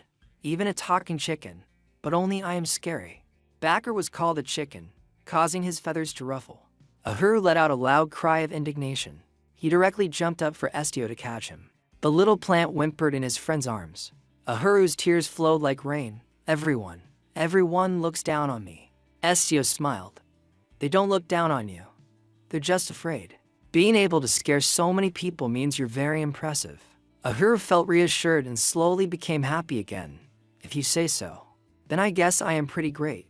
Then he turned serious again and returned to the main subject. Estio requested the people at the table, if you want the reward, you should cooperate. Tariot immediately shouted, who do you think you're threatening? He was so agitated he grabbed his shirt. You damn bastard. Tariot leaned in close with a grimace. You were just a debt from the start. He began to spew arrogant words. We had to live in shame because of you. Why were we pelted with stones and cursed just because of you?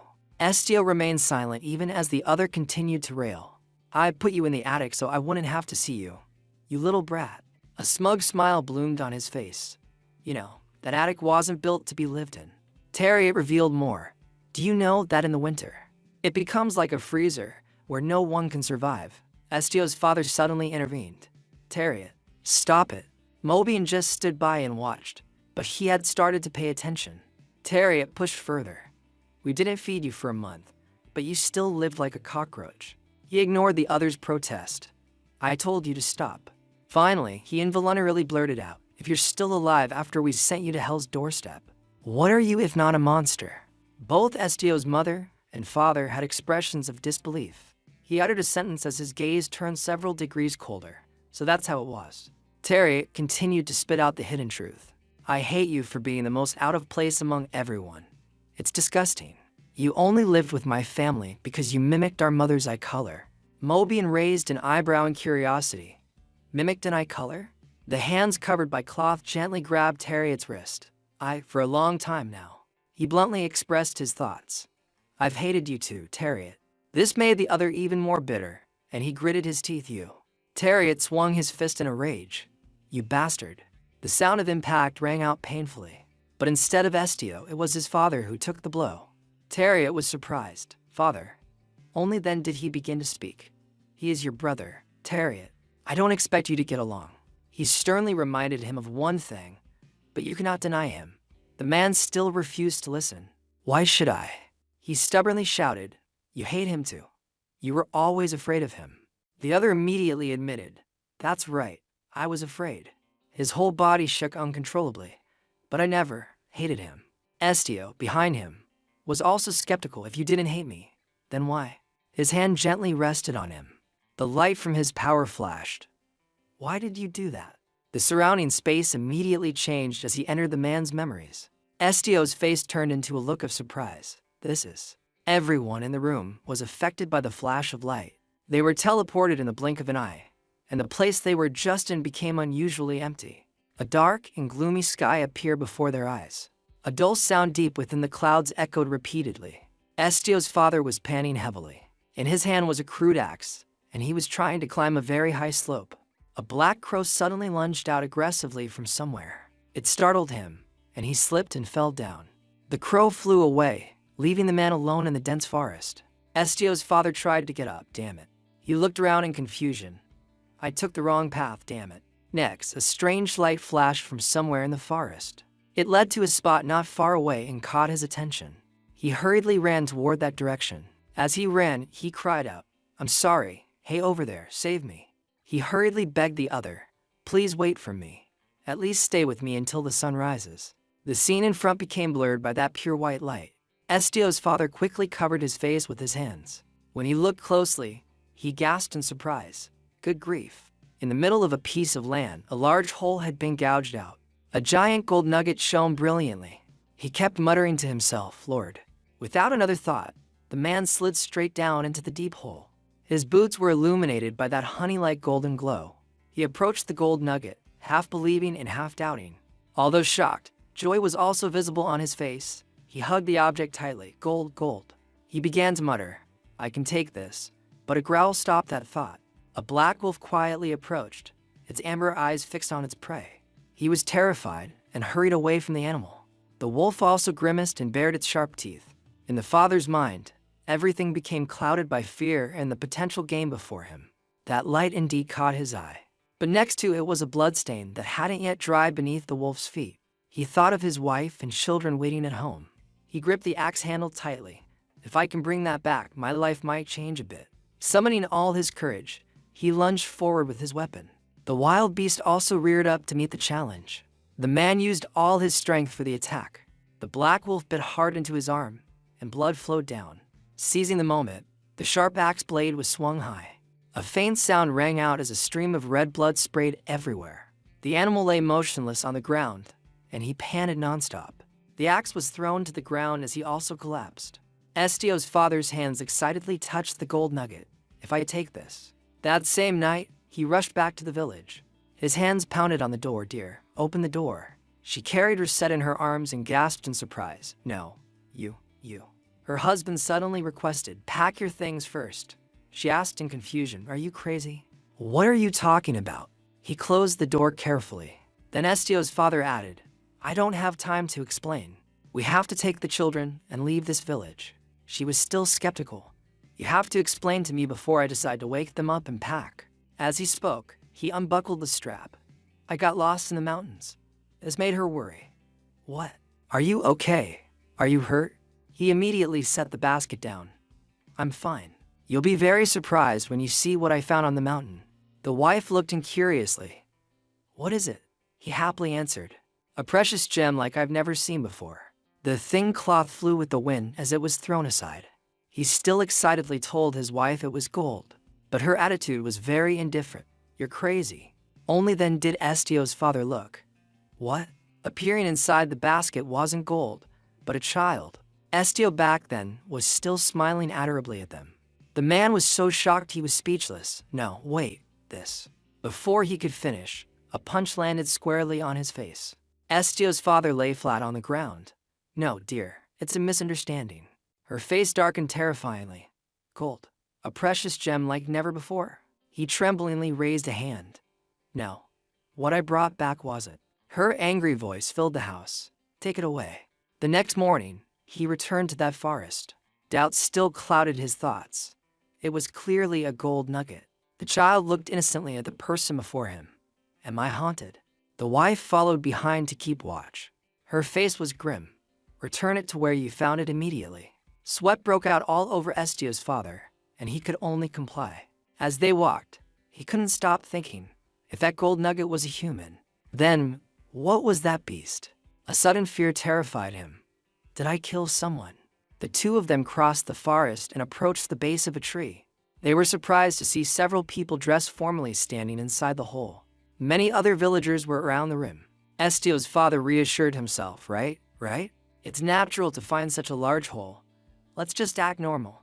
But a voice nearby caught his ear. I heard the high priest came from the temple. They're planning something. The young man insisted. From what I heard, the valuable thing here seems to have disappeared. He hesitantly asked, excuse me, what's going on? The person looked at him in confusion. Did you come here without knowing anything? He pointed straight down. Over there, see? In that direction, several people were quite bewildered. Priest from the holy temple. Hearing that, he jumped. Holy temple, priests. She regained some composure. Estio's father whispered his wonder. Then why is the priest here? He answered friendly. They said a dragon's treasure has fallen. The couple froze. A dragon, he confirmed. Yes, a dragon. The person behind turned pale. Aren't dragons creatures of the gods? According to what was uncovered, it's said to have been hidden for hundreds of years. The holy temple must be in chaos. The incident was told in more detail. However, they say someone killed the dragon's guardian and stole the treasure. They've got nerve. They deserve to be punished 1,000 times for daring to steal a dragon's treasure. His whole body instinctively shook. If they're caught, they'll be executed. The royal family will surely handle it before the dragon can act. They won't survive. Night fell again in that poor village. The two of them returned to their dark house in silence. Estio had soon fallen asleep in his arms. His father whispered very softly, "What should we do?" Terriot suddenly pushed the door open and stepped out. He was also surprised and called out his name, Terriot. The child hurried over. "Did you go to the market? What did you buy? Is there anything good?" The two of them looked at each other with many thoughts. Finally, he just nodded, as if they had understood each other. A faint smile came from his lips. "Nothing, Terriot."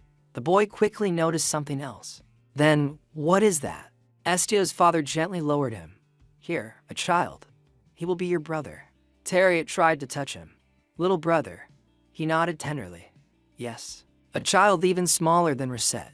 He happily asked them, "Really? So this is my second sibling?" His father's response was very certain. "That's right." Terriot curiously observed Estio. His eyes are dark, but so bright. "What's his name?" Suddenly mentioned, he was a bit flustered. His name is. He looked at the innocent children. Then he instinctively gave a name, Estio. His cheeks reddened slightly, as if he understood the words. The boy's name is Estio. All of this was laid out before his eyes, leaving Terriot incredibly shocked. "What is this?" He frantically questioned the others in a loud voice. "What is this, father?" The mother only bit her lip and didn't answer. Even he fell silent. "Mother, father, what is that bastard?" Only then did Estio's father stammer out a few words. "Please." He turned toward the young man. "I'm sorry, Estio." He clenched his fist and trembled. "I am truly sorry." His legs then buckled to the ground. "Please forgive me. I really didn't know." His father didn't dare look up. "No, I still don't know exactly what you are." He didn't make any comment and only looked away. He continued to explain, "I couldn't let my whole family be killed. But that doesn't mean I blamed or hated you." Those eyes, glistening with tears, looked straight at him. "As your father, I only wanted to protect everyone." Only his earnest voice echoed in the house. "Because the more you showed yourself outside, the more danger everyone would face." After hearing those things, Estio still maintained a cold expression. He suddenly looked down and showed a bit of surprise. The father still tried to express his thoughts. "I also decided to protect you. I truly wanted to treat you as my own by naming you and watching you grow up." In his eyes back then, there was clearly amber, but it suddenly turned blue. "You're not normal. You're just mimicking an ordinary person." The older he got, the stranger he became. Human language, human emotions, even the rare human development. He also knew well what he went through. Your growth slowed down while living in the attic. But regardless, you still woke up and stepped outside normally. I was very afraid. With all his regret, Estio's father cried out, "Please forgive me. I was wrong." He sincerely prostrated himself before him. "Please forgive me. I was wrong." Even Estio was very confused. An apology in exchange for his family's lives. "If only I hadn't read so much. It would have been better." He raised his arm and clenched it tightly. Then he vented all his anger with a punch against the wall. The glass began to crack because of that incredibly powerful force. The object was also destroyed. Destroyed, the pieces falling with a clatter. Some people were still very calm while others were immersed in fear. The food on the table was scattered everywhere, looking very messy. The village chief was terrified by his true identity. A dragon, a dragon. Estio's face darkened mysteriously like this.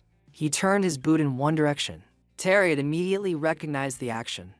Are you going to kill us?" He stammered as he begged. "I'm still your brother. Forgive me. It was my fault. So let me live." The mother could only cover her face and submit. Estio wondered, is it really this easy? Estio walked up to Terriot, making him jump. Thinking about it, those eyes were as dark as a cold-blooded killer. How weak they are. In the end, he didn't strike, but simply walked away. Mobian and Backer followed his every move. When you can. When he stepped outside, he realized it had started raining again. Suki also gently followed by his side. The guild left together, ignored the pouring rain. Even after leaving the house, Mobian was still concerned about Estio. He looked thoughtfully at the back of the leader. The young man led everyone to the mountain from that day. He climbed the slope his father had once climbed. The front was obscured by many tree canopies, making it very dark. But Estio continued to walk along a path with lush green weeds. The group stopped before a clear blue pond. Estio thought to himself, that hole has become a pond. His figure was reflected on the surface of the pond as the rain fell continuously. For a moment, he seemed to see the wolf that had once protected him. Estio stared at those mysteries. What was your name? Mobian suddenly knelt behind him, his other hand bracing his cane against the ground. Estio slowly spoke to him. Hey, you knew everything. The other immediately admitted, I figured it out myself. Mobian looked up and said, but if I said I didn't know they had done so many things, would you believe me? Receiving no response, he asked, do you resent me? Estio still maintained a strange indifference. Why should I resent you? Mobian immediately protested, it's not necessary. Estio turned his face. Your request was fair, and I accepted it. In the lonely rainy forest, he posed a question, because the request was entrusted to me. Don't you think so? He firmly answered, I agree, and I will protect that. This was unexpected, and Estio showed his surprise. Mobian's hand was placed on his chest. Haiga is a family that drinks dragon blood. He introduced him to a more formal identity. Mobian D. Haiga. The name I received from the gods was redeemed to ensure such a tragedy never happens again. Mobian frankly proposed, I want you to choose me as your guardian. After those words, no one spoke anymore. There was only the sound of the pouring rain. Estio's lips twitched as if he wanted to say something, but he stopped. He thought of the position Mobian mentioned, the dragon's guardian. Receiving the blessing of dragon blood had its price. The price was the submission of the soul. It brought with it countless bloody battles.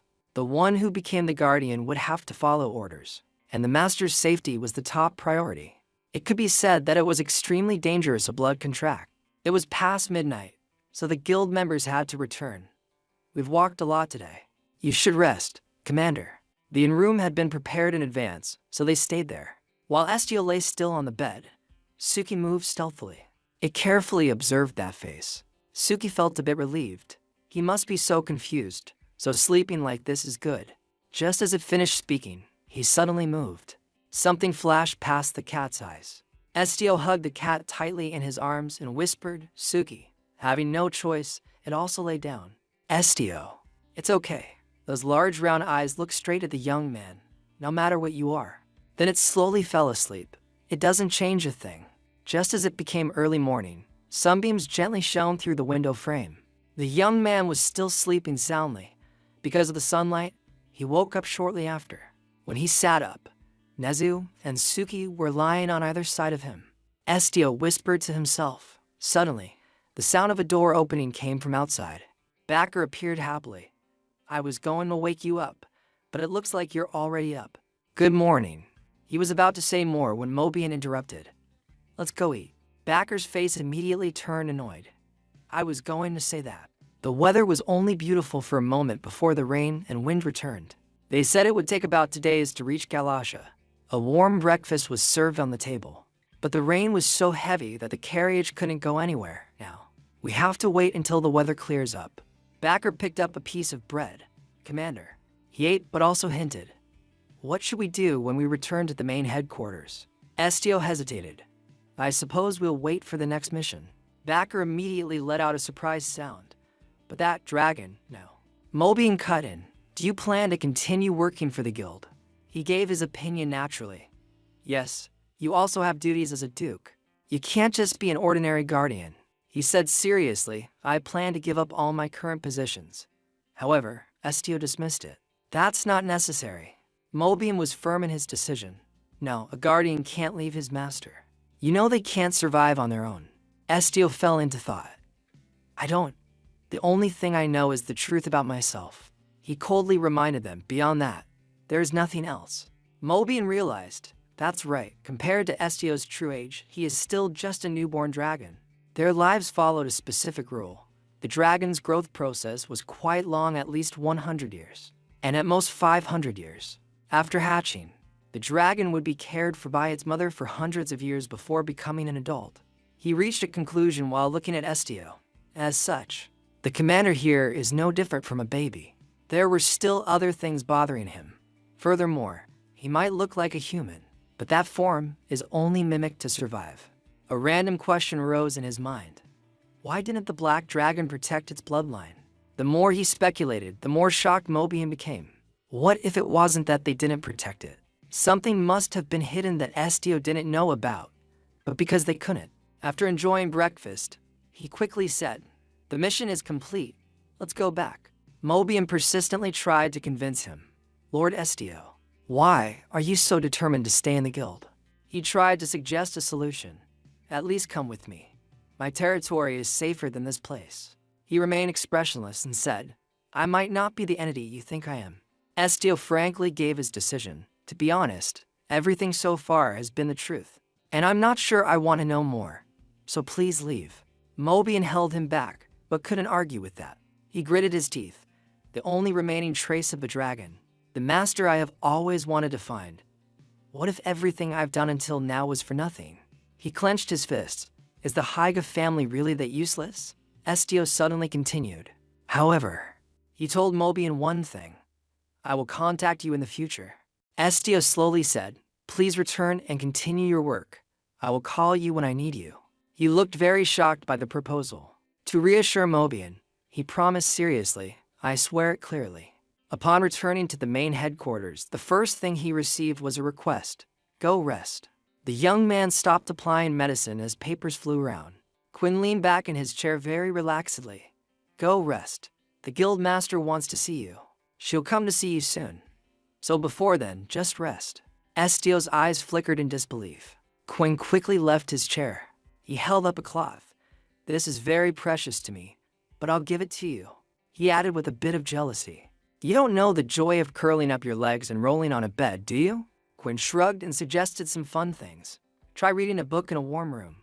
Since you have feet, you can open the window a bit for some fresh air. You might like it. Sit and eat snacks, lean back a bit, sleep, and when you wake up, try some chocolate." Estio quietly held the blanket as he enthusiastically asked, "So, want to take some things from my room?" He clenched his fist. "It's okay." So Estio had to go back to his room with Nezu and Ahuru. "Well, go rest. Don't push yourself too hard. The guild master will see you later." While they were walking, Nezu suddenly called out to Estio. He immediately responded in a very normal tone. "Yeah," he asked with concern. "Is it really okay not knowing more about your family?" Estio showed no interest at those words. "Yeah." He guessed the hidden meaning. "Even though they made you endure everything." Ahuru suddenly roared, "But why?" He angrily cursed those people. "I can't stand it. I'll go back and shove thorns into their mouths." Estio turned around and said, "Ahuru." He looked away, not wanting to get too involved. "Even if they change, I won't change." So, since he left, the village had returned to its normal rhythm. Nothing needed to change. Outside the window, it was already morning. He woke up after a long sleep, his eyes staring straight at the ceiling. Estio suddenly felt lost. "I never learned how to play. What should I do?" He swung his legs off the bed. His pale hand opened the window to let in the breeze. Estio looked out into the distance. The first thing that caught his eye was the majestic nature interwoven with the houses. A while later, Estio sat quietly under the shade of a green tree. As he was peacefully enjoying himself, he noticed something. Backer had just gotten off the carriage and was waving. "Captain," he said to Lena, "wait a bit. Let me go say hello." Lena took the opportunity to get acquainted. "Captain, is that the person you're always following? Should I go say hello to?" Suddenly, Backer changed his mind. "It'll be too loud if we both go. Maybe he's having some private time." This made him hesitate as he stood not far from Estio. It's hard to say. I can't read any emotion on his face. Backer hurried to stop him, making him jump. "I'll go alone." He flew to Estio and asked a very simple question. "Captain, have you eaten yet?" Estio looked up and asked him back, "Isn't it already past noon?" Backer scratched his head and answered honestly, "Actually, it's been a while. I'm waiting for a friend, he's busy." Then he smiled at Estio. "I'm also taking a break just like you." Estio looked straight up. "Is that so?" Backer friendly invited him. "Let's go together." He invited the others too. Nezu, Ahuru, and the cat too. Nezu was quite excited. "Me too." Estio was unusually sensitive. "Wouldn't it be uncomfortable for me to sit with you?" He immediately denied it. "Not at all." Backer tried to explain. "Don't worry, those shameless guys won't." But Lena cut in. The last person cut in. Backer looked at Lena with strange eyes. Do you two know each other? He answered ambiguously. Maybe. Lena faced him tensely. Looking at it like this, it seems not. He opened his eyes wide to look at Estio. He also looked at the other without blinking. Then Lena suddenly laughed in greeting. Oh, right, Estio. You're so distinctive that I'll always remember you. The person who had accompanied Estio, and offered him a comfortable smile. Estio called out his name, Lena. He was delighted. So you still remember. Lena reached out as if to get acquainted again. I thought you died at the hands of that white fluff ball. It looks like you're still alive. Well, that's that. Returning to the main issue, Lena recounted old stories. I searched the entire mountain, but it had disappeared without a trace. Everyone thought you were in its belly. Lena spoke with a voice of disbelief. I didn't think we would reunite like this. Nezu peeked out from behind. Lena saw him, as if he would strike. Something flashed out. Lena turned pale and pulled out a defensive weapon. White fur. Backer was equally terrified and stopped him. Lena, calm down. Nezu is the captain's partner. Nezu used his sparkling eyes and cuteness to convince him. Partner? That wild white furred thing is. Looking at him, Lena didn't dare make a move. At that moment, he suddenly realized, this person, Estio. So he tamed the beast by reading its mind. Estio was becoming more and more etched in his mind. He's more impressive than I thought. Then Lena's eyes caught the badge pinned to his shirt. He put his weapon away. Good grief, you're already a guild commander. Backer hit him and complained. Lena, show him more respect. Even if you are the main force of the combat department, you should still be polite to him. The rank difference is huge. Lena still didn't quite listen. Rank? Backer emphasized once more.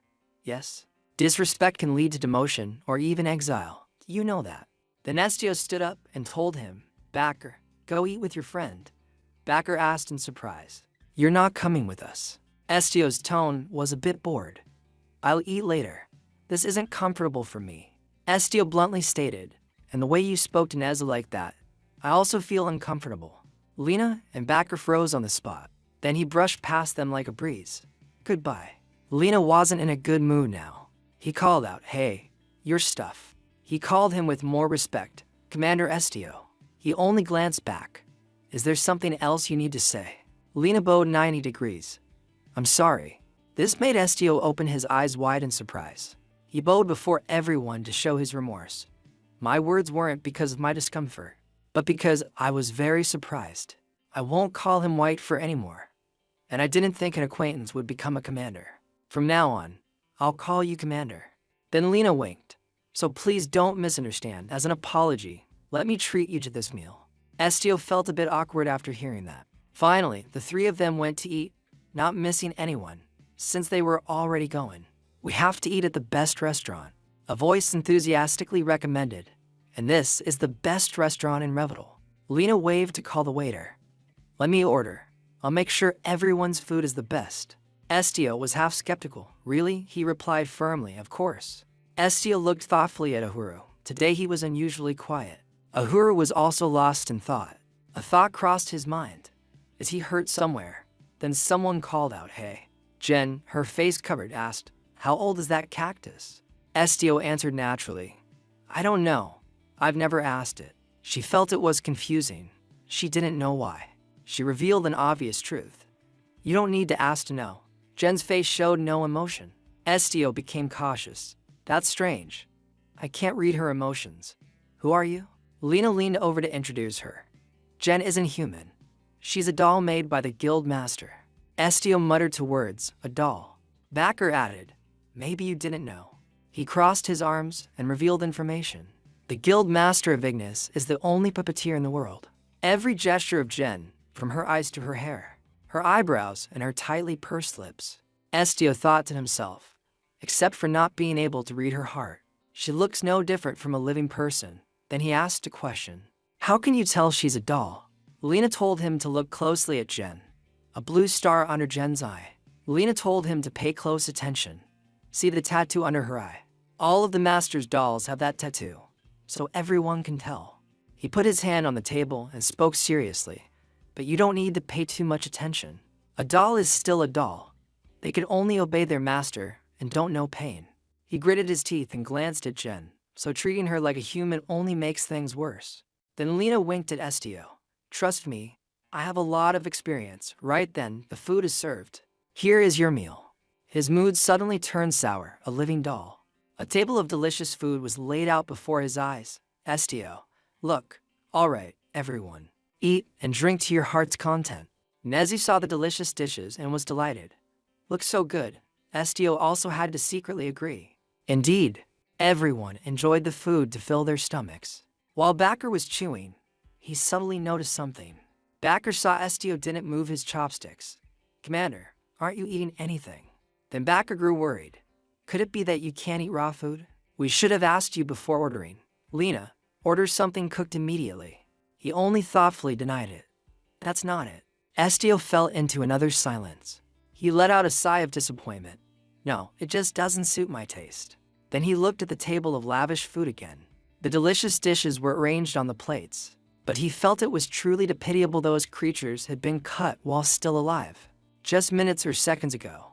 Estio felt the pain of the animals, the horror and pain of the living creatures were still there. He narrowed his eyes and felt nauseous. I only see resentment in it, Estio thought, but there's no need to say it out loud and tell lies to everyone. I'm not hungry, but it's okay. When they went outside, Backer's shouting echoed through the streets. You bastard, Lena, it's all your fault, even though the vice commander told us to take good care of him. He scratched his head in apology.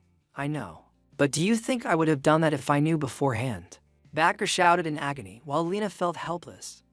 What should we do? Estio looked down and asked softly, Nezu, can you walk? Nezu gently replied, yes. Backer had a good idea. Commander, why don't we take this opportunity to walk around the city? The city with its ancient architecture was very much to be expected.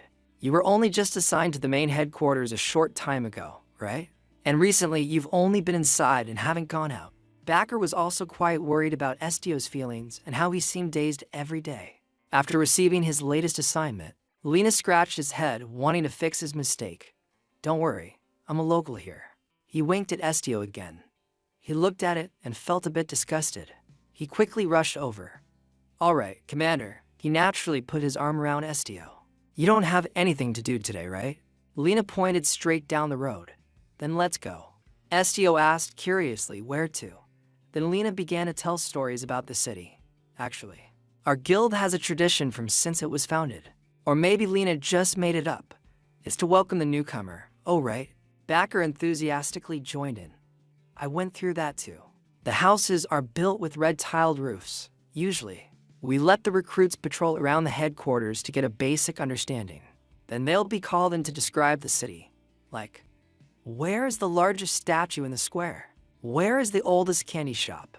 That sort of thing. Lena told stories about the city to make Estio curious. If someone doesn't know, if you can't answer, they'll make you run several laps until you're drenched in sweat. Then he laughed out loud, baring his fangs. But you're no longer a recruit, and you have Lina's help. He still looked weary. Is that so? He said flatly. Then I'll leave it to you. Lena was like he'd been injected with chicken blood. He pointed to himself and insisted.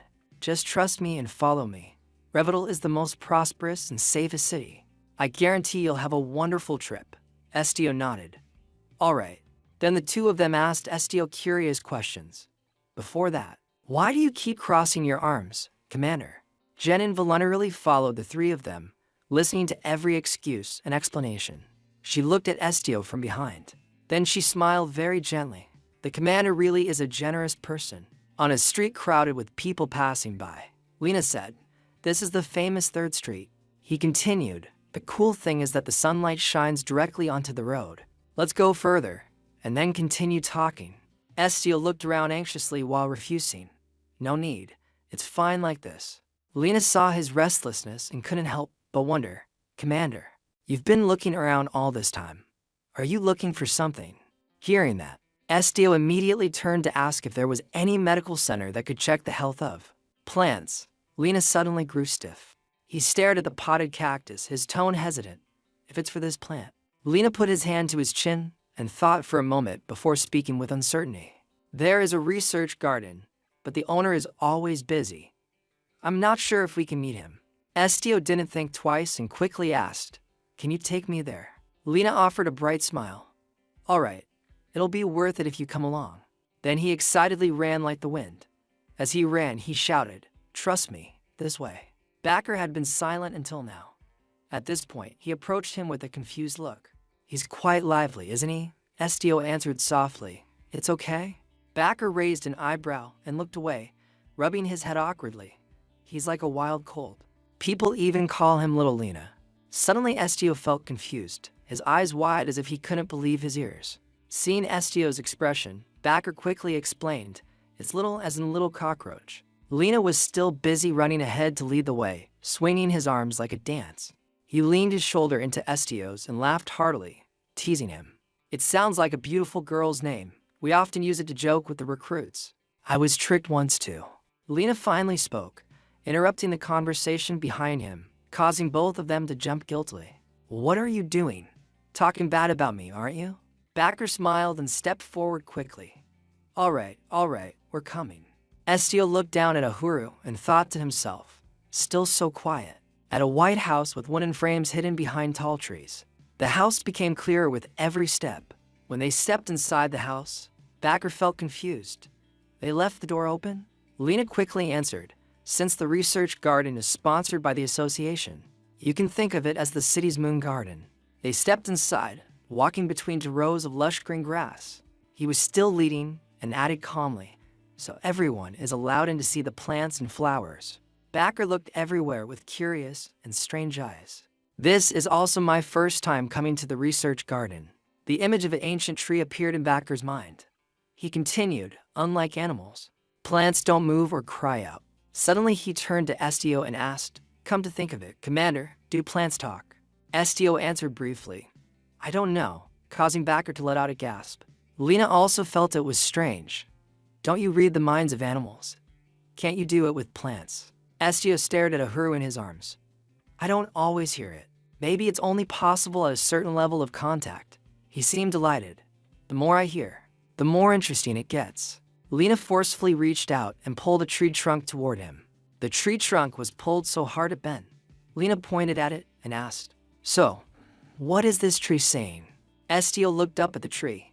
He seemed lost in thought as he quietly observed it. The branches with lush green leaves appeared right in his sight.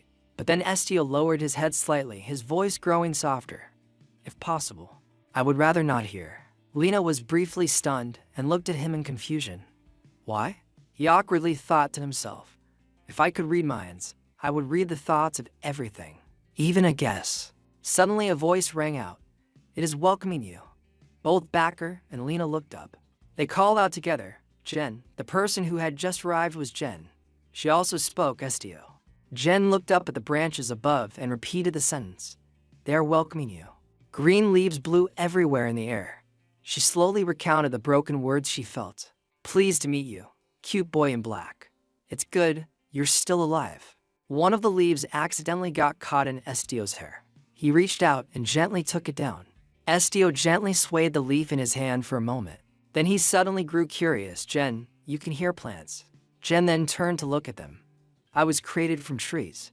Estio nodded in understanding, then turned away dejectedly, feeling a bit disappointed. So, she doesn't actually have the same power as me. She stepped closer to them. Here, listen. Estio refused. No need. Jen's face beneath her hood showed a hint of surprise. What, you hate plants? Estio turned his face away to avoid her gaze. It's not like that. Then he added a reason. They probably don't want us to read them. Suddenly Estio felt as if the ground under his feet was cracking into wide gaps. His voice was cold and gloomy. Reading minds without consent is like violence. Those old painful memories were recounted in his life. In his mind, he involuntarily muttered violence, yes. Jen continued to approach him. Estio, trees cannot speak if you do not listen to them. Pulled back to reality by her words, Estio was startled. A withered, barren branch appeared, accompanied by Jen's gentle voice. Even if they want to speak, even if they want to share, even at the moment they wither and die, they still cannot express themselves. Plants are like that. She smiled radiantly. A bond of the soul. Do you know, to us, you are a blessing. Estio looked down and stared at Jen. For a moment, he couldn't say anything. You. Suddenly someone shouted, interrupting him. You people. Breen was holding a garden rake in his hand, questioning them irritably. What are you doing in the garden? Backer hurriedly bowed and said quickly, truly sorry. Lena touched the tree without permission. Lena was stunned to hear his name. Why are you using me as a shield? Breen immediately denied it. It wasn't the tree, and he stomped forward. He pointed straight at Nezu, who was standing tearfully on the flowers and grass underfoot. He pointed angrily. You're stepping on the flowers. He immediately lifted his foot, but a poor blade of grass had been crushed flat. Nezu was so frightened his limbs felt weak. Sorry. As he moved slightly, a soft snapping sound rang out, making him suddenly panic and freeze. Another small tree trunk was crushed by Nezu. Breen was so shocked his mouth fell open. His hand clenching so hard the rake in his hand snapped in two. He cried out, his hands clutching his head in despair. No. Soft rays of light fell through the house's skylight, shining through each green canopy. It was winter. An embarrassed voice spoke up. We're truly sorry, Master Breen. Lena approached him. He scratched his head in confusion as Breen stood by, sadly wiping away tears. Lena, is that you? Are you still living as a mercenary because no one cares about you? He shouted back irritably. Old man, what are you saying? I'm very famous. Breen snorted in disagreement. Lena gave an awkward smile. I'm the captain of the combat department. I even received many assignments. Old man, saying those outdated things in front of the commander is very disrespectful. Breen didn't seem to believe it. He frowned and asked back, who is your captain? He looked toward where Estio, Backer, Jen, and Nezu were standing, his voice a bit hesitant and uncertain. Could it be? You are? Then his gaze focused only on Estio. You are the captain who was recently appointed. Breen's attitude changed immediately. He smiled kindly, approached him to shake hands, and introduced himself. I am Breen Reiser. Although I can't help much, I'm the one who cares for this research garden. Estio only answered briefly. I am Estio. Breen's hand clenched tighter and tighter. Suddenly, a voice echoed in Estio's mind as he read Breen's thoughts. He was thinking. The power to read minds. Breen laughed happily until his cheeks turned bright red. He was delighted in his heart. That's good. I want to know what those seedlings are thinking. Estio paused after reading that, seemingly a bit confused. A magnifying glass was brought close to Ahuru. Breen's voice was loud and clear. Both Backer and Estio stared intently at him. Backer asked with concern, Master Breen, how is Ahuru? Breen frowned slightly and said hesitantly, well, it's difficult now. Estio became surprised. Breen observed Ahuru. He spoke, this cactus is Ahuru. It has been cared for very well. He was a bit shocked, his face looking a bit troubled. It doesn't lack water or nutrients. Looking from the outside, there's no problem. Backer felt it was strange. Then why is he not well? Breen put his hand to his chin, his face pensive. I don't know. I'm not sure. But he doesn't look very healthy. He hurriedly turned to ask Estio's opinion. Captain, can I lift him up to see his roots? Suddenly a soft, whisper-like voice spoke up. Roots. Breen raised an eyebrow, not understanding where the voice came from. Ahuru on the table seemed to move slightly, making Breen suddenly freeze. He continued to curse. Whose roots? Mine.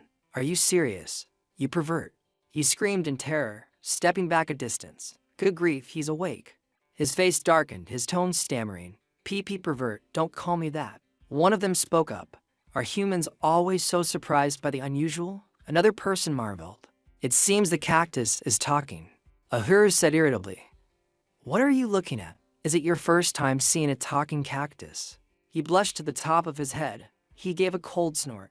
Old man. Estio quickly reassured him. Ahuru, stop it. He immediately obeyed. All right. Estio reached out to pat Ahuru's head. He explained, you don't look normal. So I asked him to check on you. Ahuru asked back, is he a doctor? At that point, Breen spoke up and slowly approached the table. Estio introduced him. A plant doctor, his name is Breen Gieser. Ahuru changed his attitude. He was excited, but still a bit doubtful. A real plant doctor? Estio nodded. Yes. Hearing that, Ahuru thought for a while, then reached a decision. He decisively lay on his side to show the bottom of the pot. From underneath, large, strong roots poked out. Here, you can look under the pot. Do you know that pulling a plant out of its soil is very cruel? Breen gently lifted the pot to examine it. He lightly touched a branch of the root to check. Very healthy. When he was finished, Ahuru stood up. See? I'm just a little sleepy, otherwise, I'm healthy. Breen wondered. Sleepy? He crossed his arms and stared at Ahuru. Now, little friend, just to be safe, how old are you? Ahuru suddenly turned shy, pulling in his arms as if covering his cheeks. 200. Backer laughed out loud. No way, this cactus is 200 years old. Ahuru was shocked and didn't believe him. You don't believe me. He remembered the size of the people in his tribe compared to them. Ahuru was tiny in the middle. He added, to be precise, I'm older than that. It's just been 200 years since I became sentient. In my tribe, I'm the smallest. Breen's eyes lit up, his cheeks red with emotion. Gods above.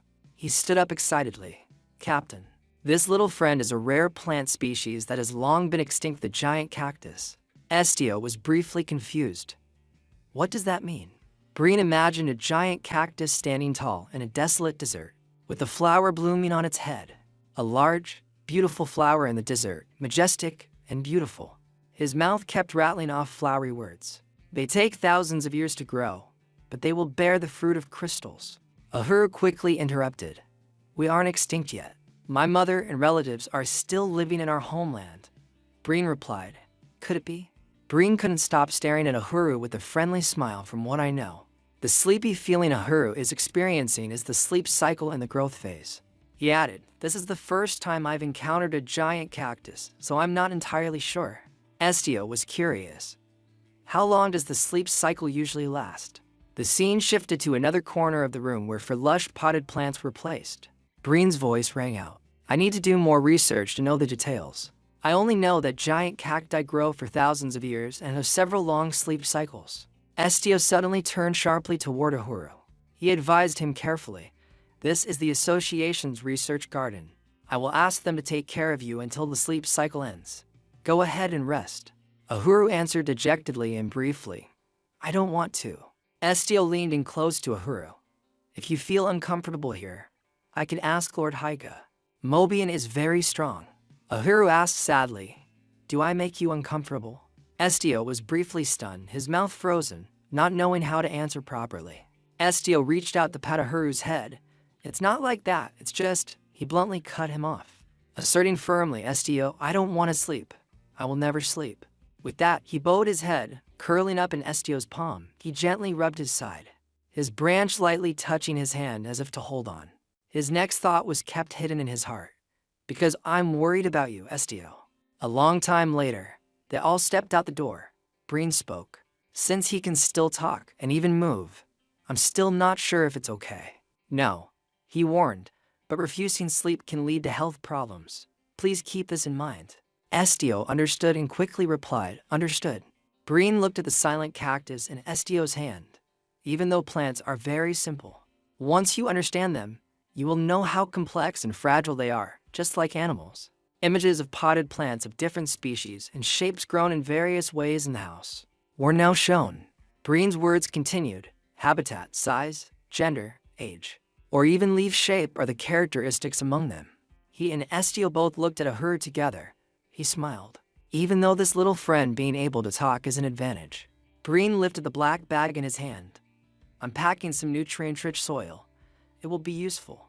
Backer took the bag, and Estio hurried to bow and express his gratitude. Thank you, sir. Suddenly, Breen reached into his coat pocket. He added one more thing. He pulled out a tightly corked glass bottle. Inside was a small roll of paper. This is the guild master's instruction for you. Estio was stunned when he saw the bottle. She knew I would come here. Breen laughed out loud, scratching his temple. Not at all. I was only informed beforehand that you were coming. Estio also took the bottle. He silently stared at the glass bottle in his hand. The sound of the wind blowing and the rustling of leaves echoed softly. Estio thought to himself, it seems I'm being monitored. Seeing he didn't say anything more, Breen hurried to explain. Please don't misunderstand. The guild master isn't doing this to you on purpose. She just cares about everyone. He narrowed his eyes in confusion. Above, there was a single hand that grasped and controlled them. He added, she is a puppeteer. Compared to the number of dolls that appear in public, the actual number might be up to 1,000. Suddenly, Backer leaned close to Estio's ear and whispered, actually, it could be even more than that. He added that because dolls break quickly, she makes a lot of them. Estio took out the paper and silently read the content. Ignis Guild, Guild Master. Security level, Guild Master. Location, Revital City, Central Market. Time limit, 30 minutes. Order, find the Guild Master. 3AI Road at the Central Market, Revital City within the time limit. The reward will be given after finding her. The instructions will self-destruct after the time limit is up. Please find her quickly. Guild Master Kai. The number 30 clearly printed on the paper quickly changed to 29, signaling that 1 minute had passed. Lena suddenly leaned in to read, putting his hand to his chin in wonder. Magic ink. I wonder what time limit she set this time. When he saw each line clearly, Lena suddenly raised an eyebrow, briefly surprised. Wait, it's not even 30 minutes. Time continued to tick. Estio announced that there were only 27 minutes left on the paper, which clearly stated 30 minutes at the Central Market. Lena waved his hand to dismiss it. Good grief, this is impossible, Estio asked him. How long will it take to get there? Images of residents of many professions, genders, and ages crowding past each other appeared. Lena explained more clearly. The Central Market of Revital City is huge. There are 8 major roads from different directions, a complex system of alleys, and a massive crowd of people. Backer also added, and above all, we don't even know what the Guild Master looks like. Lena agreed, right? The Guild Master usually communicates through dolls. Backer also agreed. It seems only the Vice Commander has ever met the Guild Master. Before he could finish, Estio suddenly dashed past Backer at a dizzying speed. Backer called out frantically after him. Captain, Estio was still running. I'll go to the Central Market. Suddenly, his feet skidded to a halt for a split second. Estio turned around to face them. He told Breen that the plants in the garden were very grateful to him and loved him. Breen was stunned. He stammered, really? The brilliant yellow flowers in the sun were mentioned by Estio. The ginkgo tree behind you. He listed each one in turn. Even the flower Nezu stepped on. Estio spoke sincerely, just as you want to listen to them. They also want to say that to you. Breen gently touched his chest. He felt incredibly moved. With that, Estio turned and left. Goodbye. The 4 of them pulled each other along the busy street, teeming with people. Leading the way was Estio. Behind him were Nezu, then Backer, Lena, and Jen. The sound of heavy footsteps rang out. Estio's face darkened, and the cold sweat running down his cheek was captured. His hand clenched the instruction paper. Estio was extremely tense. The murmuring sounds crowded into his head, making Estio even more confused. If I want to find the Guild Master in this sea of people, I have to read everyone's thoughts. Estio let out a heavy breath. Suddenly a glimpse of something flashed past, quick as a flash, making Estio startled. The thoughts of everyone murmured in his ear. It's so hot. It's crowded here. If I take this, no one will notice, right? There was the heart of the vendor shouting for customers, and even a harsh critique of a street food dish. Hey, looking doesn't cost anything. Check out my goods. This grilled skewer is so bad. Estio closed his eyes tightly, trying to gather all his focus to search. No, a bit more. Suddenly, from deep within the alley, an echo came. He tried hard to read each word. 3A1. A name flashed in Estio's head. He jumped in surprise. 3AI. Estio's eyes opened wide in surprise. At the same time, blood flowed from his nose. Nezu was worried. Estio, a nosebleed. He wiped it away and reassured him. It's okay. Nezu cried out. You're bleeding. How can that be okay? But Estio didn't say anything more. He stared thoughtfully into the space ahead. Estio thought to himself firmly. I found her. Immediately, Estio dashed off toward that direction. His companions, left behind, immediately called out for him. The stalls lined up for trade appeared in his sight. Estio's footsteps slowed down before stopping completely. He was standing in front of a plant stall. A voice came from inside the stall. Hello. A blonde girl appeared. She smiled, placing a small cardboard box on the table. Do you want to buy fruit? She asked further. Or are you buying for yourself? Estio thought to himself. The Guild Master's doll. Then he handed over the instruction paper and got straight to the point. I'm here to find Guild Master Kai. 3AI. She didn't answer. The smile on her lips grew wider and wider. Estio was briefly confused, asking himself, is she not here? But I clearly felt it. Suddenly, the soft click of metal clashing rang out clearly in Estio's ear. He was surprised. His eyes wide. A cute pink clip was pinned to Estio's hair. He gasped as he looked over. catching the two small hands of someone pulling away. She immediately spoke up. Here, the reward for finding me. Please accept it. Now she was sitting with her legs pulled up on a wooden board of the stall, facing Estio. He greeted her. Pleased to meet you, Guild Master. Kai smiled, placing her hand on her chest as she introduced herself. I am Kai, the Guild Master of Ignis. Estio was briefly stunned. The Guild. He hadn't finished his sentence when another loud shout cut in. Master. Jen laughed happily, excitedly running toward them. She couldn't help but cheer Master. She was so happy that her cheeks involuntarily blushed. Both Backer and Lena were so shocked their mouths fell open. He spoke with a stammering voice. She laughed. Jen quickly rushed over and hugged Kai tightly. Only then did Estio have space to introduce himself. I am Estio. When I was wandering after leaving my hometown, the Guild helped me a lot. It's a bit late, but I want to thank you. Kai reached out to stroke Jen. The two girls were still hugging each other emotionally. Kai smiled at him and replied, Good. We at the Ignis Guild also owe you a lot. Estio was briefly confused. I am a member of the Guild. Guild Master. Kai was suddenly surprised, her eyes opening wide. Then she smiled. I was wrong. The captain is an important member of Ignis. Thank you for enlightening me. Kai stepped off the wooden board and down onto the floor. In an instant, Kai was standing opposite Estio. Her small figure looked up at him. Do you have anything you need to ask? I have prepared everything. I was just waiting for you.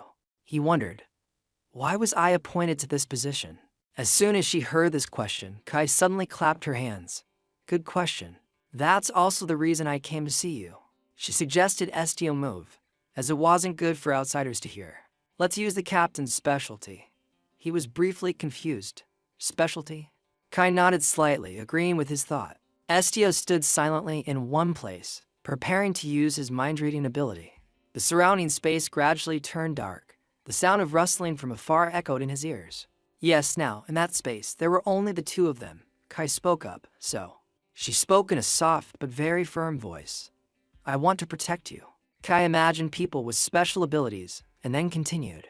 Our guild was founded to help those with abilities. The wings of Ignis had once protected many ability users. She pointed her finger at Estio.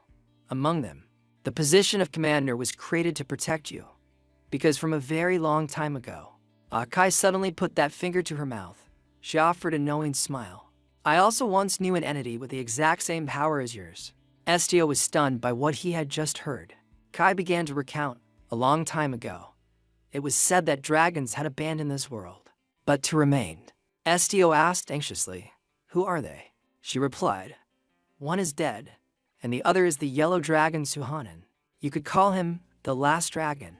Kai smiled softly, her gaze still fixed on Estio as she concluded, Until we knew you. He was suddenly panicked. That means that person, Kai advised. Estio, stay away from Suhanan. She pointed straight at him again. I understand how you feel now. You must want to meet him. However, you must never be curious or go looking for him. Do you understand? Suhanan doesn't know about your existence. If he knew another black dragon was in this world. Estio was completely silent as he heard the next sentence from Kai. He would surely destroy you. The image of an ancient city hidden deep in the mountains and forest appeared. She wasn't finished. Fortunately, Suhanan doesn't live in the Rebir Empire. We can't hide forever, so I decided to let him know you are under the Empire's protection. That will be better. Kai smiled faintly and reached out her hand. Captain Estio, for those reasons, from now on, I will accompany you. He suddenly clenched his hand, and the paper inside was crumpled. Why? Estio couldn't understand and immediately questioned her. Am I worth it? I don't know what kind of entity I am. Why would the guild master bet the entire association on me? Kai lifted her feet and approached him. The ground beneath her feet was like water, showing ripples. You still don't know your own worth. Kai smiled and added, however, remember one thing. I have never done anything to my own disadvantage. The smile on Kai's face grew warmer. Once they had exited that space, Kai suddenly thought to herself, but you'll learn the answer soon enough. She smiled brilliantly and continued, in any case. It seems you still don't fully understand what I said. Estio was thoughtful, his blue eyes staring at her. For a long time, he didn't answer her. She immediately turned to leave. Go back and rest. I allow it. When she turned around, Backer and Lena suddenly jumped. They quickly bowed to show their respect. Kai said her farewells, her hand raised in a wave. I'll come to see you soon, Captain. A few days later, at a beautiful neighborhood lying quietly in a valley, from a magnificent house, a worried voice suddenly spoke up. Estio has been asleep for several days. Nezu sat on the bed where Estio was still sleeping soundly. He sat opposite Suki and asked sadly, "What should we do?" He turned his head toward him. Should we wake him up? Estio was still breathing steadily in his sleep, showing no signs of waking up immediately. Suki wagged its tail continuously, and then suddenly it jumped up. It landed on his bed, its large round eyes silently monitoring every breath he took. Suddenly Suki looked at Nezu, who was hovering behind it. Then it shook its head, signaling that it wasn't allowed. Nezu understood and only answered softly, "All right." Suki was still staring at Estio, its heart in turmoil. But continuing like this is very dangerous. Its gaze looked into the distance and was very uncertain. Who can help right now? Each person appeared in Suki's mind, first Lena and then Backer. That muscle-brained Lena surely wouldn't understand me, so the avian would be a better choice.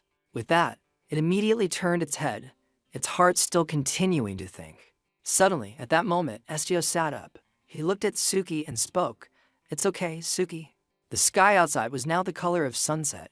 Estio spoke. "I'm sorry for sleeping so long." Both Nezu and Suki hugged him. Nezu's tone was tearful. "That's good. I thought you would sleep forever because of an illness." Ahuru also excitedly stood by his side. "And I thought you would hibernate in my place. Now everything is good." Nezu cried louder and louder. He blushed, not knowing how to handle it, so he could only try to reassure them. "I'm fine." Suddenly Estio stood up and hugged Suki in his arms, making Nezu suddenly surprised. "Estio?" He reached out to take out his coat. This action made Ahuru worry. He reminded him, "Hey, the sun has gone down. Where are you going?" "Waking up late is already late. Just keep resting." Estio answered naturally, "I'm going to find food." Suki suddenly cut in, emphasizing, "You have a fever." Suki asked further, "Is it okay to do that?" Estio suddenly stopped and looked down at Suki in his hands. He was startled for a moment, his pupils suddenly contracting. The sound of hurried knocking on the door came from outside. Estio looked toward the sound. He went to open the door. "Who is it?" Suki quickly jumped down from his hands. It was Kai. She smiled brightly, handing a slip of paper toward him. "There's a message."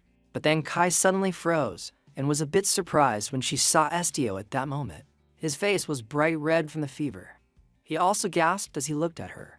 Kai frantically lowered the hand that was holding the paper down to her side. "It seems I came a bit early." She put the paper in her pocket. "For now, let's not talk about work." Estio stammered slightly. The request, Kai immediately cut off his unfinished sentence, changing the subject. "So, where were you planning to go?" Estio put on his cloak and followed Kai. "I wanted to go to the canteen," Kai happily replied. "Then let's go. The food there is the best." Following him were Nezu, carrying Ahuru, and Suki. She remembered the delicious dishes at the canteen and suddenly wondered, "Honestly, I want to go there more often, but every time I do, I always attract a lot of unnecessary attention." Ahuru looked at Kai's glittering outfit and replied, "Want to know why?"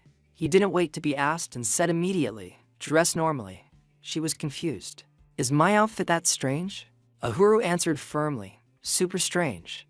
However, Kai only smiled and continued, "But I can't change it." He was curious. "Why?" She shrugged, "Because this outfit is very expensive." Ahuru replied, "Well, just do what you need to do." He looked at Kai's flashy appearance and added, "Besides looking like this, actually, it's because a child dressing like this attracts a lot of attention. Humans are always drawn to strange things." At the bustling dining hall, filled with constant whispers, Kai spoke up invitingly, "Here, eat as much as you want." Before them were plates piled high with food, bread, pasta, vegetables, and soup, all looking like mountains. Estio was concerned. "But I can't eat this much." She smiled, propping her chin on her hand, and replied, "I'm only telling you to eat a lot. I'm not forcing you to eat all of this." She looked at Suki, the cat, and him too. Suki felt uncomfortable. His face was clearly frowning. Estio looked down at the food on the table and thought to himself, as expected, she knows a lot. He put his spoon into the soup bowl. The soft clinking sound rang out. Estio's heart was in turmoil. Yellow Dragon Suhanan. He took a spoonful of thin soup and thought, I don't think that name simply comes from the color. Estio suddenly looked up and called, Guildmaster. Kai was eating. She was startled and looked at him. Just call me Kai. I don't want my identity to be revealed if possible. Estio understood and continued to ask, Understood, Kai? How do you know about the dragon race? Kai suddenly laughed out loud. I was wondering what you were brooding over. Are you curious now? Estio nodded. Yes. Kai flipped a grilled fish with her chopsticks and added, It seems personal issues are weighing on you. She lightly poked the fish with her chopsticks. Then, with a chopstick in each hand, she split the fish in two. There's no problem here. The fish was quickly split in half, the bones skillfully removed. Kai pushed the plate of fish in front of Suki. She continued to watch him. She continued, It's just information I've gathered in my long, long life. It stared at the plate of fish for a moment. Then it flatly pushed the plate away, letting out a soft cry of dissatisfaction. Nezu, sitting and eating bread nearby, spoke up. Suki doesn't like fish. Suki had already climbed onto Nezu's shoulder. Kai replied, I thought cats liked fish. Is that not the case? It slowly explained. That's just a stereotype. She also understood and said, I see. Then Kai immediately used what had just happened as an example. As you can see, there are things even I don't know. Kai poked her fork into a loaf of bread. Living a long time just means I've experienced more. So, what I know about you could also be wrong. Suddenly, her hand clenched as if venting her anger, and she stabbed her fork hard down. However, Kai's face darkened and looked extremely dangerous. I'm certain that Yellow Dragon Suhanan is the enemy. She lifted the fork that was stabbing the bread. And one more thing. Kai gave an awkward smile to inform Estio from tomorrow, I plan to join the support team. He was briefly surprised. The team with backer. Kai put her fork on the table. Yes, to support you. Not as the guild master, but as an ally. Estio only answered briefly without saying anything more. Understood. Once finished, Kai prepared to leave. She put her hand on the doorknob and said her farewells. Enjoy yourself. See you tomorrow. Nezu smiled and turned to look at Estio. Let's finish our food, too. He quickly refused. No, just eat slowly. We're going for a walk in a bit. A long time later, it was nearly dark. The sky was the characteristic reddish gold of twilight. In a large yard, Estio, Nezu, Ahuru, and Suki were walking together. This yard was special, like a zoo, with all kinds of animals living together. Monkeys were playing with a group of rabbits, a bear and a horse were drinking water from a pond. And below, a duck was swimming slowly. Estio witnessed this scene and suddenly felt it was strange. The same animal can develop differently depending on the environment. Suddenly, a soft voice came from below. Hello. He instinctively looked down, briefly stunned when he discovered the voice was from an adorable little raccoon. Estio looked at it in confusion and asked,